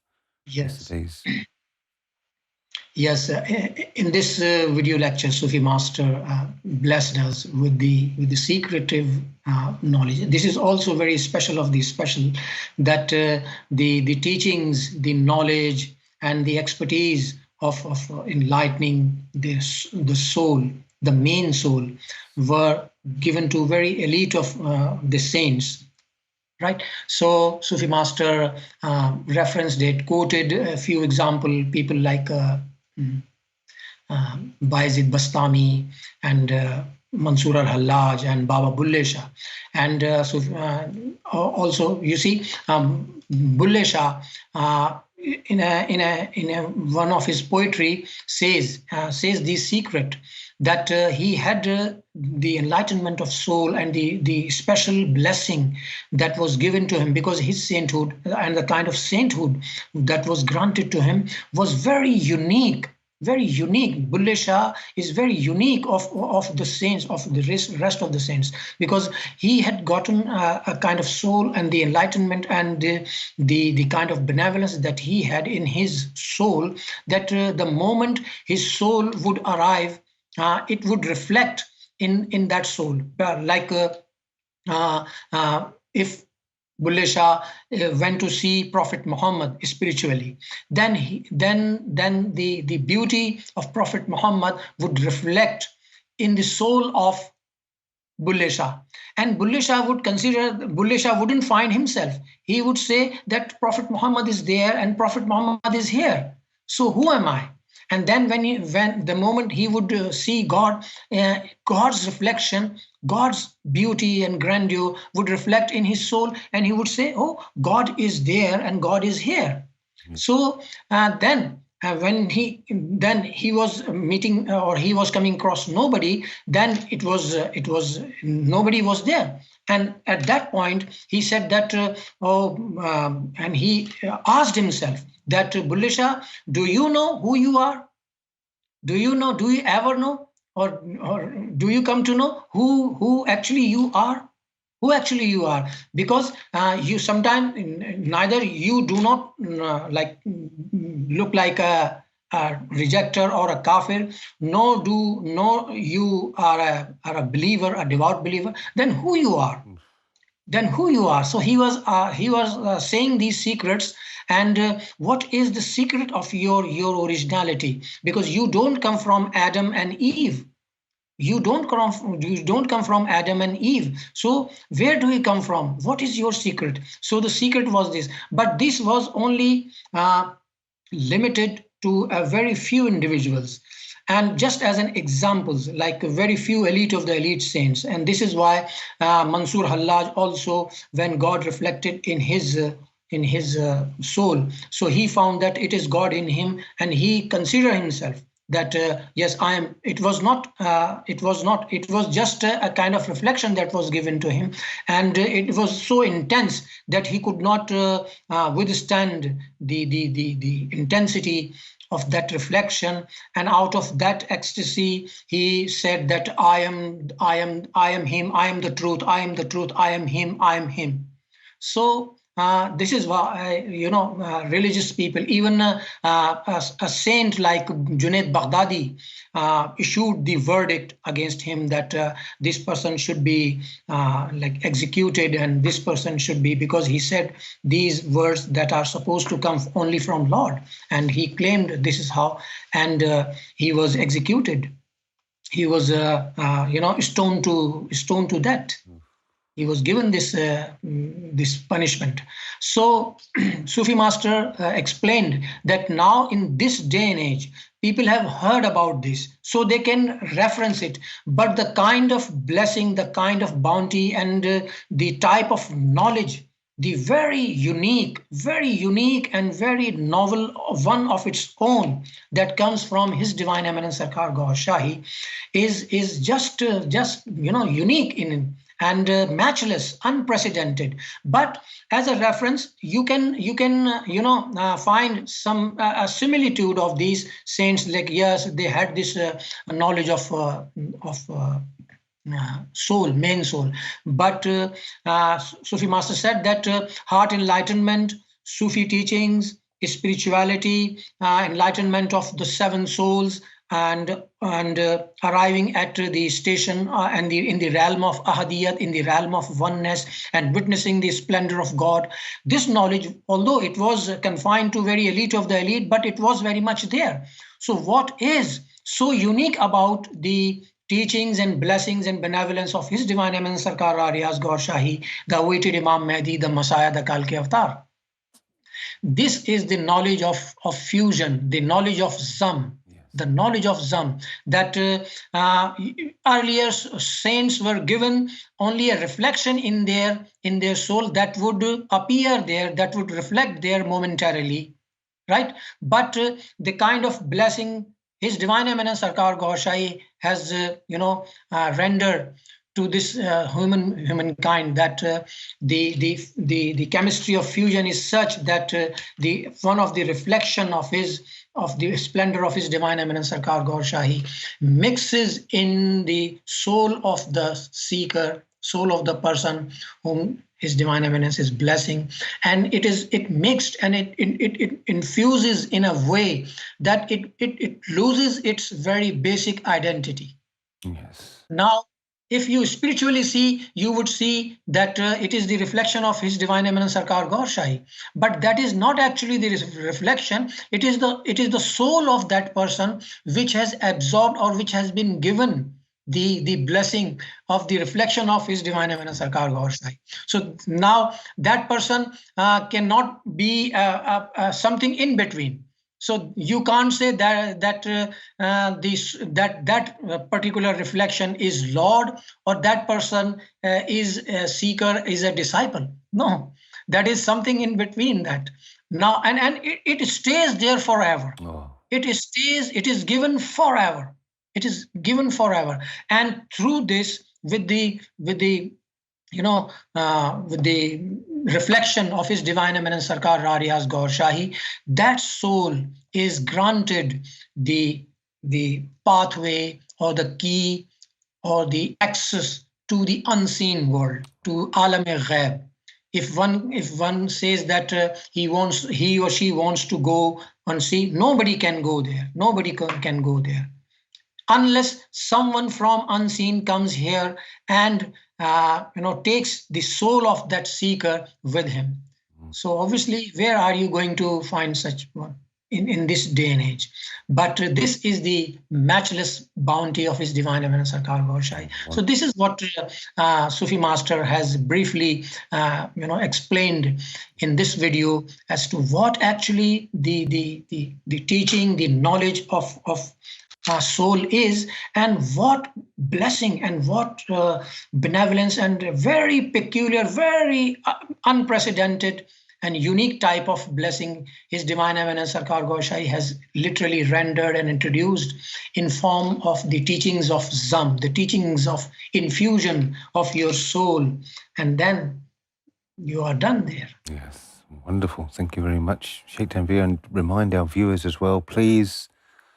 Let's get today's video trending out there. We're not even hitting 5,000 views at the moment. Are you into, this is the question, are you into meditation, looking to relax your mind, revive your inner spiritual energy?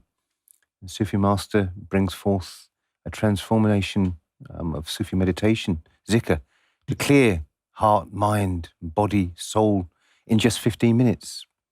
Yes, and very special one. Yeah. Very, very special one. Embedded. Yes. I played it 3 times, and every time, I felt my zikr. Yes, yeah. And at one stage, I just had it as a background as well. I was doing some other work, and I had it on the background, and I could feel in my chest, activity. There's so much energy in this video.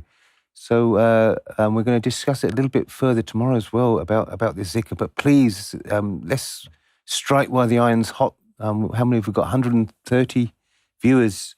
This should be on 130 Facebook accounts now. It should be shared on your Facebook so your friends, family can enjoy this wonderful, wonderful. And you can probably copy-paste that intro to it as well. I should have done that on mine. I'm going to do that now. But please, let's get this shared out there far and wide. But yes, I felt exactly the same, Sheikh Tanveer. It's embedded with delta waves, with binaural beats. Ooh. Oh, incredible! Sufi Master, administering the whole session himself. Yes. Oh. Yeah. Incredible. Thank you very much, Sheikh Tanveer. Thank you very much, viewers, for joining us. We'll see you tomorrow. And please, everybody, stay safe and always stay tuned. See you tomorrow, Gaur Office.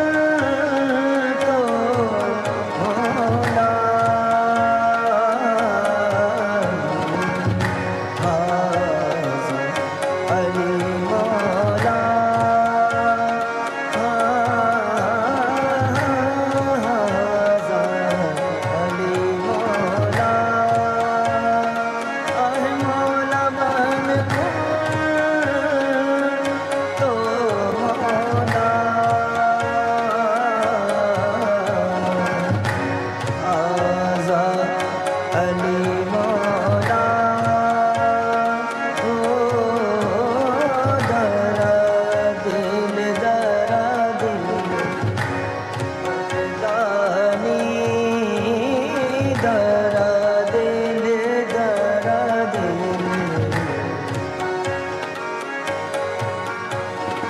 ہم تم تنا نا نا نا تنا نا نا رے ہم تم تنا نا نا نا تنا نا نا رے یا لا لے یا لا لے یا لا رے یا لا یا لا یا لا یا لا یا لا یا لا رے من کنٹو مولا هذا علی مولا هذا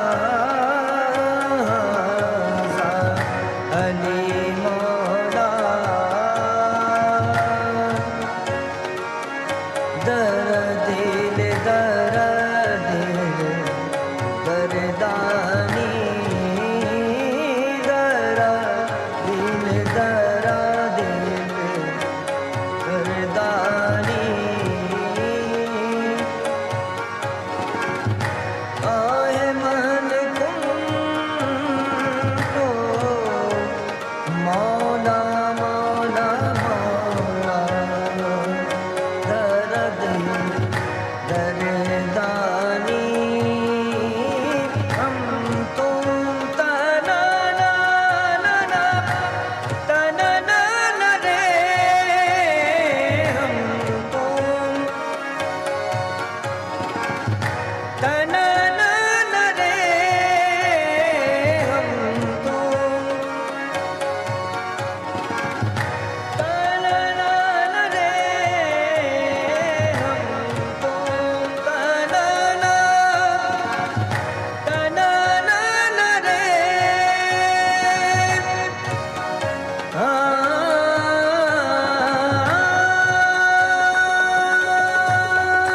تنا نا نا رے تنا نا تنا نا نا رے تنا نا تنا نا تنا نا نا رے تنا نا ہم تم تنا نا نا نا تنا نا نا رے تنا نا تنا نا نا رے تنا نا تنا نا تنا نا نا رے تنا نا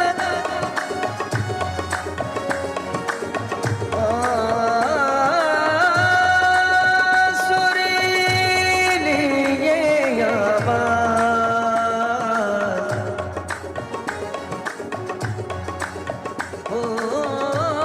سریلی یہ آواز اس شوق کی سی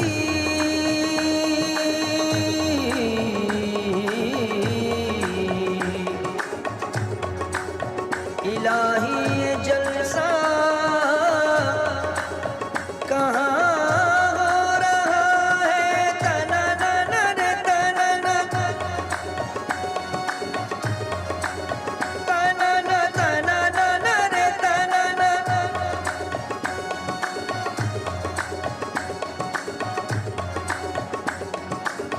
تن رے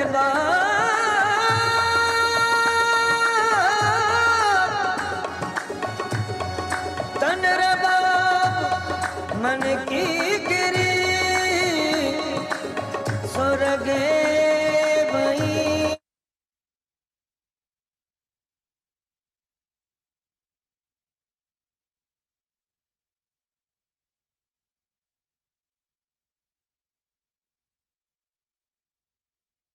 السلام علیکم، نمسکار، ست سری اکال، گڈ ایوننگ.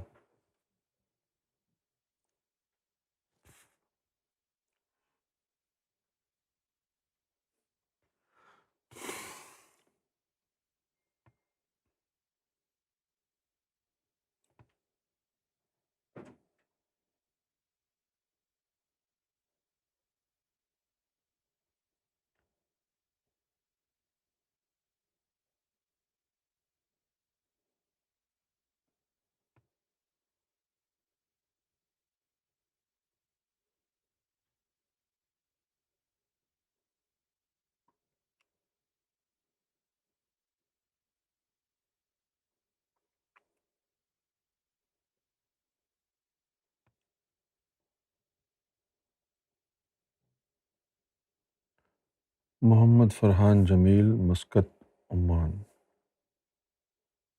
کچھ کلیریفیکیشن چاہیے۔ بعض لوگ کہتے ہیں کہ جو ولایت وہبی ہوتی ہے وہ نبیوں کے مشرب پر ہوتی ہے، لیکن جو ولایت کسبی ہوتی ہے وہ کسی مشرب پر نہیں ہوتی۔ کیا یہ بات ٹھیک ہے؟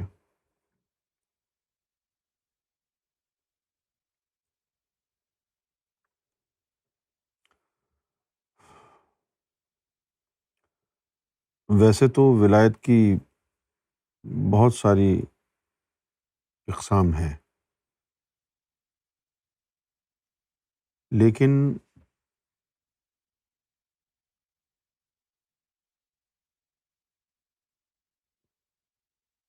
ان کو دو حصوں میں تقسیم کیا جائے تو آسانی رہے گی۔ ایک ہوتی ہے ولایت، جس میں اردو زبان میں جب ہم لکھتے ہیں تو واو کے نیچے زیر ہے، وہ کہلاتی ہے ولایت۔ یہ جو زیر ہے نیچے واو کے، اس سے پتہ چلتا ہے کہ یہ نیچے کی ولایت ہے۔ اور دوسری ہے ولایت، اس پہ واو کے اوپر زبر ہے، اس کا تعلق اوپر سے ہے۔ تو جو ولایت ہے جس کا تعلق اوپر سے ہے، اللہ سے ہے،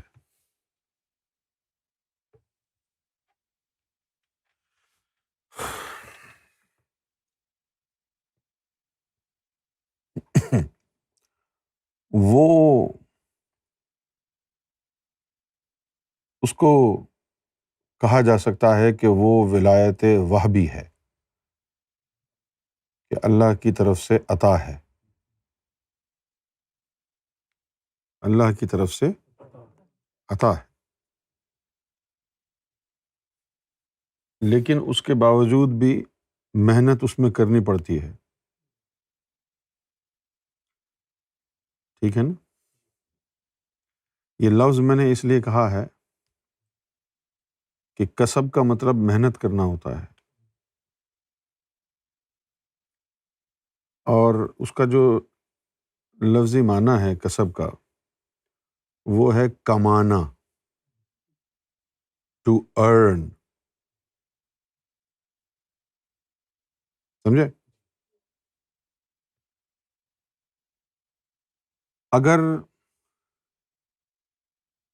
حقیقت کو مد نظر رکھتے ہوئے سوچا جائے تو کوئی بھی مقام اور مرتبہ اللہ سے متعلقہ وہ بنیادی طور پر کسب ہی نہیں ہے، اللہ کی عطا سے مشروط ہے۔ اگر کسبی ہو تو اس کا معنی یہ ہے کہ اس میں اللہ کا عمل دخل نہیں ہے، کوئی بھی محنت کر کے حاصل کر لے۔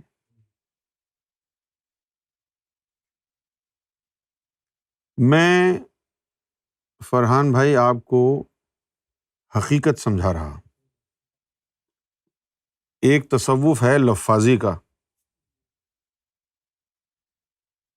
اور ایک تصوف ہے حقیقت کا جو کہ ایگزسٹنٹ ہے، اور ایک ہے فریزولوجی کا جس میں صرف باتیں ہیں۔ سمجھے آپ؟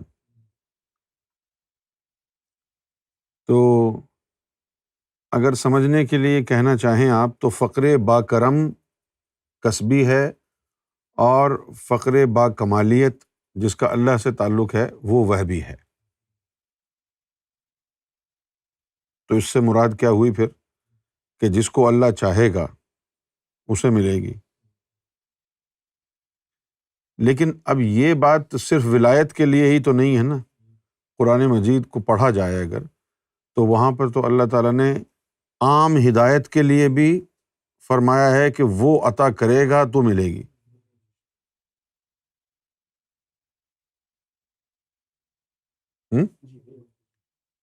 ہدایت جو ہے اللہ کی طرف سے عطا ہوگی. ایمان،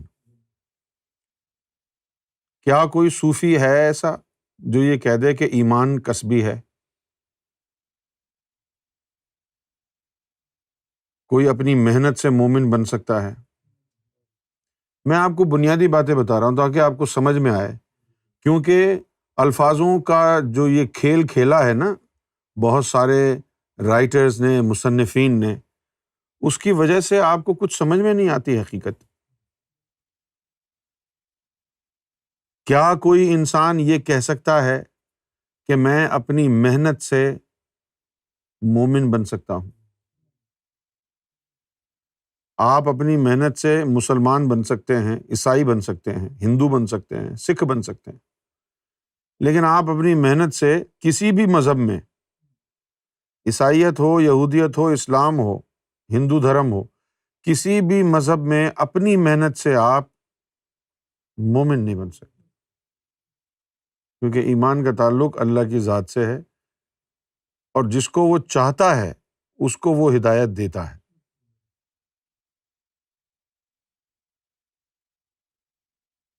تو نہ صرف یہ ہے کہ ولایت، میں تو سمجھتا ہوں کہ درجہ ایمان بھی اللہ کی عطا کے بغیر ثابت نہیں ہوتا. خاص طور پر اگر ولایت کے بارے میں کہا جائے، اب وہ جو فخر باکرم کی جو ولایت کے مرتبے ہیں وہ ولایت تھوڑی ہے، بس نام کی ولایت ہے.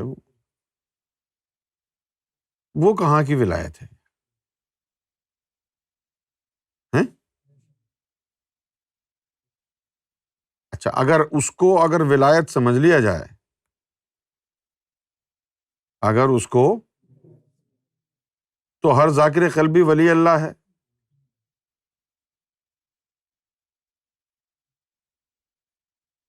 کیونکہ یہ جو ذکر قلب کا چلنا ہے، قلب کی بیداری جو ہے، یہاں سے طریقت شروع ہو جاتی ہے. قلب اگر آپ کا بیدار ہو گیا ہے، دل اللہ اللہ کر رہا ہے، تو اب تو یعنی آپ تو اللہ کے لیے لائبلٹی بن جائیں گے. لائبلٹی کا مطلب سمجھتے ہیں نا آپ؟ کہ آپ کا تو تعلق، رشتہ جڑ گیا اللہ سے، اب جیسے بھی ہیں اللہ کو نبھانا پڑے گا. صحیح ہے نا؟ کیونکہ اس کی رشتہ داری میں آ گئے نا. جب ذکر قلب چل گیا آپ کا، دل میں اللہ اللہ ہو گئی، کیونکہ اس کی مرضی، اس کی رضا، اس کے حکم کے بغیر قلب بیدار ہو نہیں سکتا. اس کی رضا کے بغیر، اس کے حکم کے بغیر قلب بیدار ہو نہیں سکتا. قلب بیدار اگر ہو گیا ہے، ذکر قلب چل گیا ہے آپ کا، تو اللہ نے آپ کو قبول کیا ہے.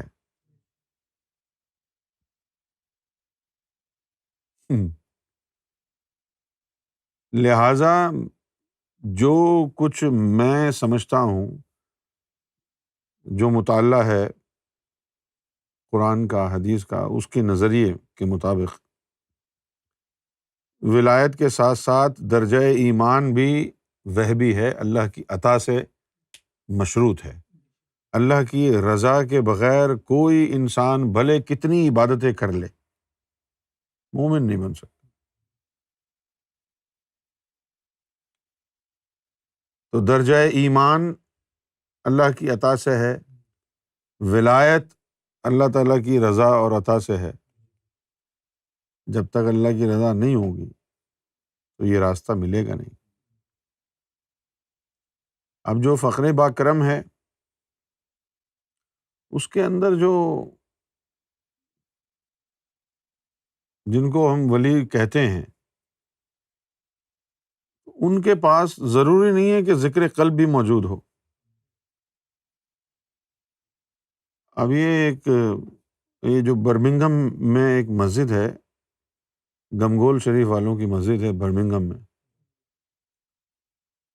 تو ان کے جو مرشد ہیں ان کا نام ہے میاں محمد اسحاق، اور وہ وقت کے غوث تھے، کوہاٹ سے ان کا تعلق تھا۔ تو ان کا خلیفہ جو ہے، انہوں نے اپنا خلیفہ یہاں پر مقرر کیا، اس خلیفہ کا نام تھا مولانا عمر۔ ہم اسے ملنے کے لیے گئے تو ہم نے کہا بھی غوث الزماں کا خلیفہ ہے۔ جب لوٹ کے واپس آئے تو سرکار نے فرمایا اس کے پاس ذکر قلب نہیں ہے، تمہارے پاس ہے۔ غوث الزماں کا خلیفہ ہے اور اس کا ذکر قلب، آپ کو پتہ نہیں ہے کہ آپ کو کیا سرکار گوھر شاہی نے عطا کر دیا۔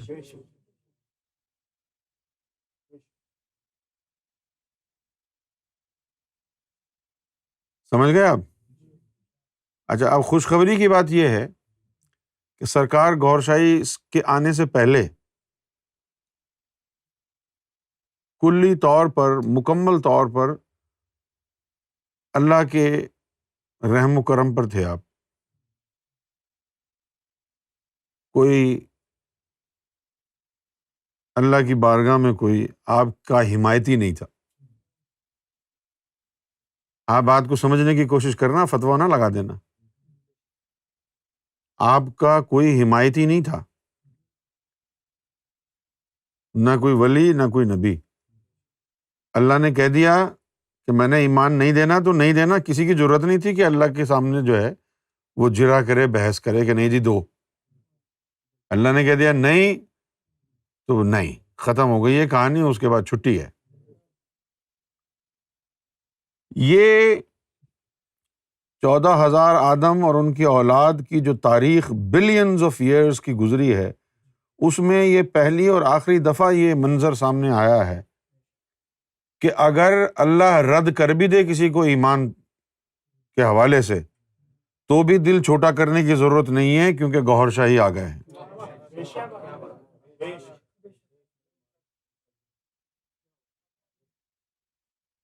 یعنی اللہ نے کہہ دیا جی نہیں،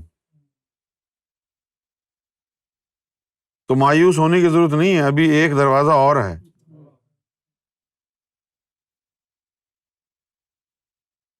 ایک دروازہ، ہاں، وہ کھٹکھٹانا پڑے گا، اور وہ جو دروازہ ہے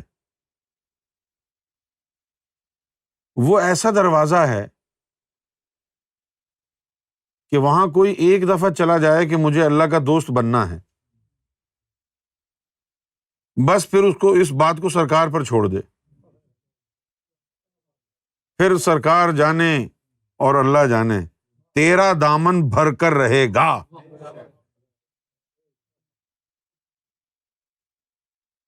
سرکار گوھر شاہی نے تریاق قلب میں فرمایا پہنچ گیا جب تو میرے نشے من میں، پھر میں کیا اور خدا کیا۔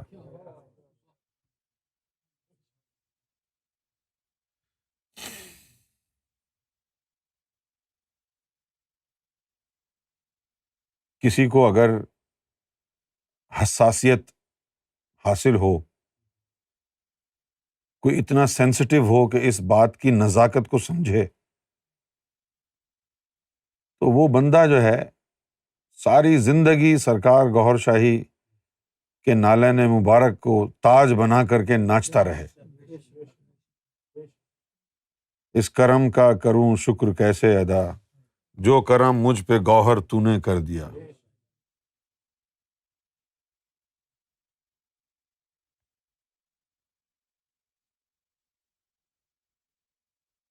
اس سے پہلے تو تھا نہیں ہے، کون جائے گا؟ کون جائے گا؟ سب کو اپنی اپنی پڑی ہے، تو یہ ہیں؟ کون سا سلطان جائے گا تیری سفارش لے کے؟ کون جائے گا؟ غوث اعظم جائیں گے تیری سفارش لے کے؟ اللہ نے کہہ دیا میں نے ہدایت نہیں دینی۔ آپ کو پتا ہے اللہ کا جلال کیسا ہے؟ وہ کہے جی نہیں، میں نے ہدایت نہیں دینی۔ اب اب کس کو پڑی ہے کہ وہ اپنی ولایت خطرے میں ڈال کے اللہ سے دوبارہ بولے کہ نہیں جی وہ اللہ کے آگے کون بول سکتا ہے کوئی؟ یہ جو کھلا ہے در گوہر شاہی، یہ ہے جس کا کرم جو ہے وہ اس کی تمثیل نہیں ہے، اس کی مثال نظیر نہیں ہے۔ یہ وہ واحد سرکار گوہر شاہی کا وہ واحد در ہے کہ جہاں پر آپ بس چلے جائیں، تقدیر کو اٹھا کے باہر پھینک دیں، کیا لکھا ہے اس میں؟ تقدیر ازل میں لوح تقدیر جو ہے اس میں کیا لکھا ہے اٹھا کے باہر پھینک دیں، فرق ہی نہیں پڑتا ہے۔ جب گوہر شاہی کے در پہ آ گئے، اب تقدیر کا رونا نہیں رونا، اب تو لینا ہے، تقدیر میں ہو یا نہ ہو۔ اوے تقدیر میں ہو اور تجھے کوئی عطا کرے تو اس کا کیا کمال ہے؟ تیری تقدیر میں ایمان لکھا ہو اور پھر کوئی مرشد تجھے وہاں تک پہنچا دے، یہ کیا کرامت ہے؟ یہ کون سا کمال ہے؟ سرکار گوہر شاہی نے فرمایا کہ بھائی انڈا اگر صحیح ہے تو اس میں سے تو چوزا کوئی بھی نکال لے گا۔ کرامت تو یہ ہے کہ گندے انڈے میں سے چوزا نکال کے دکھائے۔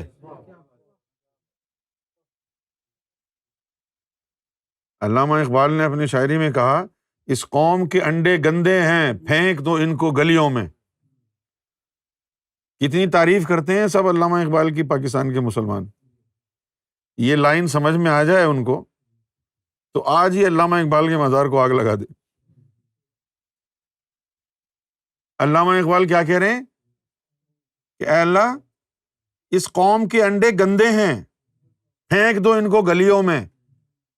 ان کے دل میں کفر اور الحاد اتنا پھیل گیا ہے کہ اب یہ دل، اس قوم کے دل بیدار نہیں ہوں گے، پھینک دو ان کو اٹھا کے گلیوں میں۔ اور اسی قوم کے گندے انڈوں کو گوہر شاہی نے اپنے دامن میں آج پناہ دے رکھی ہے۔ اس قوم کے انڈے گندے ہیں، پھینک دو ان کو گلیوں میں۔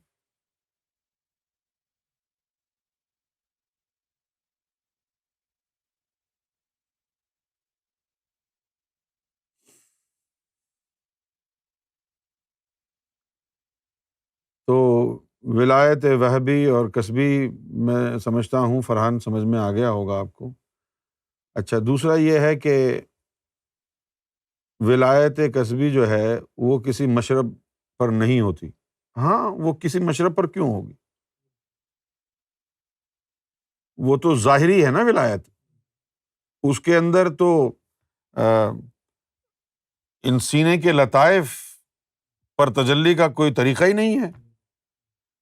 بھئی مشرب تبھی ہوگا نا کہ جب آپ کا سینہ منور ہوگا اور کوئی 5 مرسلین میں سے ایک کوئی مرسل جس لطیفے پر اس کو نبوت ملی، ولایت ملی، آپ کے اس لطیفے کو چنے گا فیض کے لیے۔ جب آپ کا سلسلہ نور ہے ہی نہیں، شرح صدر ہے ہی نہیں، تو مشرب کہاں سے آئے گا؟ تو یہ جو کسبی ولایت ہے یہ نام کی ولایت ہے، یہ کام کی ولایت نہیں ہے، اس میں شرح صدر نہیں ہے۔ شرح صدر جس ولایت میں ہے وہ ولایت وہبی ہے۔ مشرب وہ ہوتا ہے کہ جیسے آدم صفی اللہ کو اللہ تعالیٰ نے قلب کی نبوت اور ولایت دونوں عطا فرمائی۔ یہ جو مرسلین ہیں، سمجھے آپ؟ اچھا، اب آپ سمجھ لیجئے یہاں پر 3 چیزیں ہیں۔ ایک ہوتا ہے رسول، کہیے، اور ایک ہوتا ہے مرسل، اور ایک ہوتا ہے اولو الازل مرسل۔ اولو العزم 3 ہیں یہ، سمجھا آپ؟ تو یہ جو سینے کی تعلیم ہے نہ رسول کو ہوتی ہے نہ مرسل کو ہوتی ہے، اولو العزم مرسل کو ملتی ہے۔ کس کو ملتی ہے؟ اولو العزم مرسل کو۔ جس طرح الیاس علیہ الصلوۃ والسلام کو بھی قرآن مجید میں کہا گیا ہے وہ بھی مرسل ہیں، لیکن انہوں نے کوئی دین تو قائم نہیں کیا۔ کوئی ہے آپ کے پاس ثبوت کہ کوئی کتاب اتری ہو الیاس علیہ السلام کے اوپر؟ ہے جی، نہیں اتری نا۔ تو یہ آدم صفی اللہ اولو العزم مرسل ہے۔ ان کو جو اولو العزم مرسل ہوگا، جو وہ پہلے ولی ہوگا پھر مرسل ہوگا، پہلے اس کے پاس ولایت ہوگی پھر اس کے پاس رسالت ہوگی۔ اولو العزم مرسل بغیر ولایت کے ہوتا ہی نہیں ہے۔ اولو العزم مرسل ہاں بغیر ولایت کے ہوتا ہی نہیں۔ کیوں نہیں ہوتا؟ اس لیے نہیں ہوتا کہ اس میں اولو العزم مرسل کے لیے سینے کی تعلیم اللہ کی طرف سے آتی ہے، اور سینے کی جو تعلیم ہے یہ ولایت میں ہے۔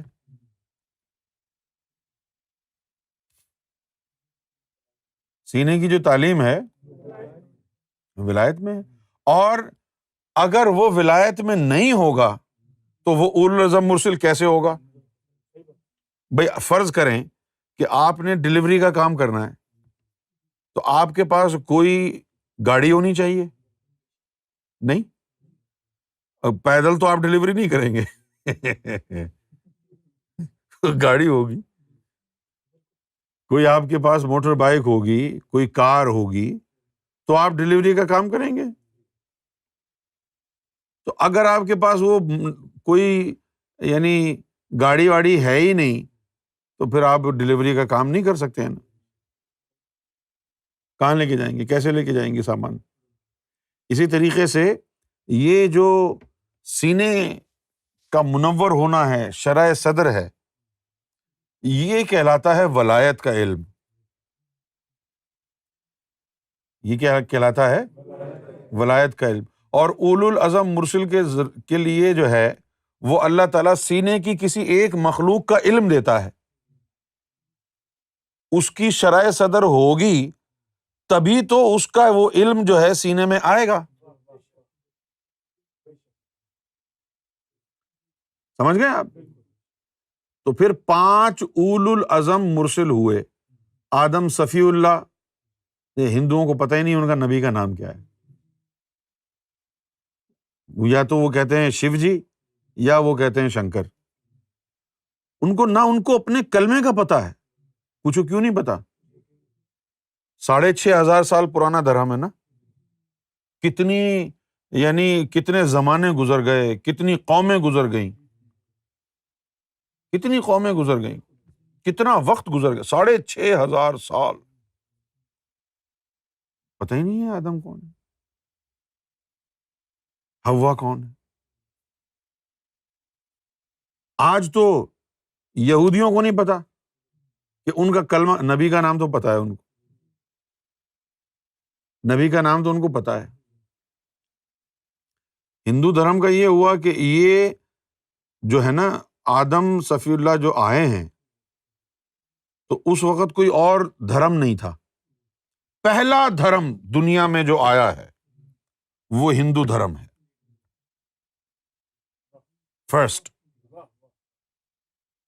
تو ان کی آدم صفی اللہ کی جو شکشا تعلیم تھی اس میں سے برانچز نکلی ہیں، اس کی ایک برانچ ہندو دھرم ہے۔ ابھی جو سکھزم ہے یہ بھی اسی کی ایک برانچ ہے۔ اور یہ میں بات آپ کو بتا دوں، سن لیں غور سے، یہ بات کہ ہندو جو ہے وہ مشرک ہے یا کافر ہے، یہ بات بہت بڑا بہتان ہے، الزام ہے۔ بنیادی طور پر ہندو دھرم جو ہے وہ مونوتھیسٹ ریلیجن ہے، ایک خدا کو ماننے والے، سمجھے آپ؟ اب وہ جو مورتیاں بہت ساری رکھی ہیں مندر میں، وہ خدا نہیں ہیں، وہ خدا کے جو مختلف روپ آئے ہیں مختلف، تو اللہ کے مختلف جو روپ آئے ہیں انہوں نے اس کو مورتی کی شکل بنا کر کے وہاں رکھا ہے۔ ان کو بھی پتا ہے کہ یہ خدا نہیں ہے، ان کو بھی پتا ہے کہ یہ پتھر کی مورتیاں ہیں، لیکن یہ روپ جو آئے ہیں یادگار کے لیے سامنے رکھے ہیں۔ وہ جانتے ہیں کہ رب جو ہے نا وہ اوپر ہی ہے، نیلی چھت والا، وہ اوپر ہی بیٹھا ہوا ہے۔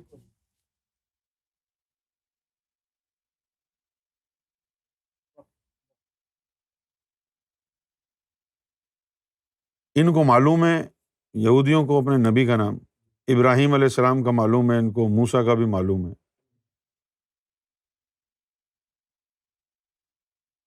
اب یہ جو عیسائی ہیں، ان میں کیونکہ بہت 2000 سال گزر گئے، اور 2000 سال گزرنے کے علاوہ ایک اور دوسری جو اہم بات ہے نا وہ یہ ہے،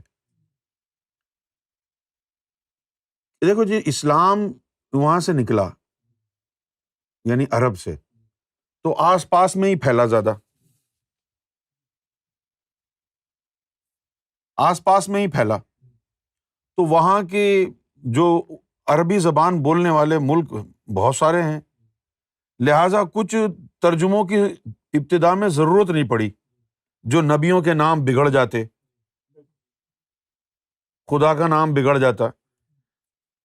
یہ جو عیسائیت ہے یہ تو بہت بڑی ٹرانسفارمیشن سے گزری ہے، کیونکہ یورپ کا تو مذہب ہے ہی نہیں، یہ نہ یہ مذہب ہے امریکہ کا، نہ یہ ساؤتھ امریکہ کا مذہب ہے، نہ یہ نارتھ امریکہ کا مذہب ہے، نہ یہ آسٹریلیا نیوزی لینڈ کا مذہب ہے۔ یہ مذہب تو یروشلم سے نکلا ہے۔ تو اگر اس کی صحیح ٹرمینالوجی جاننی ہے تو وہاں کی کتابوں میں ملے گی نا۔ اس کے بعد تو بڑے پیمانے پر اس کو ایک پولیٹیکل ایشو بنا کر مذہب کو استعمال کیا گیا۔ وہ ساری جو تعلیم ہے بائبل کی وہ اب اپنی اوریجنل لینگویج میں نہیں ہے۔ بھائی عیسیٰ علیہ الصلوۃ والسلام کے حوالے سے دیکھیں آپ کہ آپ جو یورپ اور امریکہ اور آسٹریلیا میں ان کی جو تصویریں عیسیٰ علیہ السلام کی انہوں نے بنائی ہیں، ابھی گوگل کر کے دیکھ لیں تو اس میں آپ کو ملے گا کہ عیسیٰ علیہ السلام کے انہوں نے سنہرے بال دکھائے ہیں۔ آپ ذرا خود سوچیں، کیا عیسیٰ علیہ الصلوۃ والسلام کوپن ہیگن میں پیدا ہوئے تھے؟ اسٹاک ہوم میں پیدا ہوئے تھے؟ ایمسٹرڈیم میں تو پیدا نہیں ہوئے، نہ پیرس میں جرمنی میں پیدا ہوئے، نہ لندن واشنگٹن میں پیدا ہوئے، تو ان کے تم کیوں دکھا رہے ہو سنہرے بال؟ یروشلم میں جو پیدا ہوتے ہیں ان کے سنہرے بال ہوتے ہیں، وہ تو ایشیائی رنگت ہے نا، تو آپ نے کیوں ان کے سنہرے بال کیے ہوئے ہیں؟ آپ نے اپنے مذہب کا بیڑا غرق کر دیا ہے۔ تم تو رو رہے ہو کہ نام بگاڑ دیا، انہوں نے تو عیسیٰ علیہ السلام کا امیج ہی بگاڑ کے رکھ دیا۔ بھائی وہ تو ایشیائی ہیں۔ عیسیٰ علیہ الصلوۃ والسلام کہاں پیدا ہوئے؟ یروشلم میں پیدا ہوئے نا، تو یروشلم تو ایشیا میں آتا ہے۔ تو پھر آپ نے جو تصویریں چرچ میں بنا کے لگا رکھی ہیں جس میں عیسیٰ علیہ السلام کے سنہرے بال ہیں، داڑھی بھی آپ نے جو ہے وہ سنہری دکھائی ہے جیسے یورپینز کی ہوتی ہے، یہ کتنی بڑی زیادتی کی بات نہیں ہے؟ جو نئی نسل بچوں کی پیدا ہوگی وہ تو یہی سمجھیں گے کہ عیسیٰ علیہ السلام یورپین ہیں یا امریکن ہیں، ان کو تو پتہ ہی نہیں چلے گا۔ تو اس طرح مذاہب میں بہت گڑبڑ ہوئی، مذہبی کتابوں میں، مذہب کے فلسفوں میں، یہاں تک کہ اب عیسیٰ علیہ الصلوۃ والسلام کی جو تصویر ہے اس کا جو ڈسکرپشن ہے اس کے اندر گڑبڑ ہو گئی۔ کسی بھی انسان سے پوچھ لیں، یورپین سے پوچھ لیں کہ ہاں بھائی ذرا یہ تو بتا دو یار کہ عیسیٰ علیہ السلام کہاں پیدا ہوئے تھے، وہ کہے گا جی یروشلم میں پیدا ہوئے تھے۔ اچھا بھائی تو پھر وہ کون ہے؟ عیسیٰ علیہ السلام یورپین ہے یا ایشین ہے؟ پھر جھٹکا اس کو لگے گا، کہا یار ہیں تو ایشین۔ اچھا بھائی ایشین ہے تو تم نے اپنی تصویروں میں ان کے بال جو ہے سنہرے کیوں دکھائیں؟ اوہ دیٹس اے پرابلم۔ تو یہ اس طرح کی چیزیں پھیلتی رہتی ہیں کیونکہ آپ لوگوں تو اللہ رسول سے کوئی کام نہیں ہے، لہٰذا آپ کو پرواہ ہی نہیں ہے، جو ہو رہا ہے ہونے دو۔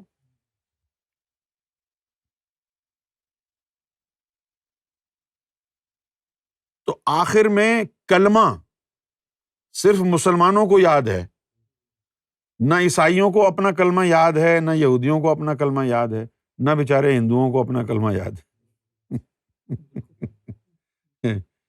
اس لیے ہم پانچوں مرسلین کے کلمے روزانہ جو ہے دہراتے ہیں، وہ الرا ٹی وی چینل پہ گونجتے ہیں تاکہ لوگوں کو پتہ چلے کہ بھئی فلاں مذہب کا کلمہ یہ ہے، لا الہ الا اللہ آدم صفی اللہ۔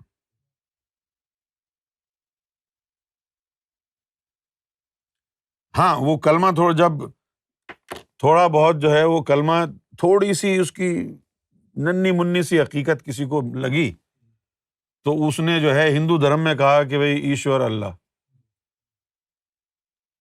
وہ صفی اللہ سے ہوتا ہوتا ایشور ہو گیا، صفی اللہ سے ہوتا ہوتا ہاں وہ ایشور۔ ابھی یعنی کچھ عرصے تک پہلے بھی ہندو یہ پڑھتے تھے ایشور اللہ تیرو نام رام بھی تو رحیم بھی تو، لیکن اب جو آ رہی ہے پود ہندوؤں میں ان کو کچھ اور سکھایا جا رہا ہے، یعنی بغض و عناد کی بنیاد پر اللہ کے نام کو نکال دیا جا رہا ہے۔ حالانکہ شرڈی کے جو سائے بابا تھے، آپ دیکھیں ان کی زندگی کے حالات اٹھا کے، ان کی ہتھیلی پہ اللہ لکھا ہوا تھا، سائے بابا کی ہتھیلی پہ اللہ لکھا ہوا تھا، اور جو بھی ان کے پاس من کی مراد لے کے آتا تھا تو سائے بابا فرماتے تھے کہ اللہ مالک، ایک ہی لفظ ہمیشہ بولا ہے اللہ مالک۔ اور سائے بابا نے ساری زندگی کہاں گزاری؟ ایک مسجد میں۔ سائے بابا نے ایک ٹوٹی پھوٹی غیر آباد مسجد تھی، تو انہوں نے کہا کہ میں اللہ کے گھر کو آباد کر دیتا ہوں۔ لوگوں نے کہا کہ اللہ کے گھر کو آباد کیسے کریں گے؟ کہا کہ میں اس مٹی کے ٹوٹے پھوٹے گھر میں جا کے رہوں گا تو وہ آباد ہوگا، پھر وہاں میں بیٹھ کے یہ چلتے پھرتے مٹی کے جو گھر ہیں جن میں ایک چھوٹا سا کمرہ ہے ہردے دل، میں ان دلوں میں اللہ کا نور پہنچاؤں گا، اس طرح اللہ کا گھر آباد ہو جائے گا۔ تو مشرب کے لیے ضروری ہے کہ آپ کو سینے کے 5 لطیفے جو ہیں ان میں سے کسی ایک لطیفے پر تجلی پڑے، جس پر تجلی پڑے گی وہ لطیفہ جس اولو العزم مرسل کا ہوگا آپ کا روحانی مشرب وہی ہوگا، ٹھیک ہے؟ اگر آپ کے لطیفہ قلب پر تجلی پڑے گی تو آپ کا مشرب آدمی ہوگا، آدم سے جڑا۔ تجلی اگر پڑ گئی آپ کے لطیفہ سری پر تو پھر مشرب آپ کا ہو گیا موسوی، موسیٰ علیہ السلام۔ اگر تجلی پڑ گئی آپ کی لطیفہ خفی پر تو پھر آپ کا مشرب ہوگا عیسوی اور آپ قلندر ہوں گے۔ یہاں دیکھیں انڈیا پاکستان میں بڑے بڑے روحانی سلسلے بنائے ہوئے ہیں جن کا نام قلندر ہے، قلندریہ سلسلہ، جو بھی آ کے بیعت ہوگا وہ بھوتنی کا قلندر ہو جائے گا۔ ابے قلندر کیسے ہوگا؟ قلندر بننے کے لیے لطیفہ خفی پر تجلی پڑتی ہے، گھن چکر۔ جن کے لطیفہ خفی پر تجلی پڑے گی ان کا مشرب عیسوی ہوگا، وہ قلندر ہوں گے نا۔ تو کدھر سے قلندر آیا؟ ابھی تو آپ جا کے دیکھیں ممبئی میں، بھوپال میں اور بہار میں نہ جانے کہاں کہاں لوگ بیٹھے ہوئے ہیں، قلندر بنا رہے ہیں سب کو۔ اچھا بنا بیوقوف رہے ہیں تو کہتے ہیں ہم قلندر بنا رہے ہیں۔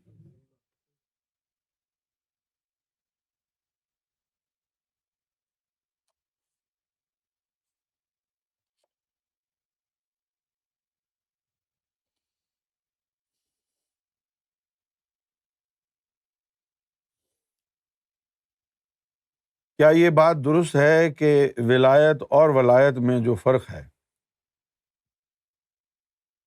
ان میں سے ایک فرق یہ بھی ہے کہ جو ولایت کسبی ہوتی ہے وہ اصل میں ولایت ہوتی ہے، ولایت نہیں ہوتی۔ جو ولایت کسبی ہوتی ہے وہ اصل میں ولایت ہوتی ہے، ولایت نہیں ہوتی۔ واو کے اوپر زبر یا زیر جو ہو جانے سے کسبی اور وہبی کا فرق بھی ہو جاتا ہے۔ کیا یہ بات ٹھیک ہے؟ نہیں، یہ تو ایک شناخت بتائی ہے کہ جس سے اللہ کا تعلق ہوتا ہے نا، جس دوستی سے، اس کو پڑھا جاتا ہے ولایت، تاکہ آپ کو فرق پتہ چلے۔ اور جس میں مرتبہ ہو اور اللہ سے تعلق نہ ہو وہ ولایت ہے۔ سمجھ گئے؟ کیونکہ ولایت میں تجلیاں پڑتی ہیں ولی پر، ولایت میں کوئی تجلی نہیں پڑتی۔ اس نے سنتیں بھی پڑھنی ہیں، فرائض بھی پڑھنے ہیں، وتر بھی پڑھنے ہیں، نوافل بھی پڑھنے ہیں، سب کچھ پڑھنے ہیں۔ وہ بھوکا رہے گا، سنتیں نہیں چھوڑے گا۔ اور جس پر تجلی پڑ رہی ہے ہو سکتا ہے وہ فرض بھی چھوڑ دے، کیونکہ وہ تو تجلی کی زد میں، اس کو کیا چاہیے؟ کیوں بھائی؟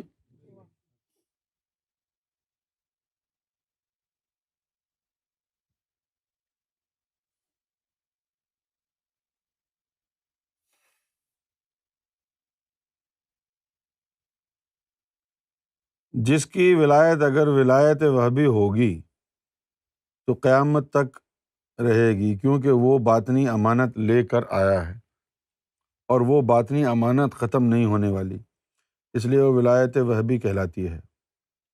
اور جس کو اس امانت میں سے اگر ولایت کا حصہ ملتا ہے وہ فیض کی صورت میں ولایت پہ کسبی ہوتی ہے۔ کیا یہ بات درست ہے؟ یار یہ باتیں جو ہیں شاید کسی کتاب کی ہیں اور بڑی الجھا دینے والی باتیں ہیں۔ جو اصل صوفی فقیر ہوتا ہے اس کی باتیں بالکل سیدھی سیدھی ہوتی ہیں۔ سیدھی سیدھی بات کیا ہے کہ بھائی اللہ کا دیدار کیا ہے، اللہ سے یا دیدار کیا ہے یا کلام کیا ہے اللہ سے، تو وہ شرح صدر کے بعد ہی ممکن ہے۔ یہ ہے ولایت اصل میں۔ اور جو شرح صدر کے بغیر ہے وہ ایک نام کا ایک مرتبہ ہے۔ جیسے آپ کو اگر کوئی کنٹری کسی وجہ سے آنرری سٹیزن شپ دیتا ہے تو اس کا مطلب یہ نہیں ہوتا ہے کہ وہ اپنا پاسپورٹ آپ کو دے گا اور ایک عام سٹیزن کی طرح اس پہ ٹریول کریں گے اور آپ کو یہ فیسلٹی اور پریولیجز اس پاسپورٹ کی مل جائیں گی، وہ نہیں ہوتا۔ تو یہ بھی جو ہے ایک آنرری ولایت ہے جس میں کوئی اسپرچول پرکس نہیں ہے، ایک آنرری ولایت ہے یہ۔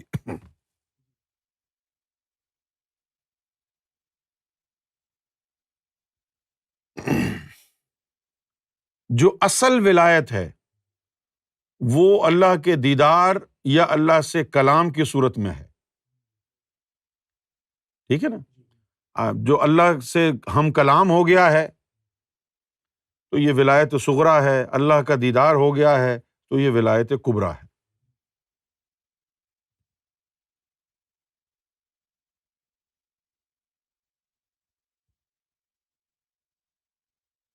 رہ گئی بات کہ قیامت تک جاری رہے گی یا نہیں رہے گی۔ آپ کے اعمال بھی قیامت تک ہیں، مٹیں گے تھوڑی۔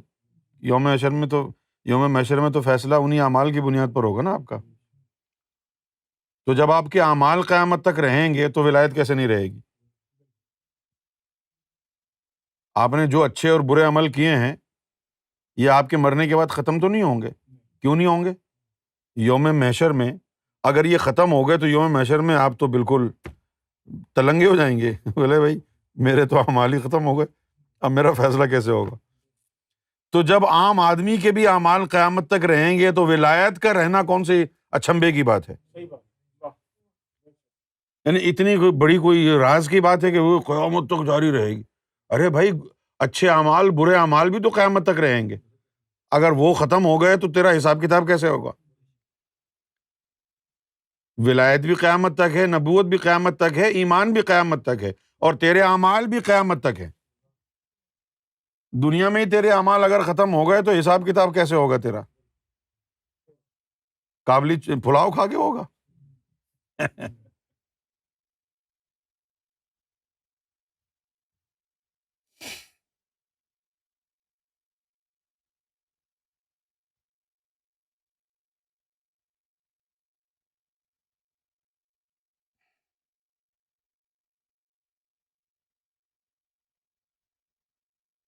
سید شاہ حنیف، کیا ریلیجن کاکٹیل بنا رہے ہو؟ ہاں بالکل صحیح فرمایا آپ نے، یہ ریلیجن کا کاکٹیل بنا رہے ہیں. یہ ریسیپی ہم کو قرآن مجید سے ملی ہے، ریلیجن کا کاکٹیل بنا دو، بنا رہے ہیں. قرآن مجید میں آیا ہے امت واحدہ کا تصور ہے کہ ساری امتیں اس امت میں ضم ہو جائیں گی. قرآن مجید کا تصور ہے کاکٹیل بنانا. آپ نے تو مذاق میں کہا ہے، لیکن دیکھو کتنے خوش قسمت ہیں آپ کی بات قرآن میں آئی ہوئی. ہاں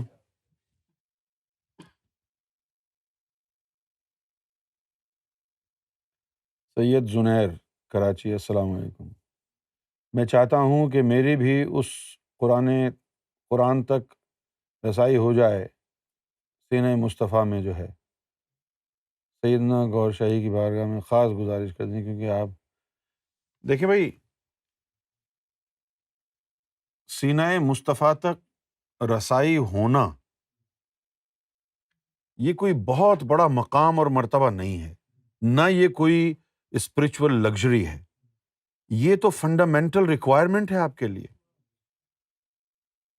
جیسا کہ یونائٹڈ نیشن میں لکھا ہے، ان کا جو چارٹر ہے کہ علم حاصل کرنا، تعلیم، ایجوکیشن حاصل کرنا ہر انسان کا فنڈامنٹل رائٹ ہے. انسانی حقوق کی خلاف ورزی ہے کہ اگر آپ کسی کو تعلیم حاصل نہ کرنے دیں. جس طرح پاکستان میں طالبان نے کیا کیا ہے، افغانستان میں، پاکستان میں، کہ لڑکیوں کو، عورتوں کو تعلیم حاصل کرنے سے روک دیا. یہ ہیومن ایکٹ جو ہے نا، اس کے تحت جو یونائٹڈ نیشنز کا چارٹر ہے اس کی کمپلیٹ وائیولیشن ہے کہ کسی انسان کو تعلیم سے روکنا. پاکستان میں جو سندھی کرتے ہیں، بڑے بڑے وڈیرے ہیں، کیا کرتے ہیں وہ کہ وہ اپنے گاؤں میں، اپنے جہاں ان کا یعنی پتہ نہیں کیا کہتے ہیں سندھی میں اس کو، گاؤں جہاں پر وہ رہتے ہیں، گوٹھ، تو وہاں جو ان کے لوگ ہیں وہ ان کو غلام بنا کے رکھتے ہیں، اور ان کی نسل در نسل غلامی چلتی ہے. اور ان کی یہ کوشش ہوتی ہے، یہ جو وڈیرے ہیں سندھ میں، اندرون سندھ میں وڈیرے جو ہیں، ان کی یہ کوشش ہوتی ہے کہ یہاں کوئی علم حاصل نہ کر پائے، ورنہ اس کو شعور آ جائے گا، ہماری غلامی چھوڑ کے بھاگ جائے گا. اس لیے تعلیم سے دور رکھتے ہیں. یہ ہو رہا ہے نا دنیا میں. اسی طریقے سے سینہ مصطفیٰ تک رسائی حاصل کرنا آپ کا فنڈامنٹل گول ہے. اگر مصطفیٰ تک رسائی نہ ہوئی تو پھر آپ کے پاس امتی ہونے کا کوئی ثبوت ہی نہیں ہے. علامہ صاحب نے کیا فرمایا تھا، بمصطفیٰ برساں خیش را کے دیں ہما اوست، اگر بہو نہ رسیدی تمام بو لہبیست. کہ بمصطفیٰ برساں خیش را کے دیں ہما اوست، کہ اے مسلمان محمد رسول اللہ کی ذات تک رسائی حاصل کر لے، کہ دی ہما اوست، کہ ان کی جو ذات ہے وہ ذات محمد کی صلی اللہ علیہ وسلم سراپا دین ہے. دین اسلام کی اگر آپ باڈی دیکھنا چاہتے ہیں تو وہ وجود مصطفیٰ ہے. تو بمصطفیٰ برساں خویش را کے دی ہم اوست، ان کی ذات تک رسائی حاصل کر لے اگر دین اسلام کو قبول کرنا چاہتا ہے. اگر بؤ نہ رسیدی، اگر ان تک رسائی حاصل نہ ہوئی، تمام بولا حبیز، تو پھر اپنی مسلمانیت کو اسلام نہ کہنا بولہبی ہے. تو یہ تو آپ کے لیے بنیادی ضرورت ہے کہ سینہ مصطفیٰ صلی اللہ علیہ وآلہ وسلم تک آپ کی رسائی ہو. لیکن اس کا ایک طریقہ ہے. یہ نہیں ہوگا کہ آپ کا سینہ پکڑ کے کھینچا اور جوڑ دیا. ایسے نہیں جوڑتے ہیں سینے. سینے کو جوڑنے کے لیے پہلے سینے کو پاک کیا جاتا ہے.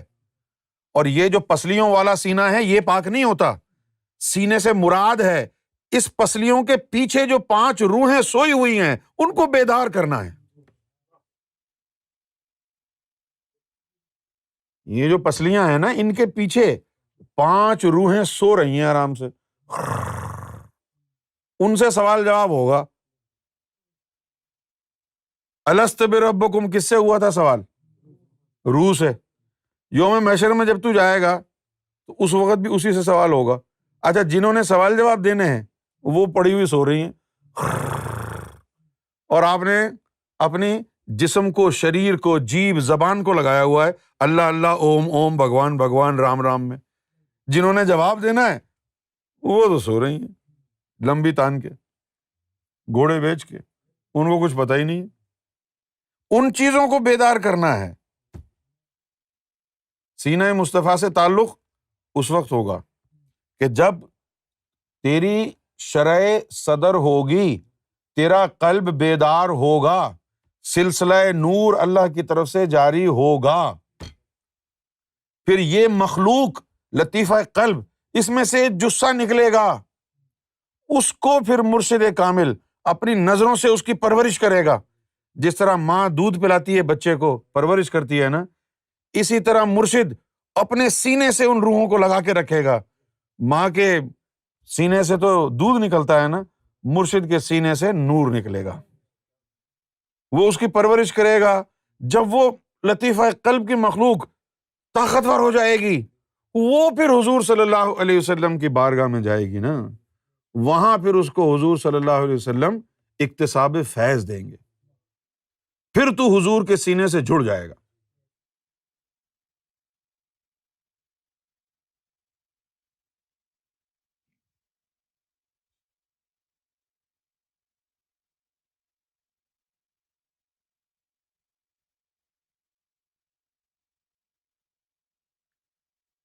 واٹ از گولڈن نور؟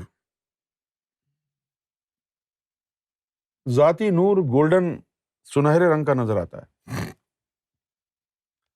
جو ذاتی نور کی تجلی ہوتی ہے وہ سنہرے رنگ کی ہوتی ہے. اور جو صفاتی نور ہوتا ہے اس کو یوں سمجھ لیں آپ، ذاتی نور ذات کو سمبولائز کیا ہے سن سے، اور صفات کو سمبولائز کیا ہے مون سے. مون سے جب لائٹ آتی ہے نیچے تو سفید ہوتی ہے. 14ویں کا چاند ہو، پورا نکلا ہوا ہو مون، تو وائٹ کول لائٹ.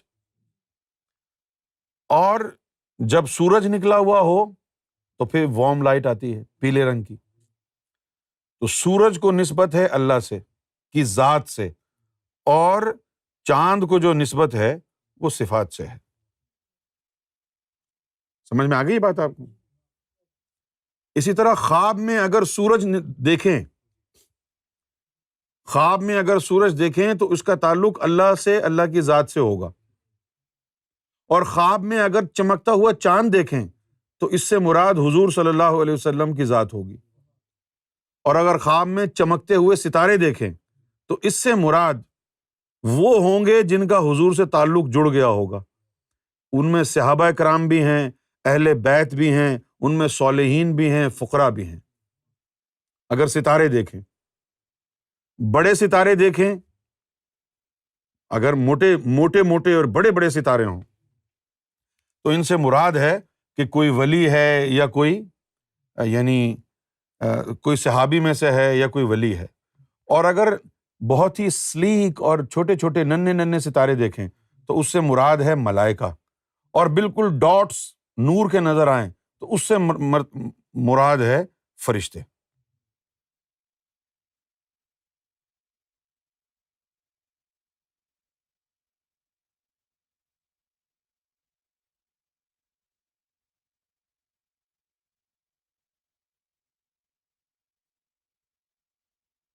ہارون اسد، گجرات۔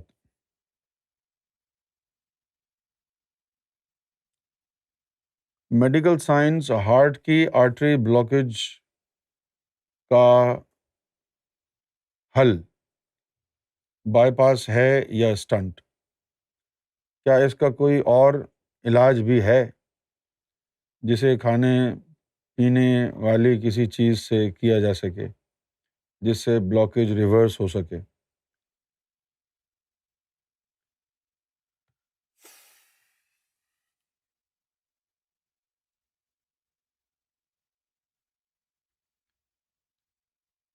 جب ہم الٹی سیدھی چیزیں کھاتے ہیں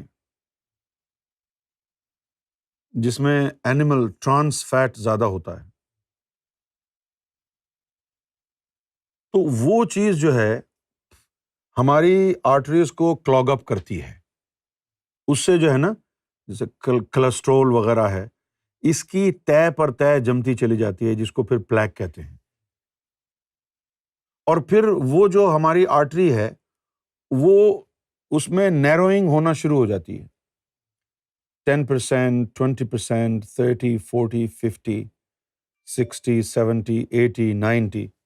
جب وہ 100% نیروئنگ اس کی ہو جائے تو پھر وہ کہلاتی ہے بلاکیج۔ 100% سے نیچے اگر ہے تو بلاکیج نہیں کہلائے گی، نیروئنگ ہے۔ سمجھ گئے آپ؟ اچھا، اس کا پہلے تو آپریشن کی بات کرتے ہیں، اس کا پہلے تو یہی اپائے تھا، یہی علاج تھا کہ بائی پاس سرجری کی جائے۔ وہ جو بلاک ہو گئی ہے آرٹری اس کو صاف کرنے کا کوئی ذریعہ نہیں تھا، لہٰذا وہ آپریشن کر کے ٹانگ میں سے کوئی نس نکال کے چھوٹی سی کاٹ کے اور اس کی یعنی کرافٹنگ کرتے تھے کہ دل کے جو آرٹری بلاک ہوئی ہے وہاں کا جو لوڈ ہے سپلائی آف بلڈ کا اس کو کہیں اور سے شروع کر دیں، تو یہ کہلاتا تھا بائی پاس سرجری۔ ٹھیک ہے نا؟ پھر اب نئی ایک ٹیکنالوجی آئی ہے اسٹنٹس کی، تو اس نئی ٹیکنالوجی میں کیا کرتے ہیں کہ جہاں جس آرٹری میں نیروئنگ ہوتی ہے اس آرٹری میں اسٹنٹ ڈال دیتے ہیں۔ تو اسٹنٹ کا کام کیا ہے؟ اس میں ایک چھوٹا سا بلون ہوتا ہے، وہ اندر جاتا ہے اسٹنٹ، تو وہ جو آرٹری ہے اس کو ایکسپینڈ کر دیتا ہے۔ اس کو ایکسپینڈ کرنے کے بعد وہ جو اس میں پلیک وغیرہ جو ہوتا ہے تو وہ اس کو پیچھے سے ایک نیڈل جیسی آتی ہے اسپرنگ والی، وہ اس کو ختم کر دیتی ہے اور وہ پلیک وہاں سے ریموو ہو جاتا ہے، اور وہ اسٹنٹ پھر اس آرٹری میں ہی رہتا ہے اور فلو آف بلڈ جو ہے وہ دوبارہ شروع ہو جاتا ہے۔ اس طرح بائی پاس سرجری کی ضرورت نہیں پڑتی۔ اچھا، اب اس میں مسئلہ یہ ہے بہت سے لوگ ایسے ہوتے ہیں کہ جن کو ڈائبٹیز کا مرض ہوتا ہے، شوگر کی بیماری ہوتی ہے۔ اچھا، اور شوگر کی بیماری ایسی ہوتی ہے کہ وہ جانتے ہی نہیں ہیں کہ پرہیز کیا کرنا ہے، کیونکہ زیادہ تر لوگ پاکستان میں شوگر کی بیماری سے مراد یہ سمجھتے ہیں کہ شوگر نہیں کھانی، بس باقی سب کھاؤ۔ انڈیا میں بھی ایسے ہی ہے وہ سمجھتے ہیں کہ وہ شوگر نہیں کھانی، ایسا نہیں ہے۔ اصل میں بات ہوتی ہے کاربوہائیڈریٹس کی۔ کیا ہوتی ہے؟ یعنی میں جب بچہ تھا اور سنتا تھا کہ بھئی یہ چینی جو ہے نا آلو سے بنی ہے، تو میں بڑا پریشان ہوتا تھا، بھئی آلو سے چینی کیسے بن سکتی؟ ہم نے تو آلو کھایا ہے، وہ تو میٹھا ہوتا ہی نہیں۔ تو بات کیا تھی؟ کاربوہائیڈریٹس کی تھی، صحیح ہے نا؟ اچھا، دو قسم کے کاربوہائیڈریٹس ہوتے ہیں، ایک تو ہوتی ہیں روٹ ویجیٹیبلز جو زمین سے نکلتی، اور ایک اوپر جو درخت کے اوپر لگتی ہیں۔ یہ مین چیز جو کاربوہائیڈریٹ سے بنتی ہے وہ ہوتی ہے، وہ کہلاتی ہے گلوکوز۔ اب اس کی بڑی کلاسیفیکیشن ہے۔ اب یہ جو فروٹس وغیرہ ہیں، ان کے اندر گلوکوز کی جگہ فرکٹوز ہوتا ہے، ٹھیک ہے نا؟ تو یہ جو کاربوہائیڈریٹس اور گلوکوز جو بنتا ہے، اس کو شوگر کہتے ہیں عام زبان میں۔ ضرور نہیں ہے کہ وہ شوگر ہی ہو۔ اچھا، تو زیادہ تر لوگ پاکستان میں اور ہندوستان میں ایسے رہے کہ جن کو جب بیماری ہو گئی نا ڈائبٹیز کی، تو انہوں نے گولیاں تو کھانا شروع کر دیں۔ گولیاں دیتے ہیں ڈاکٹر کہ ایک صبح کھا لو، ایک شام کو کھا لو، زیادہ تر تو وہ میٹامورفین دیتے ہیں، اور ان کو پتہ نہیں بولتے ہیں یا نہیں بولتے ہیں کہ بھئی پرہیز کرو یا نہیں کرو، لیکن جن کو ڈائبٹیز کی بیماری ہو جائے ان کو ڈائٹیشین سے ملنا پڑتا ہے۔ وہ ڈائٹیشین جو ہے پھر وہ بتاتا ہے کہ آپ نے کیا کھانا ہے، کیا نہیں کھانا ہے، ٹھیک ہے نا؟ پھر وہ ڈائٹیشین آپ کو بتائے گا کہ بھئی دیکھو، کاربوہائیڈریٹس دو قسم کے ہوتے ہیں، ایک تو کمپلیکس کاربوہائیڈریٹس ہیں اور ایک سمپل کاربز ہیں۔ جو کمپلیکس کاربوہائیڈریٹس ہیں ان کا کیا کام ہے کہ جب ہم کھانا کھاتے ہیں وہ باڈی میں ہمارے جاتا ہے نا جب، تو اس میں سے کاربوہائیڈریٹس آہستہ آہستہ نکلتا ہے، ٹھیک ہے نا بھائی؟ آہستہ آہستہ نکلتا ہے۔ اب دیکھیں، آپ نے ایک سال میں کتنا پانی پیا ہوگا؟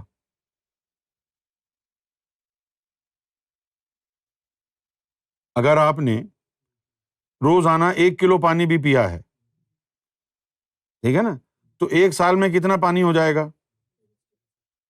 365 کلوز، ہے نا؟ آپ ایک دن میں پی کے دکھائیں،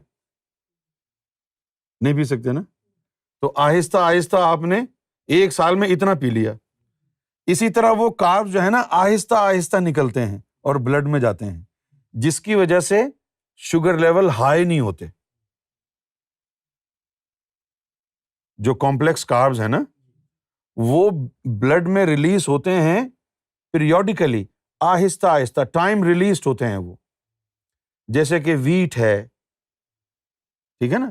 اس طرح کی جو چیزیں ہیں تو وہ کھائیں گے، اس میں فائبر بھی ہوتا ہے اور ٹائم ریلیزڈ کاربوہائیڈریٹس اس میں ہوتے ہیں۔ تو ڈاکٹر ریکمینڈ کرتے ہیں کہ ایسے کاربز استعمال کرو کہ جو ٹائم ریلیز ہوں، آہستہ آہستہ بلڈ میں جائیں، تاکہ آپ کے گلوکوز لیول میں سڈن اسپائک نہ آ جائے۔ وہ جو سڈن اسپائک آتا ہے وہ خطرناک ہو جاتا ہے۔ تو ایک ہے سمپل کاربوہائیڈریٹس، جیسے کہ اسٹارچ جو ہے اس میں ہوتے ہیں۔ اب آپ دیکھ لیں، جس میں بھی اسٹارچ ہوگا تو وہ سمپل کاربز ہوں گے، آپ جیسے ہی پئیں گے شوگر جو ہے نا وہ شوٹ اپ کرے گی، فوراً شوٹ اپ کرے گی۔ تو ان کو منع کیا جاتا ہے کہ بھائی سمپل کاربز استعمال نہ کریں، ٹھیک ہے؟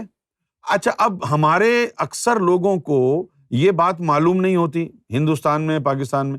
اس کا مطلب یہ نہیں ہے کہ جو پڑھے لکھے لوگ ہیں میں ان کے بارے میں کہہ رہا ہوں، ہمارے دیشوں میں جو زیادہ تر پاپولیشن ہے نا، وہ بڑی بدقسمتی کی بات ہے کہ وہ ان ایجوکیٹڈ ہے۔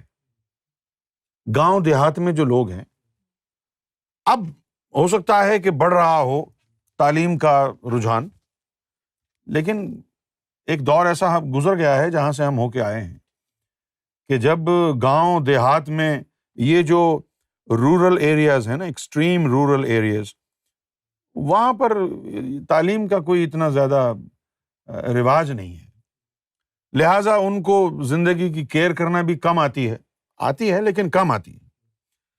تو بہت سے لوگ ہیں جن کو ڈائبٹیز کی بیماری ہے اور وہ پرہیز نہیں کرتے، خوب بریانی کھا رہے ہیں، وائٹ رائس کھا رہے ہیں، سب کچھ پی رہے ہیں، سب کچھ کر رہے ہیں، پوٹیٹو بھی کھا رہے ہیں اور میونیز بھی ڈال کے کھا رہے ہیں، سب کچھ کھا رہے ہیں، تو ان کی جو شوگر ہے وہ ہر وقت بڑی رہتی ہے۔ اب جب شوگر آپ کی ہر وقت بڑی رہے گی تو اس کی وجہ سے جو ہے نا بلڈ کے اندر کرسٹلز بننا شروع ہو جائیں گے اور وہ پلیک جو ہے نا وہ بڑھتا جائے گا اور آپ کی جو آرٹریز ہے نا وہ شرنک ہونا شروع ہو جائیں گی۔ تو جن لوگوں کی آرٹریز شوگر کی بیماری کی وجہ سے شرنک ہو جائیں وہ ان میں اسٹنٹس نہیں ڈل سکتا۔ کیوں نہیں ڈل سکتا؟ کہ اگر وہ انہوں نے ڈالنے کی اسٹنٹ کوشش کی تو یعنی ممکن ہے کہ وہ رپچر ہو جائے، انٹرنل بلیڈنگ ہو جائے، دل کی نسیں پھٹ جائیں اور آپ کا وہیں کام ہو جائے۔ سمجھے آپ؟ تو یہ ڈیپینڈ کرتا ہے کہ جس بندے کو بیماری ہوئی ہے ہارٹ کی، تو وہ جو بندہ ہے کیا وہ شوگر کا مریض ہے؟ کیا اس نے اتنی بے احتیاطی کی ہے کہ اب اس کی جو آرٹریز ہیں بالکل شرنک ہو گئی ہیں، ان میں اسٹنٹ کو یعنی سہنے کی طاقت ہی نہیں ہے؟ اگر اسٹنٹ کو سہنے کی طاقت نہیں ہے تو پھر اسٹنٹ ڈلے گا ہی نہیں، پھر تو بائی پاس سرجری ہی کرنی پڑے گی۔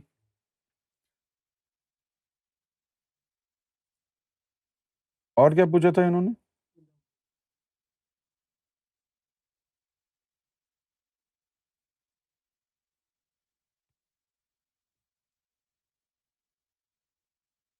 لیکن بائی پاس سرجری بڑی خطرناک چیز ہے،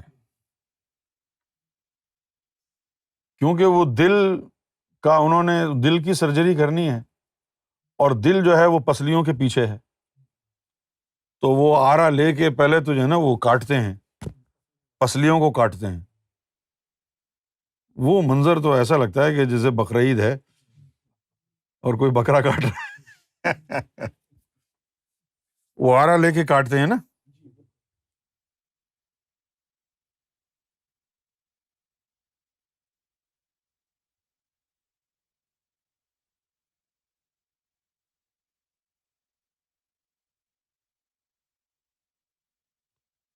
My name is Zishan. I have a question. How do we activate our heart with Zikrullah? Okay, the procedure is very simple. There is a WhatsApp number on the screen. If you call this number, somebody will tell you the procedure. It doesn't take more than 10-15 seconds.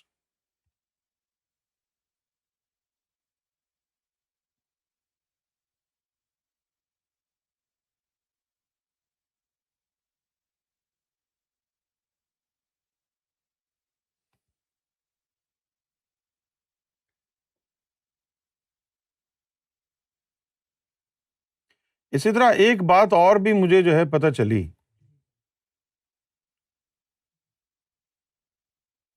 تو میں نے سوچا کہ آپ کو بتاؤں۔ رات کو جب آپ سونے لگیں، رات کو تو کبھی بھی پانی نہ پئیں۔ رات کو جب آپ سوئیں گے تو کبھی بھی پانی نہ پئیں۔ پوچھے کیوں؟ کیونکہ آپ سونے کے لیے جا رہے ہیں، آپ کے جسم کی کوئی ایکٹیویٹی نہیں ہوگی، پانی اندر جائے گا، آپ کے جو انٹرنل ٹیمپریچر ہے اس کو لو کر دے گا اور پھر اس کی وجہ سے آپ کے جسم میں درد ہوگا جب آپ سو کے اٹھیں گے۔ جب آپ سو کے اٹھیں گے نا تو آپ کے جسم میں درد ہوگا۔ کبھی نوٹ کریں، ایک دن بغیر پانی پیے سوئیں اور ایک دن پانی پی کے سوئیں، کہانی آپ کو سمجھ میں آ جائے گی۔ کیونکہ ہمارے اکثر جو لوگ ہیں ان کو تو شوق ہوتا ہے کہ ٹھنڈا پانی پئیں۔ اچھا، اب جب تک آپ بیدار ہیں، جاگ رہے ہیں تو ٹھیک ہے۔ کیوں؟ کہ آپ کی باڈی موو کر رہی ہے، آپ ادھر ادھر جا رہے ہیں، اندر جو ٹھنڈا پانی گیا ہے وہ ایکٹیویٹی جو آپ کر رہے ہیں نا اس کی وجہ سے وہ بالکل اس کو نیوٹرلائز کر دے گا، کیونکہ آپ بھاگ دوڑ کر رہے ہیں نا، ادھر ادھر جا رہے ہیں، جسم ایکٹیو ہے، تو وہ تو دن میں تو فرق پڑے گا نہیں، لیکن جب آپ نے 2 گلاس اندر پھینکے اور پھر آپ سو گئے اب وہ پورے جسم کو اندر سے ٹھنڈا کر دے گا اور آپ کے جسم میں درد ہونا شروع ہو جائے گا جب آپ سو کے اٹھیں گے۔ تو یہ بات مولا علی نے فرمائی کہ رات کو اگر پانی پئیں تو اس سے جسم میں درد ہوتا ہے، لہٰذا رات کو پانی نہ پئیں۔ اگر آپ کو پیاس لگ رہی ہے تو بالکل یعنی دھوکہ دینے کے لیے اپنے نفس کو یوں کر لیں، زبان جو ہے تر ہو جائے، بس اس سے گزارا کر لیں۔ وہ پانی کی پوری جو ہے نا 1 لیٹر اندر ڈال کے پھر آپ سو گئے تو سب کچھ پھول بھی جائے گا۔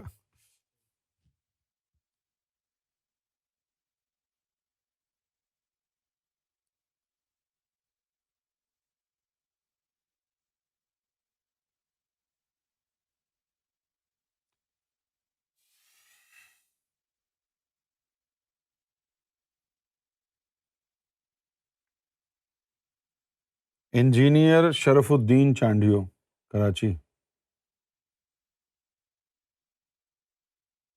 گوہر شاہ مرحبا۔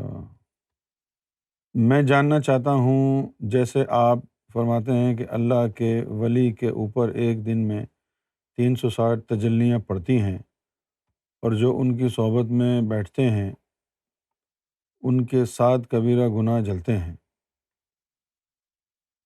ہم آن لائن آپ کو یوٹیوب پر دیکھتے ہیں ریکارڈڈ، تو کیا ہمارے اوپر بھی وہ رحمت پڑتی ہے؟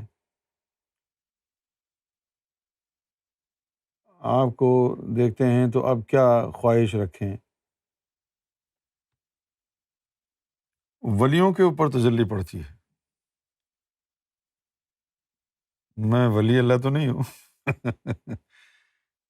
میں تو اپنے آپ کو کبھی ولی اللہ کہہ نہیں سکتا، میں سرکار گوہر شاہی کا غلام ہوں۔ تو پھر میری ویڈیو دیکھنے سے آپ کو کیا حاصل ہوگا؟ میری ویڈیو دیکھنے سے اللہ کی نظر رحمت میں تو نہیں آئیں گے آپ، لیکن میری ویڈیو دیکھنے سے سرکار گوہر شاہی کی نظروں میں آ جائیں گے۔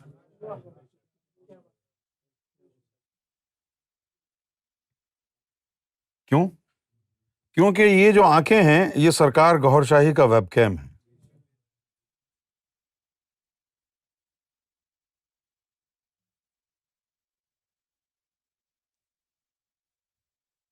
تو نصیب ہے کسی اور کا، تجھے دیکھتا کوئی اور ہے۔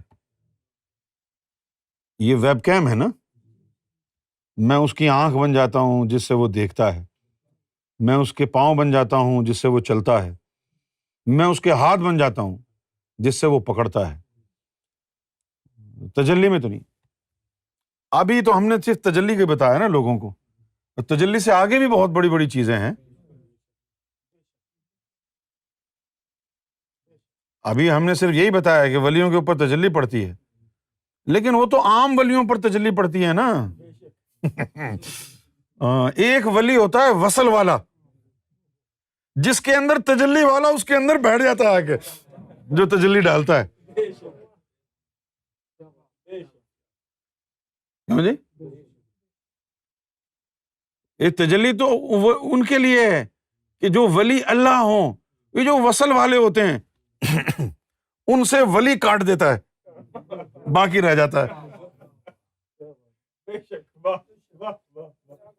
پھر اب تجلی کی کیا ضرورت ہے، انہی کے سامنے بیٹھا ہوا ہے، ہاں نا۔ یوم محشر میں حضرت ابو ذر غفاری نے کہا، یوم محشر میں جو بہت ہی زیادہ گنہگار لوگ ہوں گے، جنہوں نے کبھی کوئی عمل نہیں کیا ہوگا، کوئی اچھا کام نہیں کیا، کوئی اچھا نیک عمل نہیں کیا، ٹھیک ہے نا، اعمال بالکل زیرو ہوں گے جن کے، ان کی کوئی شفاعت وغیرہ بھی نہیں. اب وہ بیچارے یوم محشر میں پریشان حال کھڑے ہوں گے. تو اتنے میں جو ہے وہ شور اٹھے گا، کوئی آ رہا ہے. وہ پوچھیں گے جی یہ کون سا نبی آ رہا ہے؟ تو پتہ چلے گا یہ نبی نہیں ہے، یہ کوئی ولی اللہ آ رہا ہے. تو پھر یہ سوچیں گے اچھا یار ولی تو ہمارے زمانے میں تھا، کون سا تھا ہمارے زمانے میں ولی؟ تو جن کے زمانے میں تھا ولی ان کو یاد آ جائے گا، ارے یار وہ تھا بندہ ایک ولی. تو وہ پہچانیں گے، جا کے دیکھیں گے اور کہیں گے کہ اے اللہ میں نے اس کو وضو کرایا تھا، کیونکہ ڈوبتے کو تنکے کا سہارا ہے نا. اعمال تو ہیں نہیں ان کے، زیرو. اب وہ کیا کریں؟ اب وہ یہی یعنی اپنی اوقات میں آ جائیں گے کہ ہم نے اس کو وضو کرایا تھا، یہ تیرا دوست ہے، ہم نے وضو کرایا تھا ان کو، ہم کو اب اس کی جو ہے اجرت چاہیے. کہیں گے اچھا چلو بخش دیا. دوسرا کہے گا جی میں نے اس کو ایک دفعہ پانی پلایا تھا، تجھے بھی بخش دیا. کھانا کھلایا تھا، اس کو بھی بخش دیا. پھر چند لوگ ابھی بھی کھڑے ہوئے ہوں گے. ان سے فرشتے پوچھیں گے اوے تو نے کسی کو کچھ کھلایا پلایا نہیں؟ تم نے کسی کو کچھ نہیں کھلایا پلایا، سب خود ہی کھا جاتے تھے.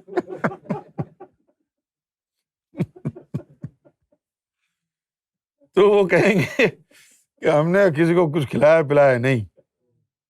پھر فرشتے کہیں گے اچھا ان کو کبھی دیکھا تم نے؟ ہاں دیکھا تو تھا، ہم نے ہماری گلیوں سے گزرتے تھے. پھر وہ فرشتے پوچھیں گے اچھا جب دیکھا تھا تو کس طرح دیکھا تھا؟ ایسے ہی دیکھا تھا یا کبھی پیار سے بھی دیکھا تھا؟ تو وہ کہیں گے جی ہاں ایک دن ان کو میں نے پیار سے دیکھا تھا. تو پھر فرشتے اللہ کے پاس جا کے کہیں گے کہ اے اللہ اس نے تیرے دوست کو ایک دفعہ پیار سے دیکھا تھا. اللہ کہے گا جاؤ بخش دیا. تو جن کو پیار سے ایک دفعہ تم نے دیکھا اور تیری بخشش ہو گئی ہیں وہ ولی اللہ ہیں. اور جن کے اندر وہ خود ہی آ کے بیٹھا ہوا ہے، ان کے سامنے اگر تو آ گیا ایک دفعہ بھی تم نے ان کو پیار سے دیکھ لیا یا کچھ کہہ دیا اچھا ان کے لیے، تو پھر تمہاری تو بخشش ہو ہی گئی نا. اچھا اب وہ جو تجلی ہوتی ہے، ایک نظر رحمت 7 کبیرہ گناہوں کو جلاتی ہے. ایک نظر رحمت 7 کبیرہ گناہوں کو جلا دیتی ہے. اور یہ جو وصل والا ہوتا ہے اس کی نسبت ساری زندگی کے گناہوں کو جلا دیتی ہے نا، پچھلے بھی اور اگلے بھی. ایک 7 گناہ نہیں، سب کچھ جلا دیتی ہے. اگر اس سے نسبت ہو جائے یا اس سے نسبت ہو جائے یا وہ کہہ دے کہ ہاں تو میرا ہے، یا تو نسبت ہو جائے دل جڑ جائے یا وہ کہہ دے کہ ہاں یہ تو میرا ہی ہے.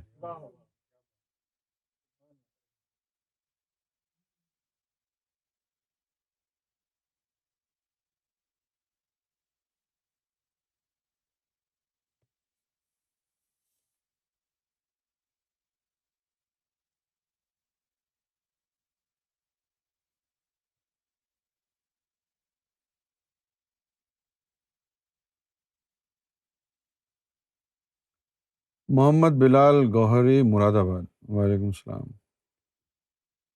مجھ گناہگار بدنصیب کے قلب میں راہ ریاض نقش کر دیں.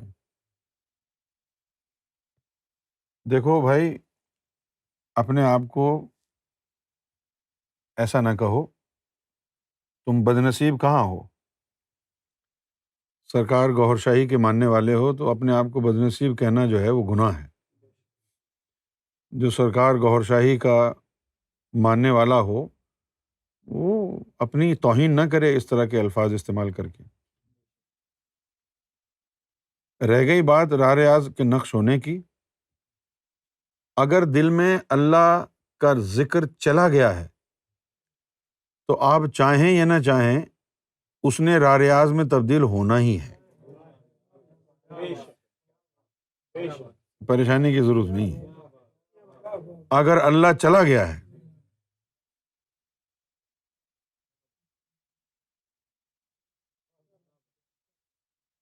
ہو گئی. صحیح ہے نا. اچھا، اگر آپ کو پتہ نہ ہو کہ درخت کیسے اگایا جاتا ہے، اگر آپ کو پتہ ہی نہ ہو کہ درخت کیسے اگایا جاتا ہے، اور آپ کسی کو کہیں کہ یار آم لے آؤ، تو کوئی کہے جی میں ایسا بندوبست کر رہا ہوں کہ پھر آم ہی آم ہوں گے، اور وہ بیج لے آئے، وہ بیج لا کے دکھائے آپ کو، آپ کہیں کہ آم کہاں ہے یہ، وہ بولے کہ یار یہ بیج ہیں، میں ان کو نیچے کھود کے زمین میں ڈالوں گا، پانی دوں گا، اس سے درخت نکلے گا، وہاں سے خود بخود آم نکلا کریں گے بہت سارے. بھئی بیج آم کیسے بنے گا؟ بس بنے گا، ہم یہ نہیں سمجھا سکتے کیسے بنے گا. اسی طرح یہ جو اس میں اللہ ہے نا، یہ سیڈ ہے، بیج ہے، آگے جا کے وہ آم بنے گا. اس میں اللہ، یہ بیج ہے، اس کو بویا ہے قلب کی زمین میں، ابھی اس کی آبیاری نظروں سے کریں گے، دیکھ دیکھ کے دل کو، وہ درخت شجر جو ہے وہ بڑھنا شروع ہو جائے گا. جب وہ بڑھ جائے گا نا تو پھر اس کے پھل فروٹ جو نکلیں گے، کیا نکلیں گے؟ وہ کوئی را ریاض لکھا ہوگا، کہیں کہیں یا محمد لکھا ہوگا، کہیں کلمہ طیب ہوگا، کہیں ادھر کا کلمہ، کہیں سورج کا کلمہ، کہیں عرش کا کلمہ، سارے اسی سے نکلیں گے نا.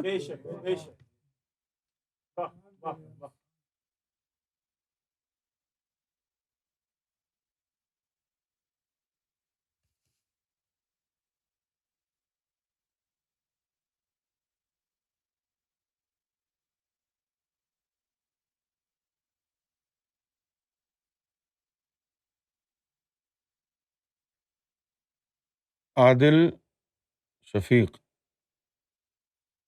کاموکی، پنجاب.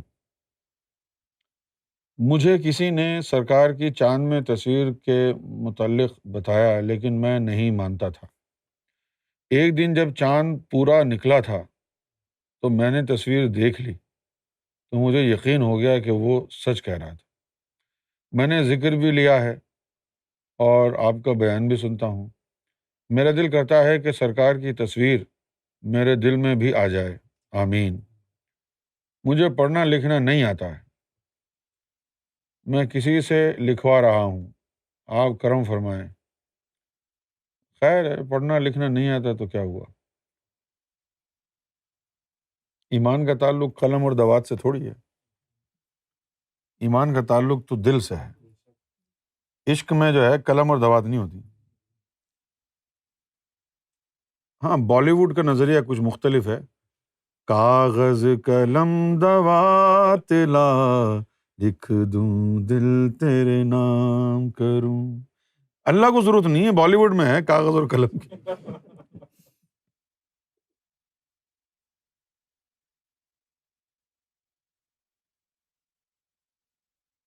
اب سرکار کی تصویر دل پہ آ جائے، سرکار کی تصویر کو دیکھیں روزانہ، صبح بھی اور شام کو بھی، اور سرکار کی بارگاہ میں عرض کریں کہ میں آپ کے اس جلوہ مبارک کو اپنے دل میں سمانا چاہتا ہوں، تو سرکار کرم فرما دیں گے. تم کر کے دیکھو. جو مانگتا ہے سرکار گوھر شاہی سے تو سرکار گوھر شاہی اس کو کبھی بھی خالی نہیں لوٹا دیتے ہیں.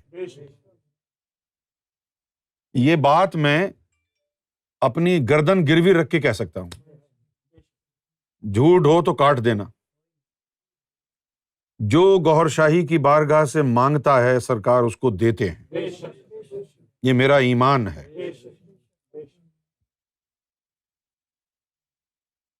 اب یہ تیرے اوپر ہے کہ تو مانگتا کیا ہے. اگر تو دنیا مانگے گا تو بہت ہی بڑا چول ہوگا. گوھر شاہی سے کچھ مانگنا ہے نا تو دنیا نہیں مانگنا، کم سے کم اللہ مانگنا، کیونکہ اس سے نیچے کچھ ہے نہیں ان کے پاس. اللہ سے کم کچھ ہے نہیں ان کے پاس.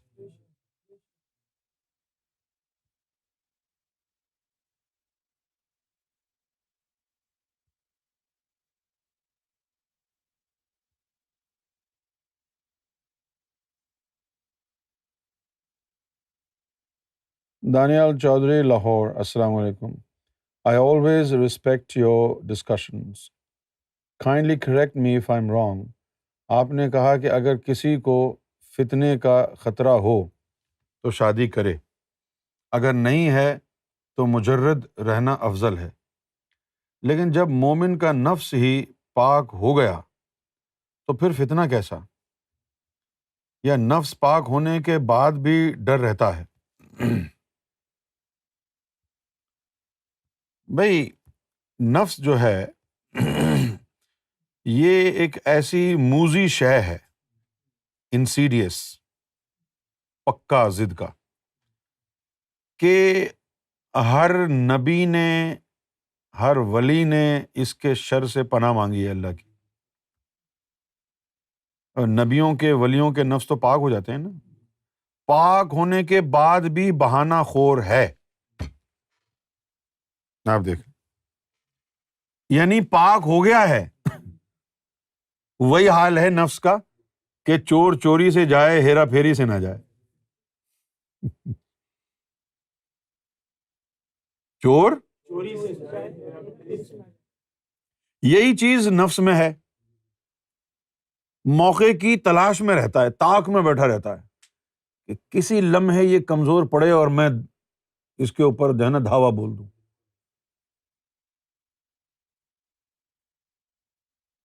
سمجھے آپ؟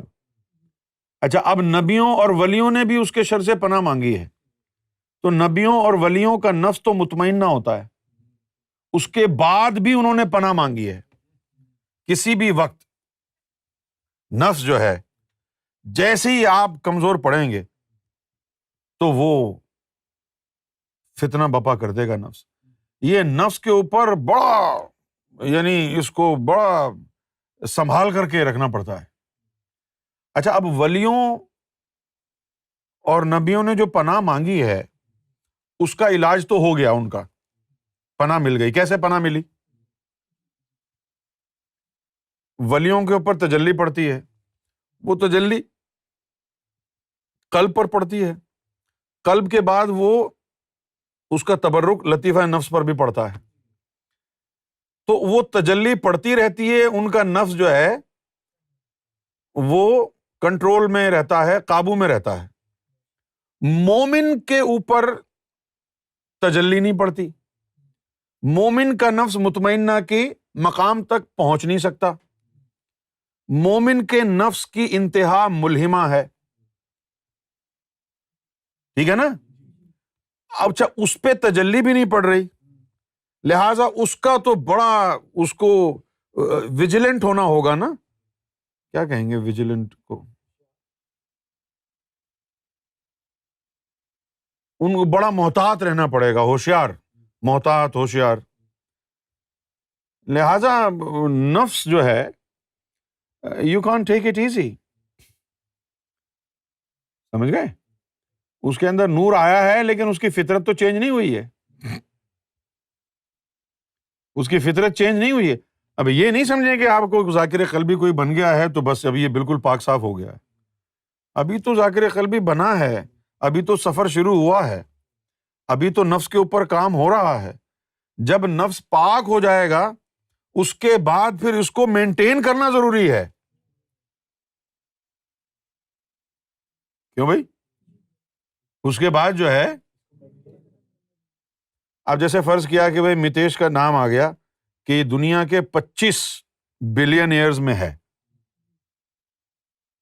اس سال اس کا نام آ گیا متیش کا، سمجھو یہ متیش امبانی ہے.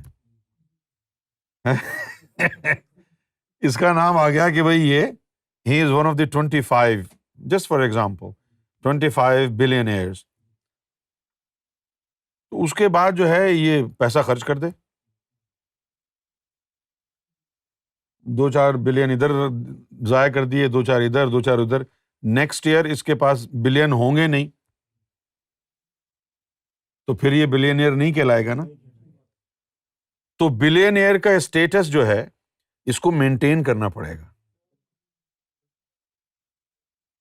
جب تک بلین ہوں گے یہ بلین ایئر ہوگا، جب مال کم ہو جائے گا تو یہ بلین ایئر کا اسٹیٹس چھن جائے گا.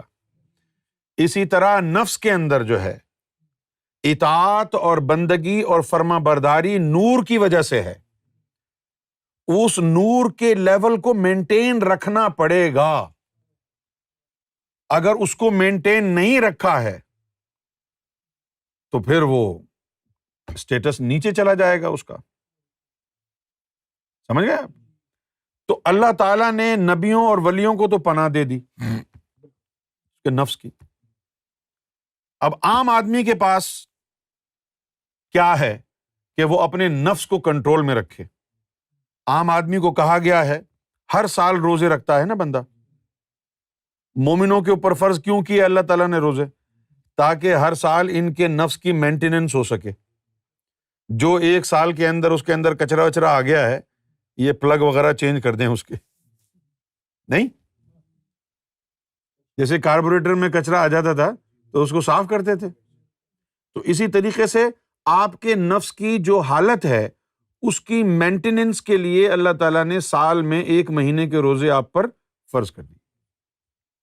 اب آپ نے 1 مہینے کے روزے رکھے سال میں، تو وہ نفس کی جو اندر غلاظت وغیرہ پیدا ہوئی تھی وہ ریپیئر ہو گئی.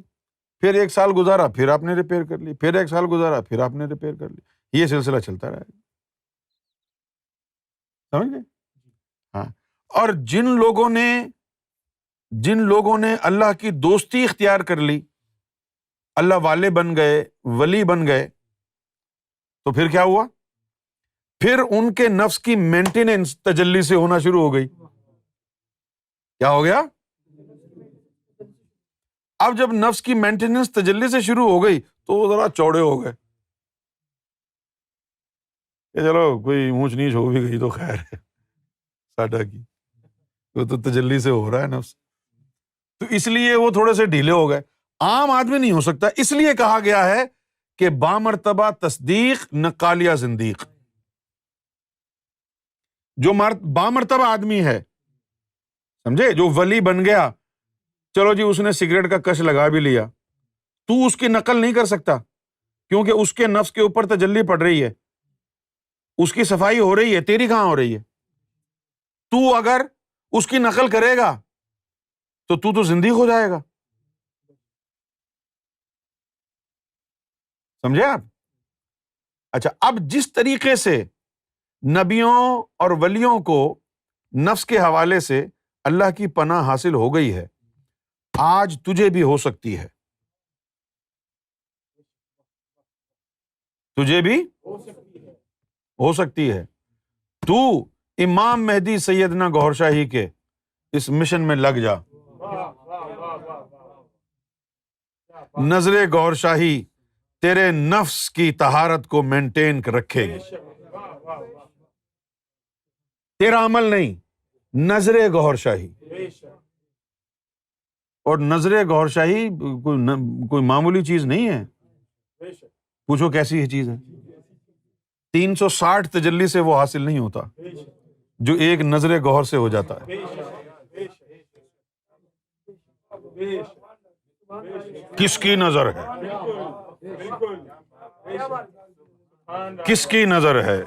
ہاں ہاں، کس کی نظر ہے؟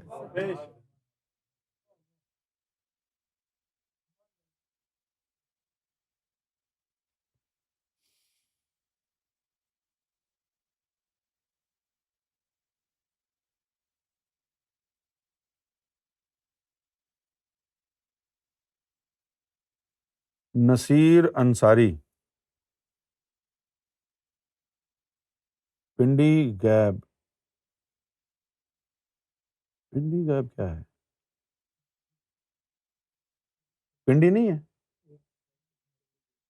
گیب پنڈی کے پاس ہی ہوگی.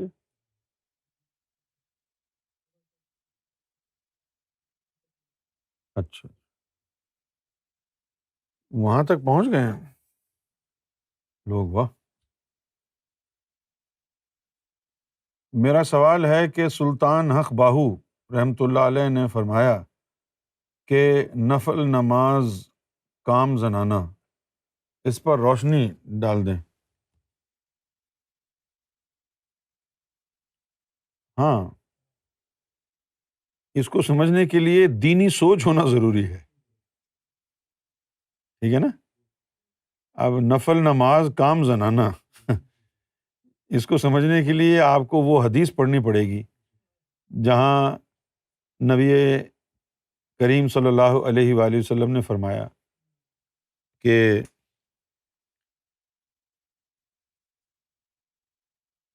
طالب الدنیا مخنث،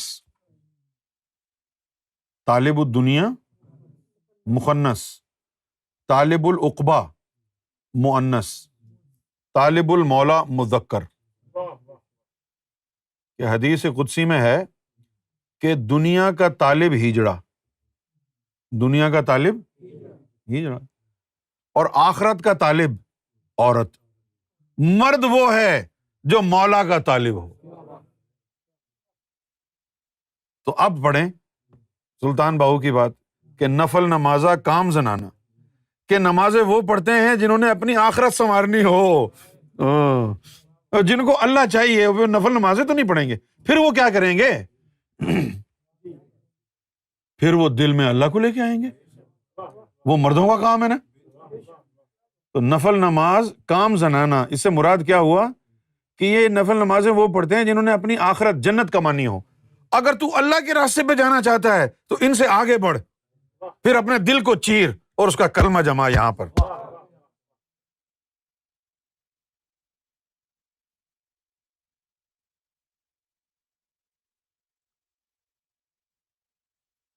اور کوئی عالم شرار ہو تو اس کے اوپر فتویٰ لگا دے، عالم شرار جاہل کہ لے جی عورتوں کا کام بنا دیا نماز پڑھنے کو، توہین کر دی نماز کی، نماز کی توہین ہو گئی، نہیں نماز کی توہین کر دی ہے کہ بھئی نماز کو زنانہ کام بول دیا ہے کہ یہ عورتوں کا کام ہے۔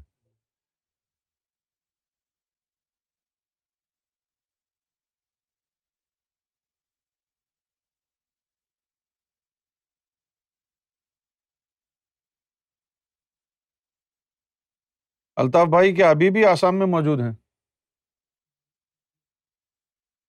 تو الطاف بھائی کو بولو نا کہ آئیں، لائیو آ جائیں۔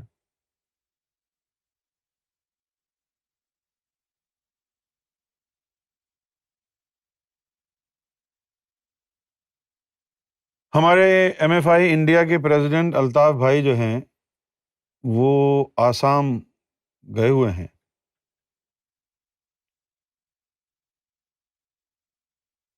تو آسام والے تو بہت خوش ہوں گے۔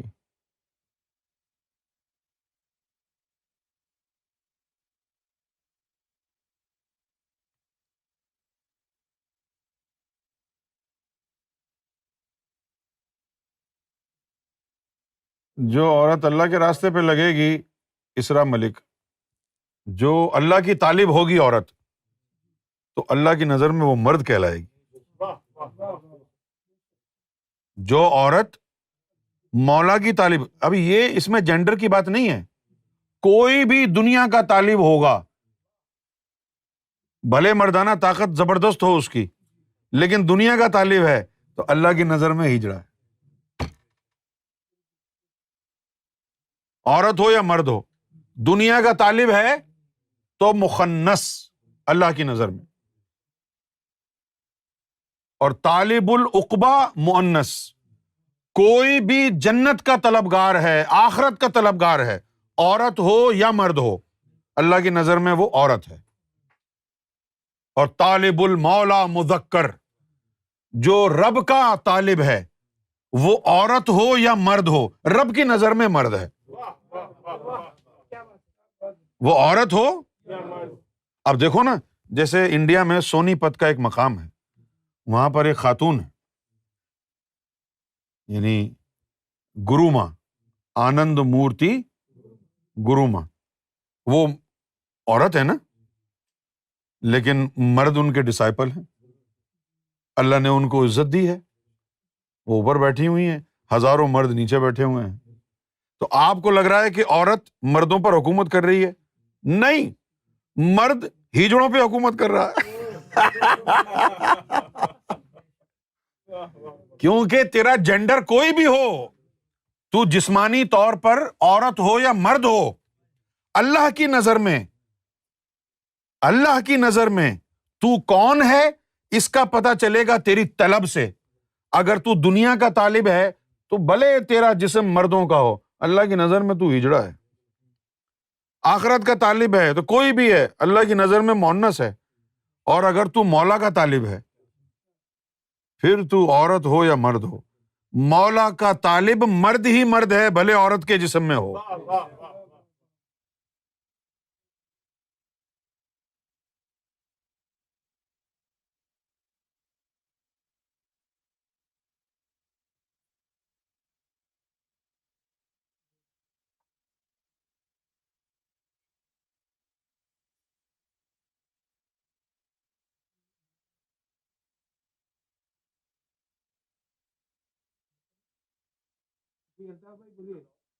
گور شاہی مرحبا الطاف بھائی، گور شے مرحبا سیدی۔ کیسا چل رہا ہے؟ آپ ڈسٹرب تو نہیں ہوئے؟ نہیں سیدی، بہت کرم نوازی ہے آپ کی۔ میں ادھر آسام میں ہوں ابھی فی الحال۔ اچھا، یہاں رؤف بھائی کے یہاں پہ تھا، آپ کی بہت کرم نوازی ہے۔ کرم نوازی سے بڑے اچھے لوگ ہیں یہاں کے، جی، اور بھرپور مشن میں ہمارا ساتھ دے رہے ہیں۔ واہ واہ، ہاں، یہاں پہ رؤف بھائی ہیں، ناصر بھائی ہیں، چودھری صاحب ہیں، فخر الدین بھائی ہیں، جی جی بہت اچھے لوگ ہیں۔ جی، بالکل اچھے لوگ ہیں۔ ہاں، اور اسی طرح یہاں رؤف بھائی جو ہے بہت اچھے سے جو ہے مشن کا کام کر رہے ہیں۔ واہ، امجد بھائی کے ساتھ میں نے ڈسکس کر کے ابھی ان کو یہاں کا کوآرڈینیٹر بنایا ہوا ہے سیدی۔ اچھا، ٹھیک ہے ٹھیک ہے۔ تو جی سیدی، ذکر وغیرہ دینے کی اجازت بھی کچھ لوگوں کو دے دیں، ہاں ہاں جی سیدی۔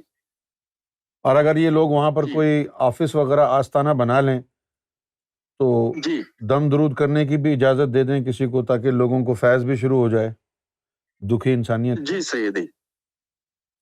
یہ جو یہاں پر آتی ہیں خواتین، گل جی، کیا نام ہے؟ گلے، گلے نور باجی، ہیں؟ گلے نور لشکر، ہاں، 2-3 گلے میں نور لشکر آتا ہے۔ تو ان لوگوں کو جو ہے ذکر دینے کی اجازت دے دیں، دم کرنے کی اجازت دے دیں۔ جی سیدی۔ میں نے ان جی کو سیدی۔ دیکھ لیا ہے اندر سے، بہت اچھے لوگ ہیں۔ جی بالکل بالکل۔ ہاں، ٹھیک ہے، پھر آرام کیجیے، آپ سے پھر بعد میں بات ہوگی۔ ہاں ٹھیک ہے سیدی، سیدی۔ Okay, take care.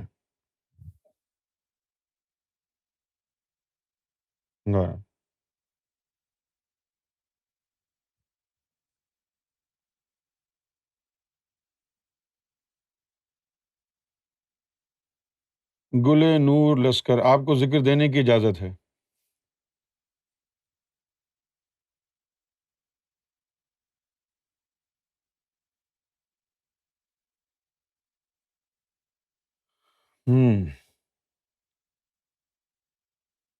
Shazia Chaudhry, مجھے آپ سے بات کرنی ہے، آپ میرے ای میل پر بھیج دیں، جو بھی بات ہو تو میں اس کا جواب دے دوں گا۔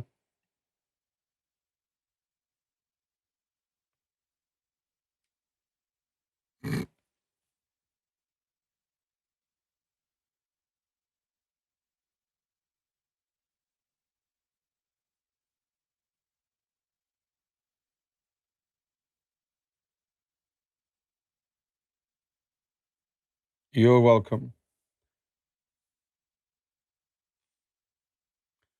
غلام مرشد نے کوئٹہ بلوچستان سے سوال کیا ہے۔ گوہر شاہی مرحبا، میری عاجزانہ عرض ہے آپ سے، آپ میری مدد فرما دیجئے، آپ کا انتہائی کرم ہوگا مجھ پر۔ میری والدہ کو جنات بہت تنگ کرتے ہیں۔ آپ نے وومن صوفی کورس میں بتایا تھا کہ کچھ عورتوں کے نفس کی شادی جن سے ہو جاتی ہے اور اسے پتہ بھی نہیں چلتا۔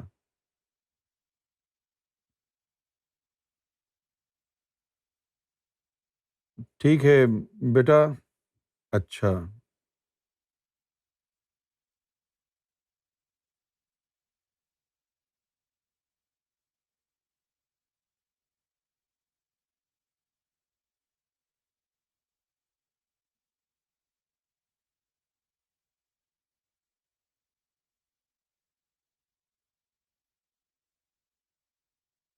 ٹھیک ہے، سرکار کرم فرمائیں۔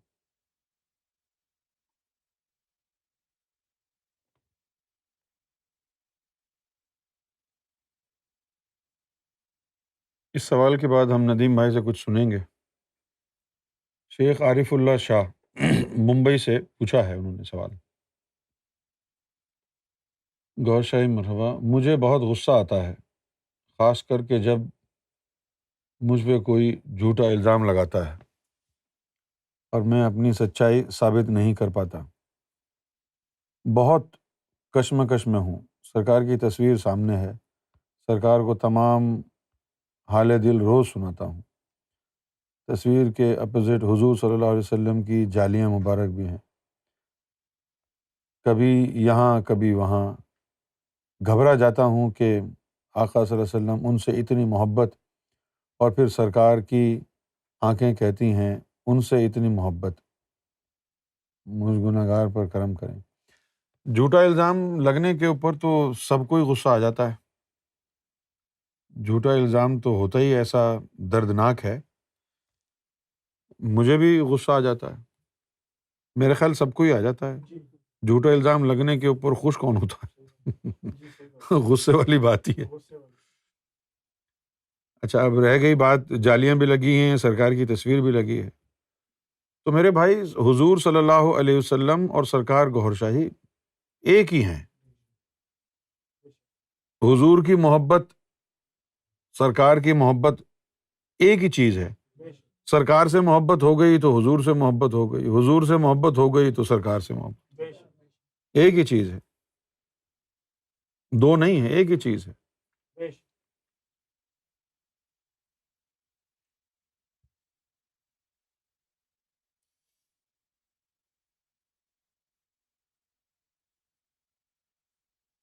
نور جہاں نے رانچی جھارکھنڈ سے سوال کیا ہے۔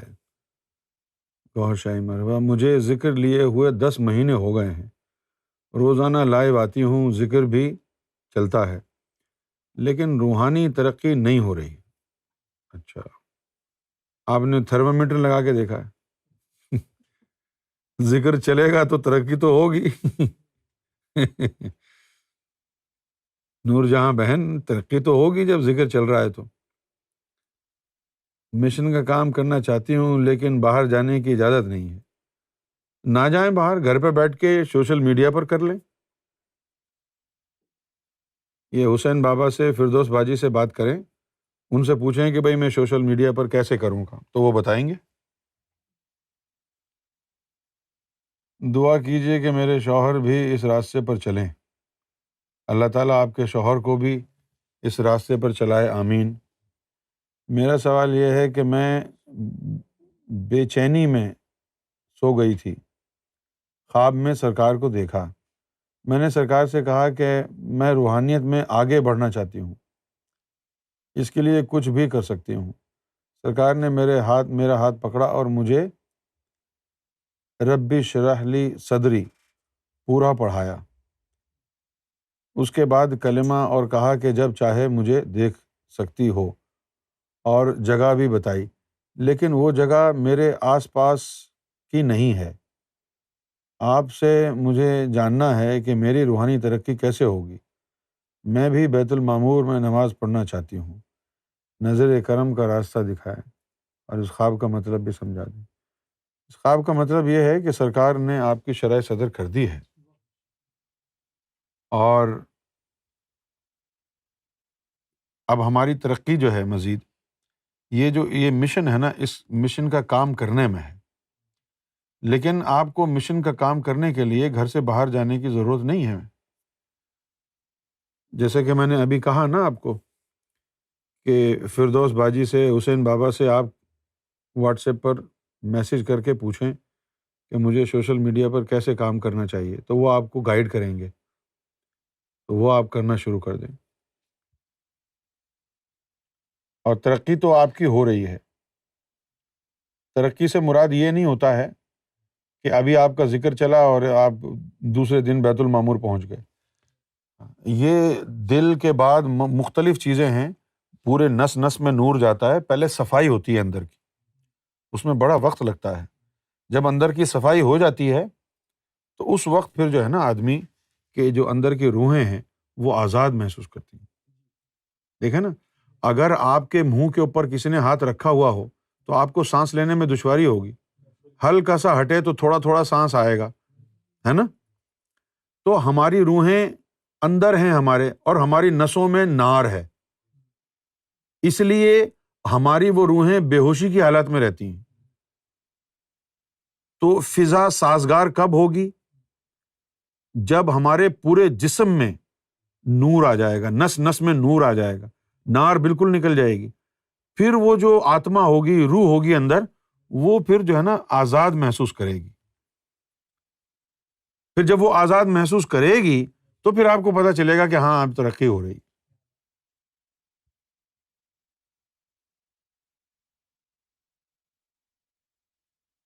ندیم بھائی جو ہے نعت شریف پیش کریں گے، اور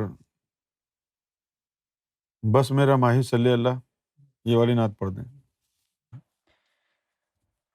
صلی اللہ علیہ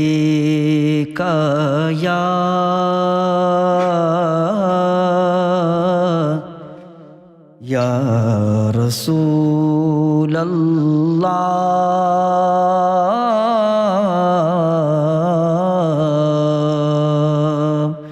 وسلم علیک یا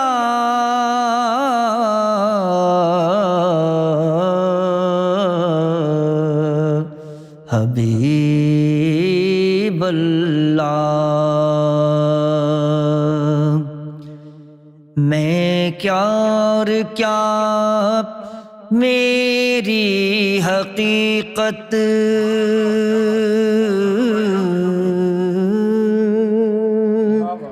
میں کیا اور کیا میری حقیقت،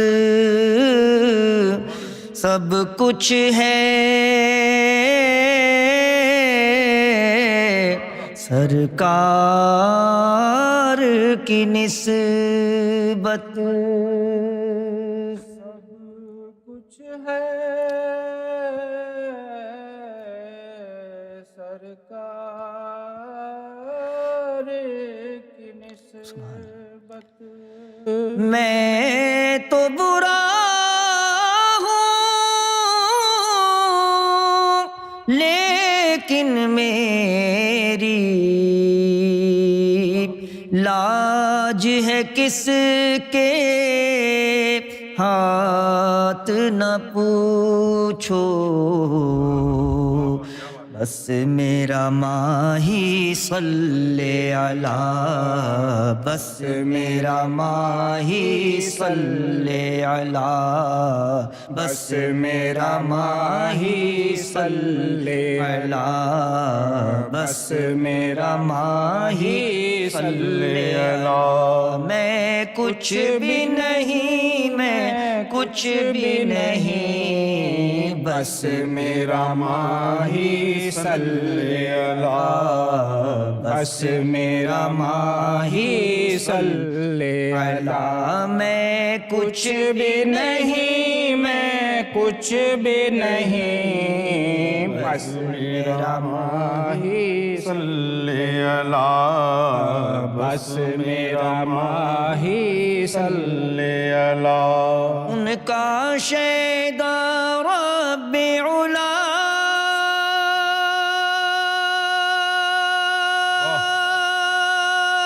ان کا شیدا رب علا. میں کچھ بھی نہیں، میں کچھ بھی نہیں، بس میرا ماہی صلی علی، بس میرا ماہی صلی علی. میں بروں سے لاکھ برا سہی، مگر ان سے ہے میرا واسطہ.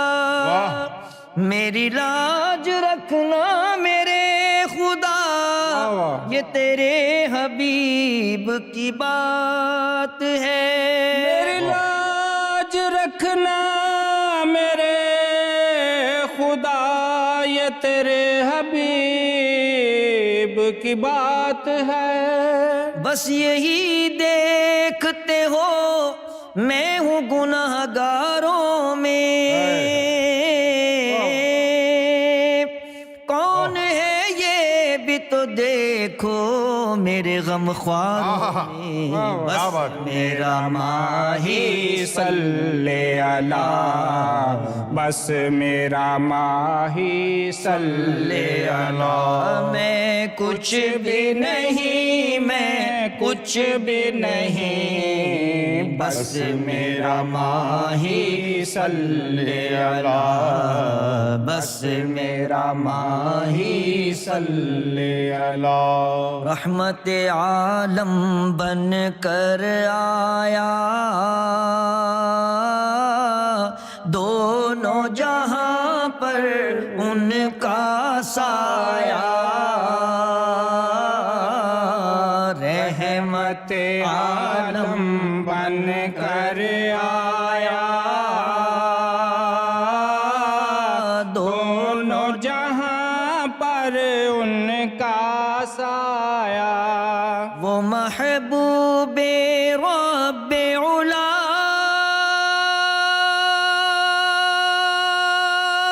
وہ محبوب رب علا. میں کچھ بھی نہیں، میں کچھ بھی نہیں، بس میرا ماہی صلی علی، بس میرا ماہی صلی علی. میں کچھ بھی نہیں، میں کچھ بھی نہیں، بس میرا ماہی صلی علی، بس میرا ماہی صلی علی. وہاں یاسین اور مزمل،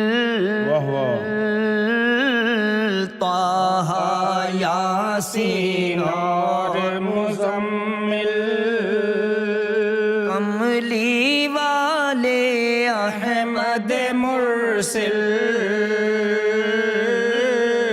طہ یاسین اور مزمل،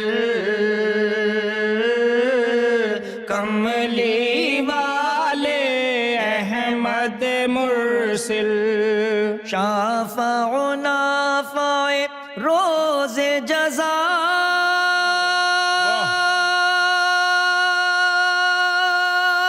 شافع و نافع روز جزا. میں کچھ بھی نہیں، میں کچھ بھی نہیں، بس میرا ماہی صلی علی، بس میرا ماہی صلی علی. میں کچھ بھی نہیں، میں کچھ بھی نہیں، بس میرا ماہی صلی علی، بس میرا ماہی صلی علی.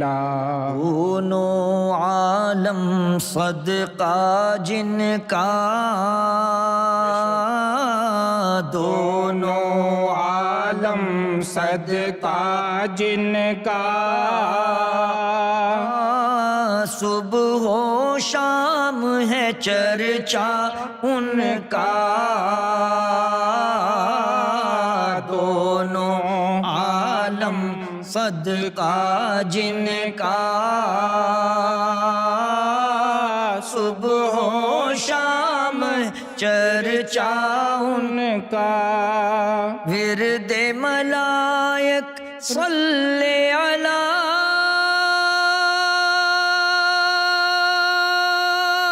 ورد ملائک صلی علی.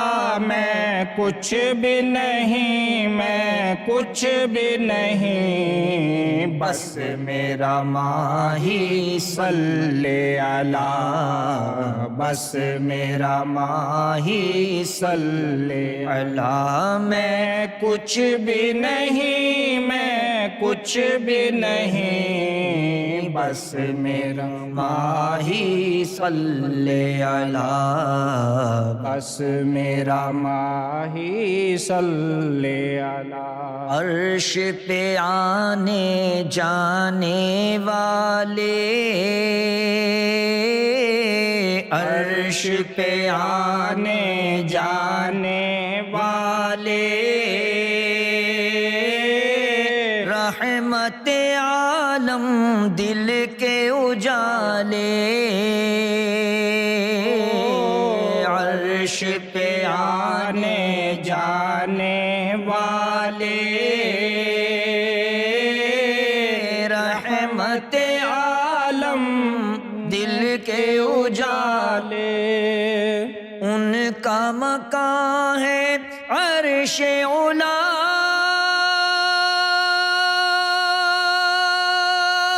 ان کا مقام ہے عرش اولا، میں کچھ بھی نہیں، میں کچھ بھی نہیں، بس میرا ماہی صلی علی، بس میرا ماہی صلی علی، میں کچھ بھی نہیں، میں کچھ بھی نہیں، بس میرا ماہی صلی علی، بس میرا ماہی صلی علی۔ نور سراپا عظمت والا، نور سراپا عظمت والا، نوری چہرہ رحمت والا، نور سراپا عظمت والا، نوری چہرہ رحمت والا، وہ ہے نور رب علا،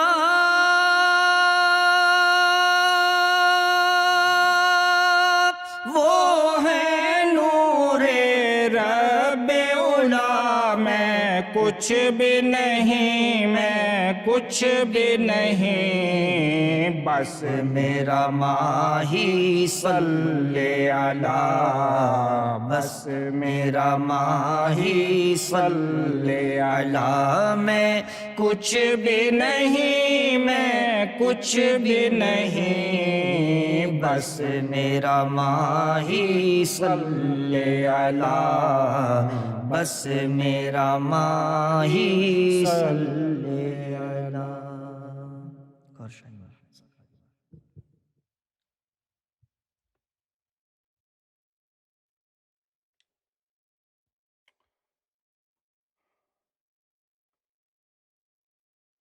نواب جلیل لہری نے جیکب آباد سندھ سے پوچھا ہے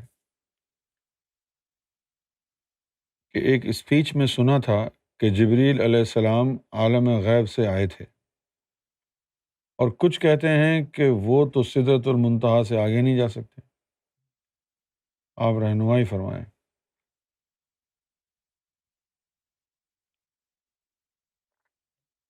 یہ جو ملائکہ ہیں، ان کا تعلق عالم احدیت سے ہوتا ہے، ٹھیک ہے نا؟ اس کی دلیل یہ ہے کہ ہمارے دماغ میں ایک روح ہے، لطیفہ انا،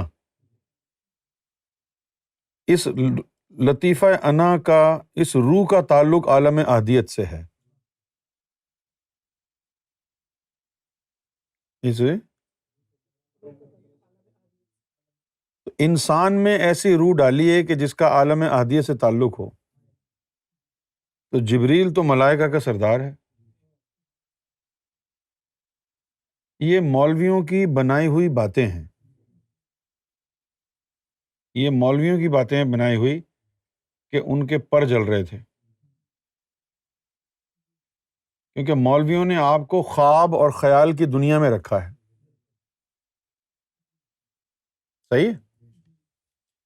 اچھا، اب میں آپ سے یہ پوچھتا ہوں کہ پر کا فائدہ کیا ہے، ان کا استعمال کیا ہے۔ پر ہوتے ہیں پرندوں کے، کیوں ہوتے ہیں؟ ہوا کو دھکیلنے کے لیے۔ اوپر تو ہوا ہی نہیں ہے، تو جبریل کے پر تو بیکار ہو گئے۔ ہیں؟ یہ لکھتے آ رہے ہیں، کہانیاں بناتے جا رہے ہیں کہ ان کے پر جل رہے تھے۔ یہ کھڑے ہوئے تھے وہیں پر، اور جبریل کو یہ پتہ ہی نہیں چلا کہ میں آگے نہ جاؤں ورنہ میرے پر جل جائیں گے، ان کو پتہ ہی نہیں تھا۔ ان کے پر جلنے لگے، پھر وہ پیچھے ہٹے۔ یہ توہین ہے، توہین ہے دین کی، اور دین کے علم کی توہین ہے بڑے پیمانے پر۔ سمجھے آپ؟ جبریل علیہ الصلوۃ والسلام ملائکہ کے سردار ہیں، جبکہ ملائکہ کا تعلق عالم احدیت سے ہے، تو ملائکہ کے سردار کا تعلق کہاں ہوگا؟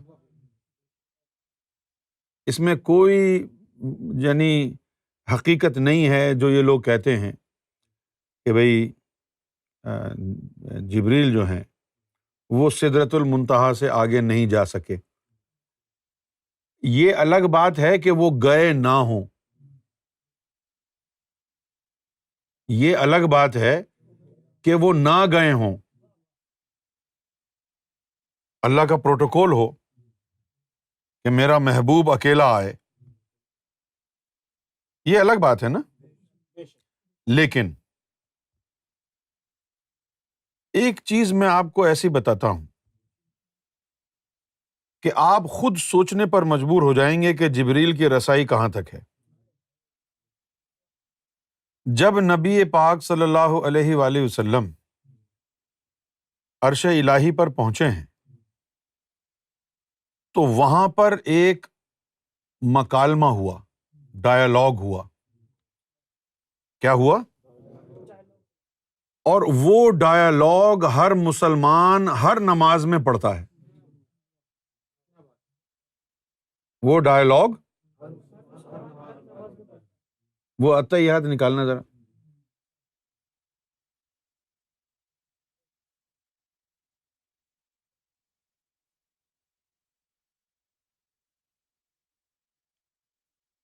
یہ جو ہم نماز میں اتحیات پڑھتے ہیں، یہ گفتگو ہے اللہ، رسول اللہ صلی اللہ علیہ وسلم اور جبریل کے مابین۔ اب اگر آپ یہ کہیں کہ جبریل علیہ السلام کانفرنس کالنگ پہ تھے تو الگ بات ہے۔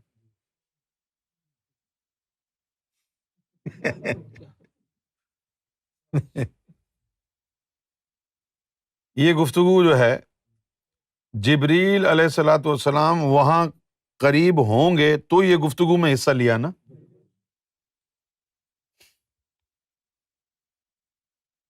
یہ دیکھیے جی، ہم یہ پڑھتے ہیں نماز میں، التحیات للہ والصلوات والطیبات، یہ حضور صلی اللہ علیہ وآلہ وسلم نے فرمایا، التحیات للہ والصلوات والطیبات۔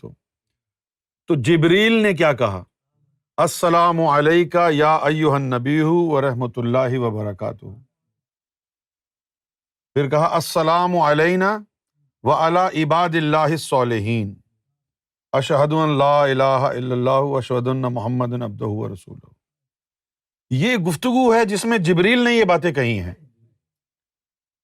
تو اللہ اور اس کا رسول سامنے ہے، جبریل حضور پر درود و سلام بھیج رہا ہے، جبریل وہاں موجود ہے تو درود و سلام بھیج رہا ہے نا۔ تو یہ مولویوں کی کہانیاں ہیں، بنائی ہوئی باتیں ہیں کہ جبریل کے پر جل رہے تھے۔ میں بھائی یار، یہ کوئی بات ہے کرنے کی؟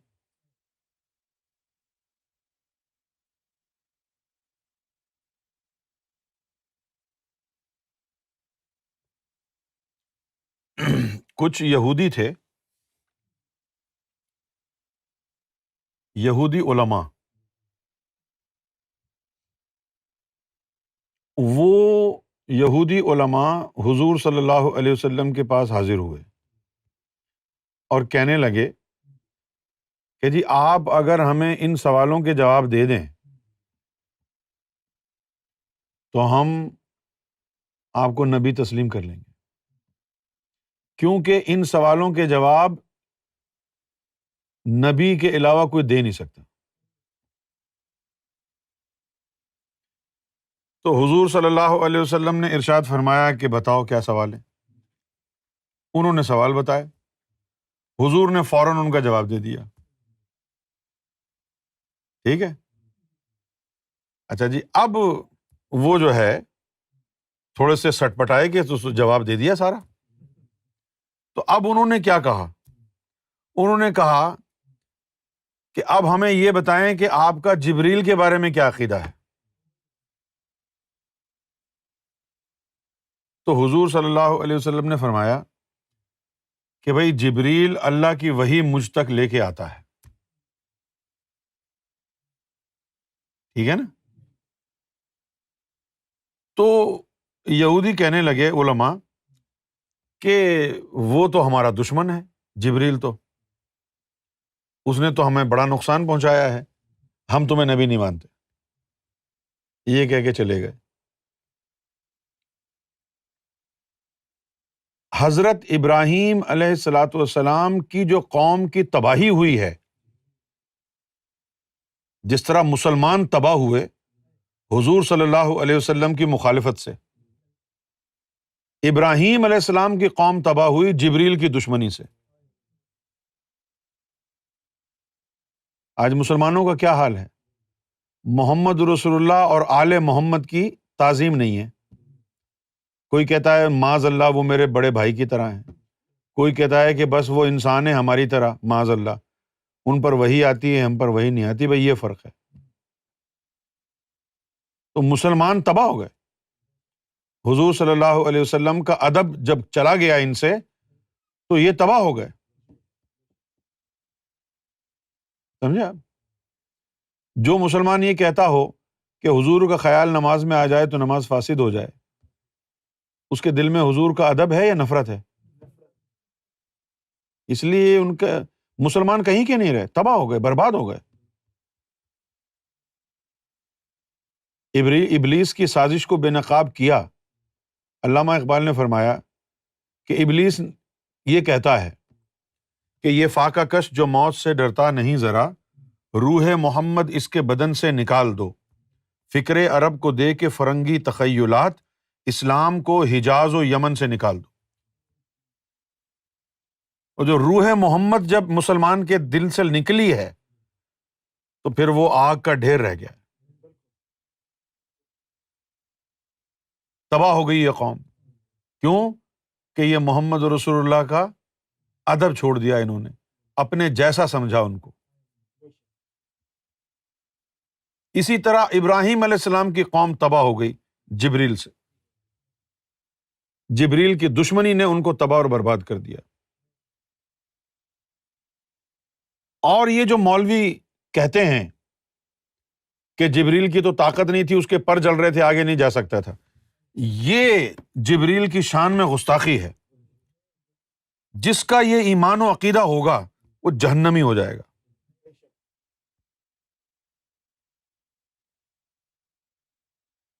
قرآن مجید سے پوچھ لو جبریل کی کیا قرآن مجید نے تعریف کی ہے۔ جبریل کے بارے میں قرآن کہتا ہے، اللہ نے فرمایا کہ جو جبریل سے دشمنی کرے گا وہ اللہ سے دشمنی کرے گا،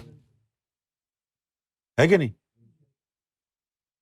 تو بھائی جبریل علیہ السلام کے بارے میں آپ اس طرح کی مسلمان قوم جو ہے اس طرح کی باتیں نہ کرے، بنی بنائی باتیں۔ کم سے کم قرآن مجید اٹھا کر کے پڑھ لیں، وہاں سے ادب سیکھ لیں کیا ہے۔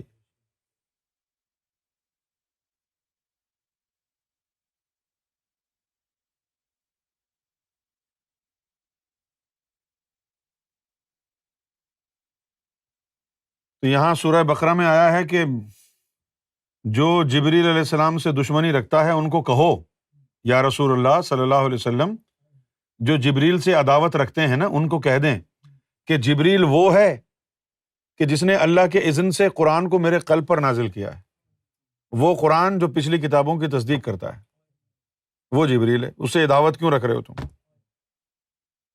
تو اگر جبریل سے عداوت رکھی تو وحی الہی سے عداوت ہو گئی، وحی الہی سے عداوت ہو گئی تو اب قرآن پڑھ کے کیا ملے گا آپ کو؟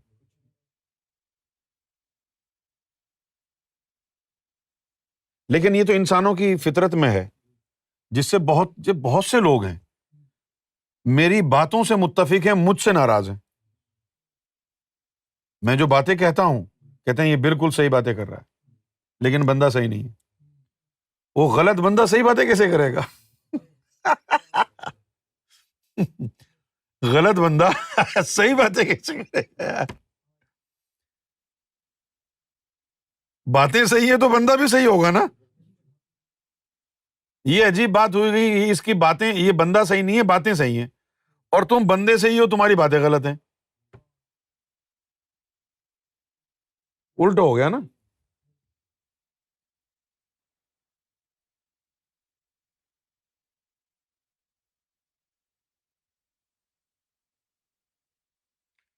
ارسلان علی لاہور، غور شاہمر ہوا، کیا عشق کے دور میں بھی ایمان کی ضرورت پڑتی ہے؟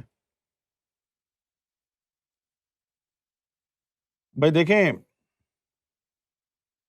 کار جو ہے وہ ٹویوٹا ہو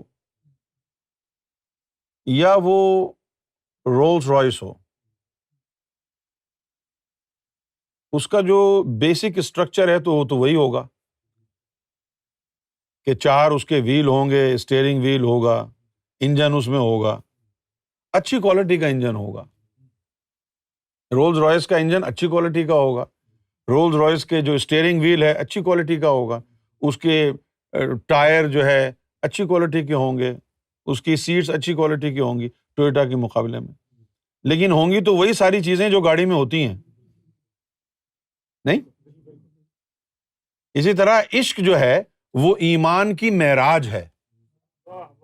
عشق کی ابتدا بھی ایمان سے ہی ہوتی ہے. یہ قلب پہلے منور ہوگا، پھر ترقی کر کر کے جو ہے عشق تک جائے گا. ایسا نہیں ہے کہ کوئی عشق حاصل کر لے اور ایمان ہو نہ، یہ طریقہ ہی نہیں ہے. ایمان سے شروع ہوتی ہے یہ کہانی اور عشق پر جو ہے جا کے پہنچتی ہے. یہ عاشق بھی جو بنے گا نا تو ایمان سے ہی گزرے گا پہلے. یہ نہیں ہوگا کہ ایمان تو آیا نہیں عاشق بن گیا. ابے جب تو صاحب ایمان نہیں ہے تو صاحب عشق کیسے ہو سکتا ہے بھائی؟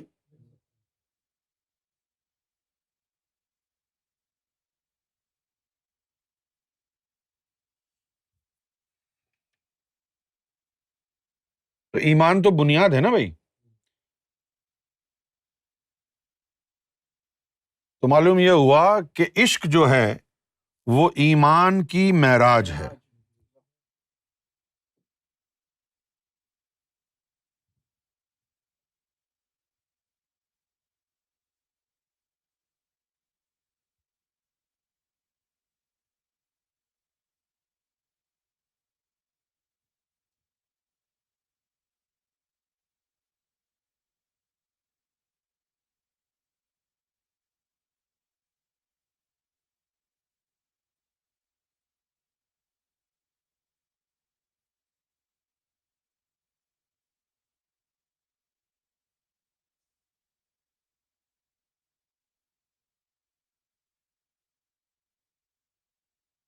اویس کیپو،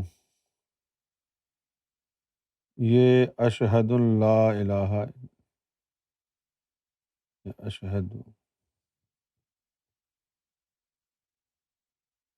یہ وہاں عربی ٹیکسٹ پڑھیں گے نا آپ تو وہاں پر الف اور نون ہے، اشہد ان لا الہ الا اللہ. یہ جو الف اور نون ان آتا ہے یہ تاکید کے لیے آتا ہے، ال نہیں ہے، ان ہے.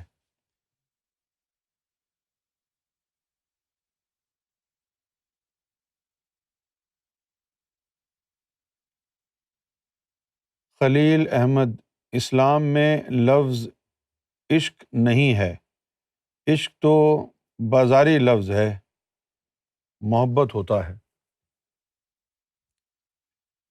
نہیں خیر ایسا بھی نہیں ہے، آپ بازاری لوگوں میں اٹھے بیٹھے ہیں نا، اس لیے آپ کو لگتا ہے کہ یہ بازاری لفظ ہے. احادیث کے اندر عشق کا لفظ آیا ہے، صوفیہ کرام نے عشق کا لفظ جو ہے استعمال کیا ہے، سلطان حق باہو نے کیا ہے۔ غوث اعظم کی کتاب پڑھ کے دیکھیں، آپ کے خطبات تو عربی میں ہوتے تھے، انہوں نے لفظ عشق استعمال کیا ہے۔ منصور حلاج نے عربی میں لفظ عشق استعمال کیا ہے۔ اس کے علاوہ مولانا روم نے عشق کا لفظ استعمال کیا ہے۔ یہ سارے بازاری لوگ تو نہیں تھے نا؟ آپ سمجھتے ہیں کہ بایزید بستامی رحمۃ اللہ علیہ بازاری لوگ تھے؟ مولانا روم بازاری تو نہیں تھے نا؟ خواجہ ہند، خواجہ غریب النواز، لال شہباز قلندر، کیوں جی، امیر خسرو، یہ جتنے بھی ہمارے سلف صالحین گزرے ہیں، سلف اور خلف، سلف اور خلف، سلف اور خلف کا مطلب ہے اگلے اور پچھلے، سب نے اس لفظ کو استعمال کیا ہے۔ سلطان باہو نے بھی استعمال کیا ہے۔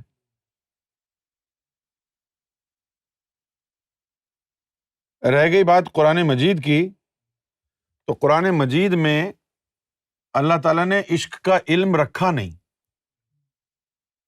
شریعت کی تعلیم ہے قرآن میں، عشق کا علم محمد رسول اللہ کے اندر ہے۔ تو جب وہ علم قرآن میں ہے نہیں تو اس کا ذکر بھی نہیں ہوگا، اس کا لفظ بھی استعمال نہیں ہوگا، ہوگا کہ نہیں؟ محبت کا ذکر آیا ہے قرآن میں، کیونکہ وہ ایمان کا حصہ ہے۔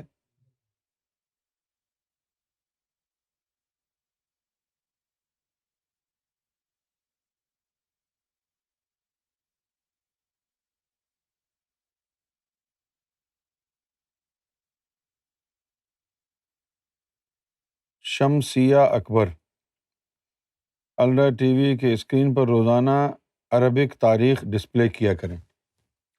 اچھا بھائی، ٹھیک ہے، کل سے کر دینا بھائی، عربی تاریخ کر دیں گے۔ اس کا کتنا ثواب ملے گا یہ بتاؤ؟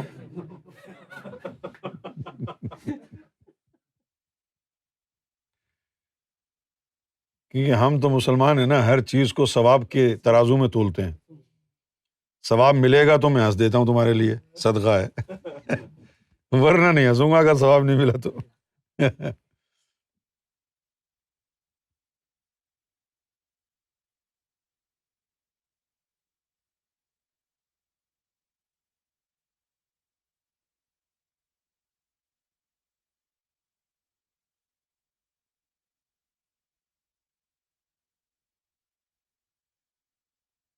خلیل احمد فرما رہے ہیں کہ مجھے صلاۃ کے بارے میں جانکاری چاہیے، لوگ کہتے ہیں کہ صلاۃ کا مطلب نماز نہیں ہے۔ نماز تو میرے بھائی فارسی زبان سے آیا ہے، نماز فارسی زبان سے آیا ہے، اور جب سے یہ لفظ آیا ہے ہندوستان، پاکستان میں، بنگلہ دیش میں، تو اس وقت سے ہم صلاۃ کا جو تصور ہے وہ کنفیوز ہم ہو گئے ہیں اس کے بارے میں۔ صلاۃ جو ہے وہ دو طرح کی ہوتی ہے، ایک صلاۃ دائم ہے اور ایک صلاۃ وقتی ہے۔ صلاۃ دائم ہے کہ رب کی یاد میں ہمیشہ دل مگن رہے، من کی مالا چلتی رہے، یہ دائمی صلاۃ ہے۔ اور ایک صلاۃ جو ہے وہ جسم کی جو حرکات و سکنات ہے، جسم کی بندگی ہے، اس کے ساتھ ہے۔ ایک صلاۃ بغیر عبادت کے ہے اور ایک صلاۃ عبادت کے ساتھ ہے۔ جو صلاۃ عبادت کے ساتھ ہے وہ 5 وقت پڑھنی ہے، جو صلاۃ بغیر عبادت کے ہے وہ اٹھتے بیٹھتے کروٹوں کے بل کرنی ہے۔ الذین یذکرون اللہ قیاما وقعودا وعلی جنوبہم، کہ مومن کی پہچان بتائی، اٹھتے بیٹھتے کروٹوں کے بل بھی میرے ذکر سے غافل نہ رہنا۔ یہ دائمی صلاۃ ہے نا؟ کیوں جی؟ ہر حال میں اٹھتے بیٹھتے کروٹوں کے بل پہ، ہر حال میں۔ اب نماز میں کتنی حالتیں ہوتی ہیں، یا تو آدمی کھڑا ہوتا ہے قیام میں، یا قعد میں بیٹھ جاتا ہے، ٹھیک ہے نا؟ یہ جو ظاہری نماز ہے اس میں 2 حالتیں ہیں، کھڑا ہونا اور بیٹھنا، صحیح ہے. اور جو دائمی صلاۃ ہے اس کے لیے کیا کہا؟ الذین یذکرون اللہ قیاما وقعودا وعلی جنوبہم. اس میں 3 حالتیں ہیں. ظاہری صلاۃ میں 2 حالتیں ہیں، قیام اور قعد. اور دائمی صلاۃ میں 3 حالتیں ہیں، قیام، قعد اور جنوب، سوتے وقت. تو یہ صلاۃ الاکبر ہے، جو ہر وقت دل اللہ اللہ کرتا رہے، یہ صلاۃ اکبر ہے.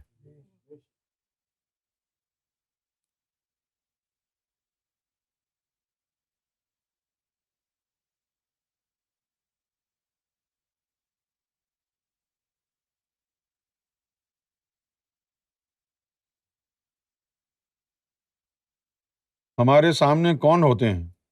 ہمارے سامنے لوگ بیٹھے ہوئے ہیں. ذرا کیمرہ ڈال کے دکھا دو، لوگ بیٹھے ہوئے ہیں.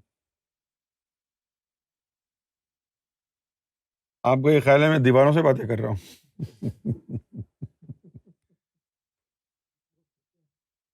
ہاں، ذرا دکھا دیں کون کون بیٹھے ہوئے ہیں. Social distancing.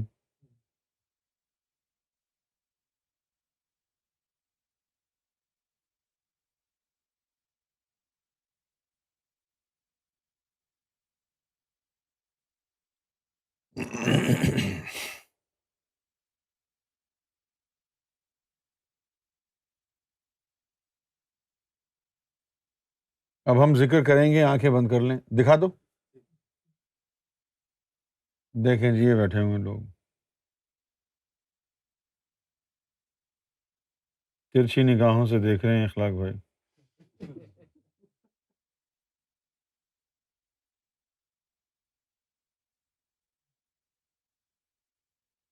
کیا جوبن ہے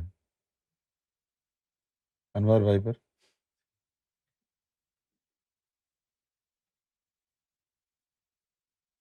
شکر ہے غفور بھائی جو ہے اس وقت بیدار ہیں، ورنہ بہت برا امیج پڑتا، سوتے ہوئے دکھا دیتے تو.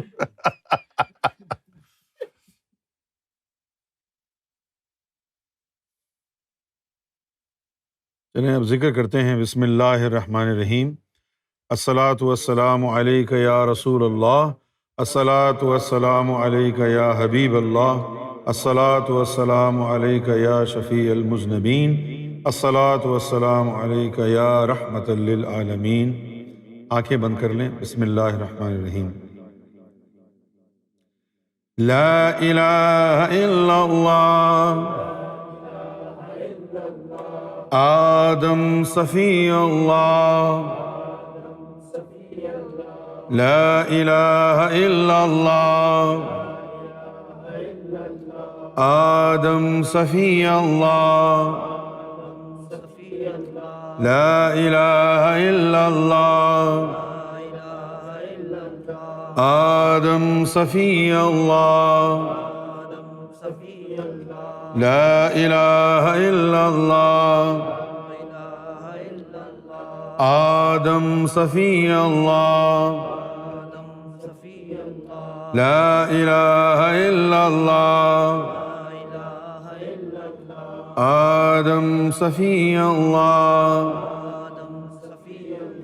لا الہ الا اللہ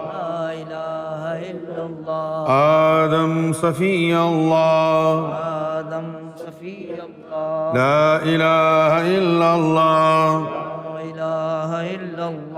ابراہیم خلیل اللہ، ابراہیم خلیل اللہ، لا الہ الا اللہ لا الہ الا اللہ ابراہیم خلیل اللہ، ابراہیم خلیل اللہ، لا الہ الا اللہ الہ الا اللہ ابراہیم خلیل اللہ، ابراہیم خلیل اللہ، لا الہ الا اللہ لا الہ الا اللہ ابراہیم خلیل اللہ، ابراہیم خلیل اللہ، لا الہ الا اللہ لا الہ الا اللہ ابراہیم خلیل اللہ، ابراہیم خلیل اللہ، لا الہ الا اللہ لا الہ الا اللہ إبراهيم خليل الله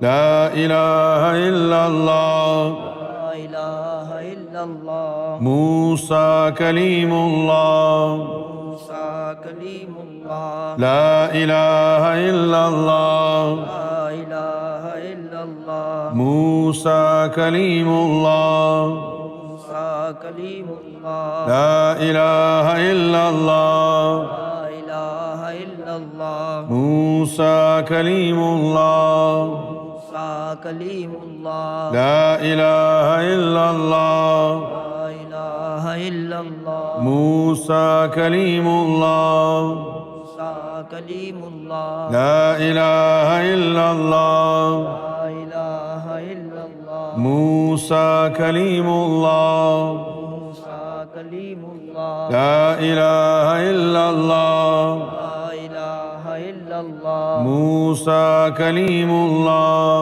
موسى كليم الله لا إله إلا الله لا إله إلا الله عيسى روح الله عيسى روح الله لا إله إلا الله لا إله إلا الله عيسى روح الله عيسى روح الله لا إله إلا الله لا إله إلا الله عيسى روح الله عيسى روح الله لا إله إلا الله لا إله إلا الله عيسى روح الله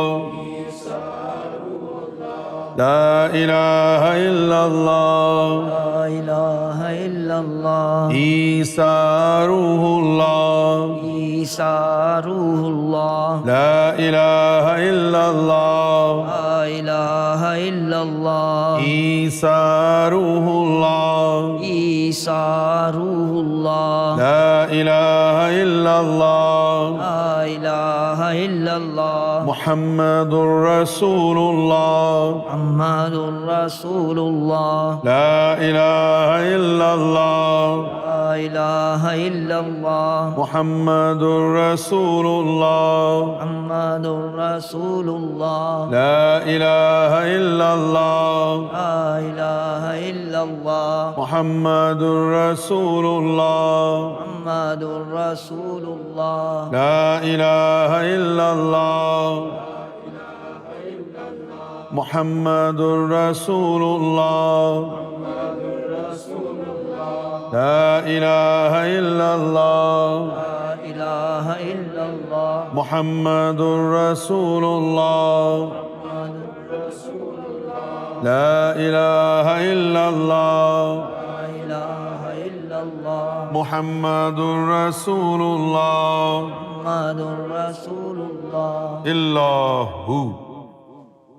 الحمد لله رب العالمين والعاقبة للمتقين والصلاة والسلام على رسوله الأنبياء والمرسلين حبيبنا وسيدنا وسندنا وشفينا ومولانا محمد وعلى آله وأصحابه وآل بيته وأزواجه وذرياته أجمعين برحمتك بفضلك بكرمك يا أكرم الأكرمين برحمتك يا أرحم الراحمين يا دائم يا قديم يا حي يا قيوم يا وتر يا أحد يا صمد يا من لم يلد ولم يولد ولم يكن له كفوا أحد برحمتك يا أرحم الراحمين آمين. ربنا آتنا في الدنيا حسنة وفي الآخرة حسنة وقنا عذاب النار سبحان ربك رب العزة عما يصفون وسلام على المرسلين والحمد لله رب العالمين. جب دم آخر ہو یا اللہ لب پہ ہو لا إله إلا الله لا إله إلا الله لا إله إلا الله.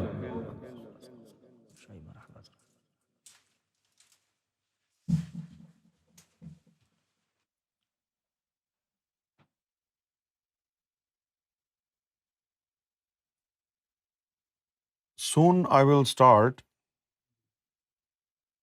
either on weekly basis or daily basis a type of meditation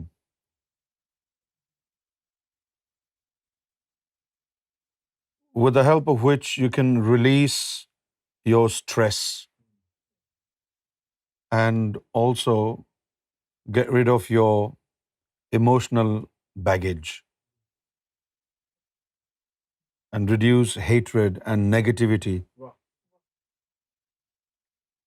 And I guarantee to you that it will really help, and you feel energized and lighter. Soon we will have a session, and if people approve of it, then we will continue, either on weekly basis or daily basis, for 10 minutes. Take care. That's great. Kelly Brooks, thank you so much.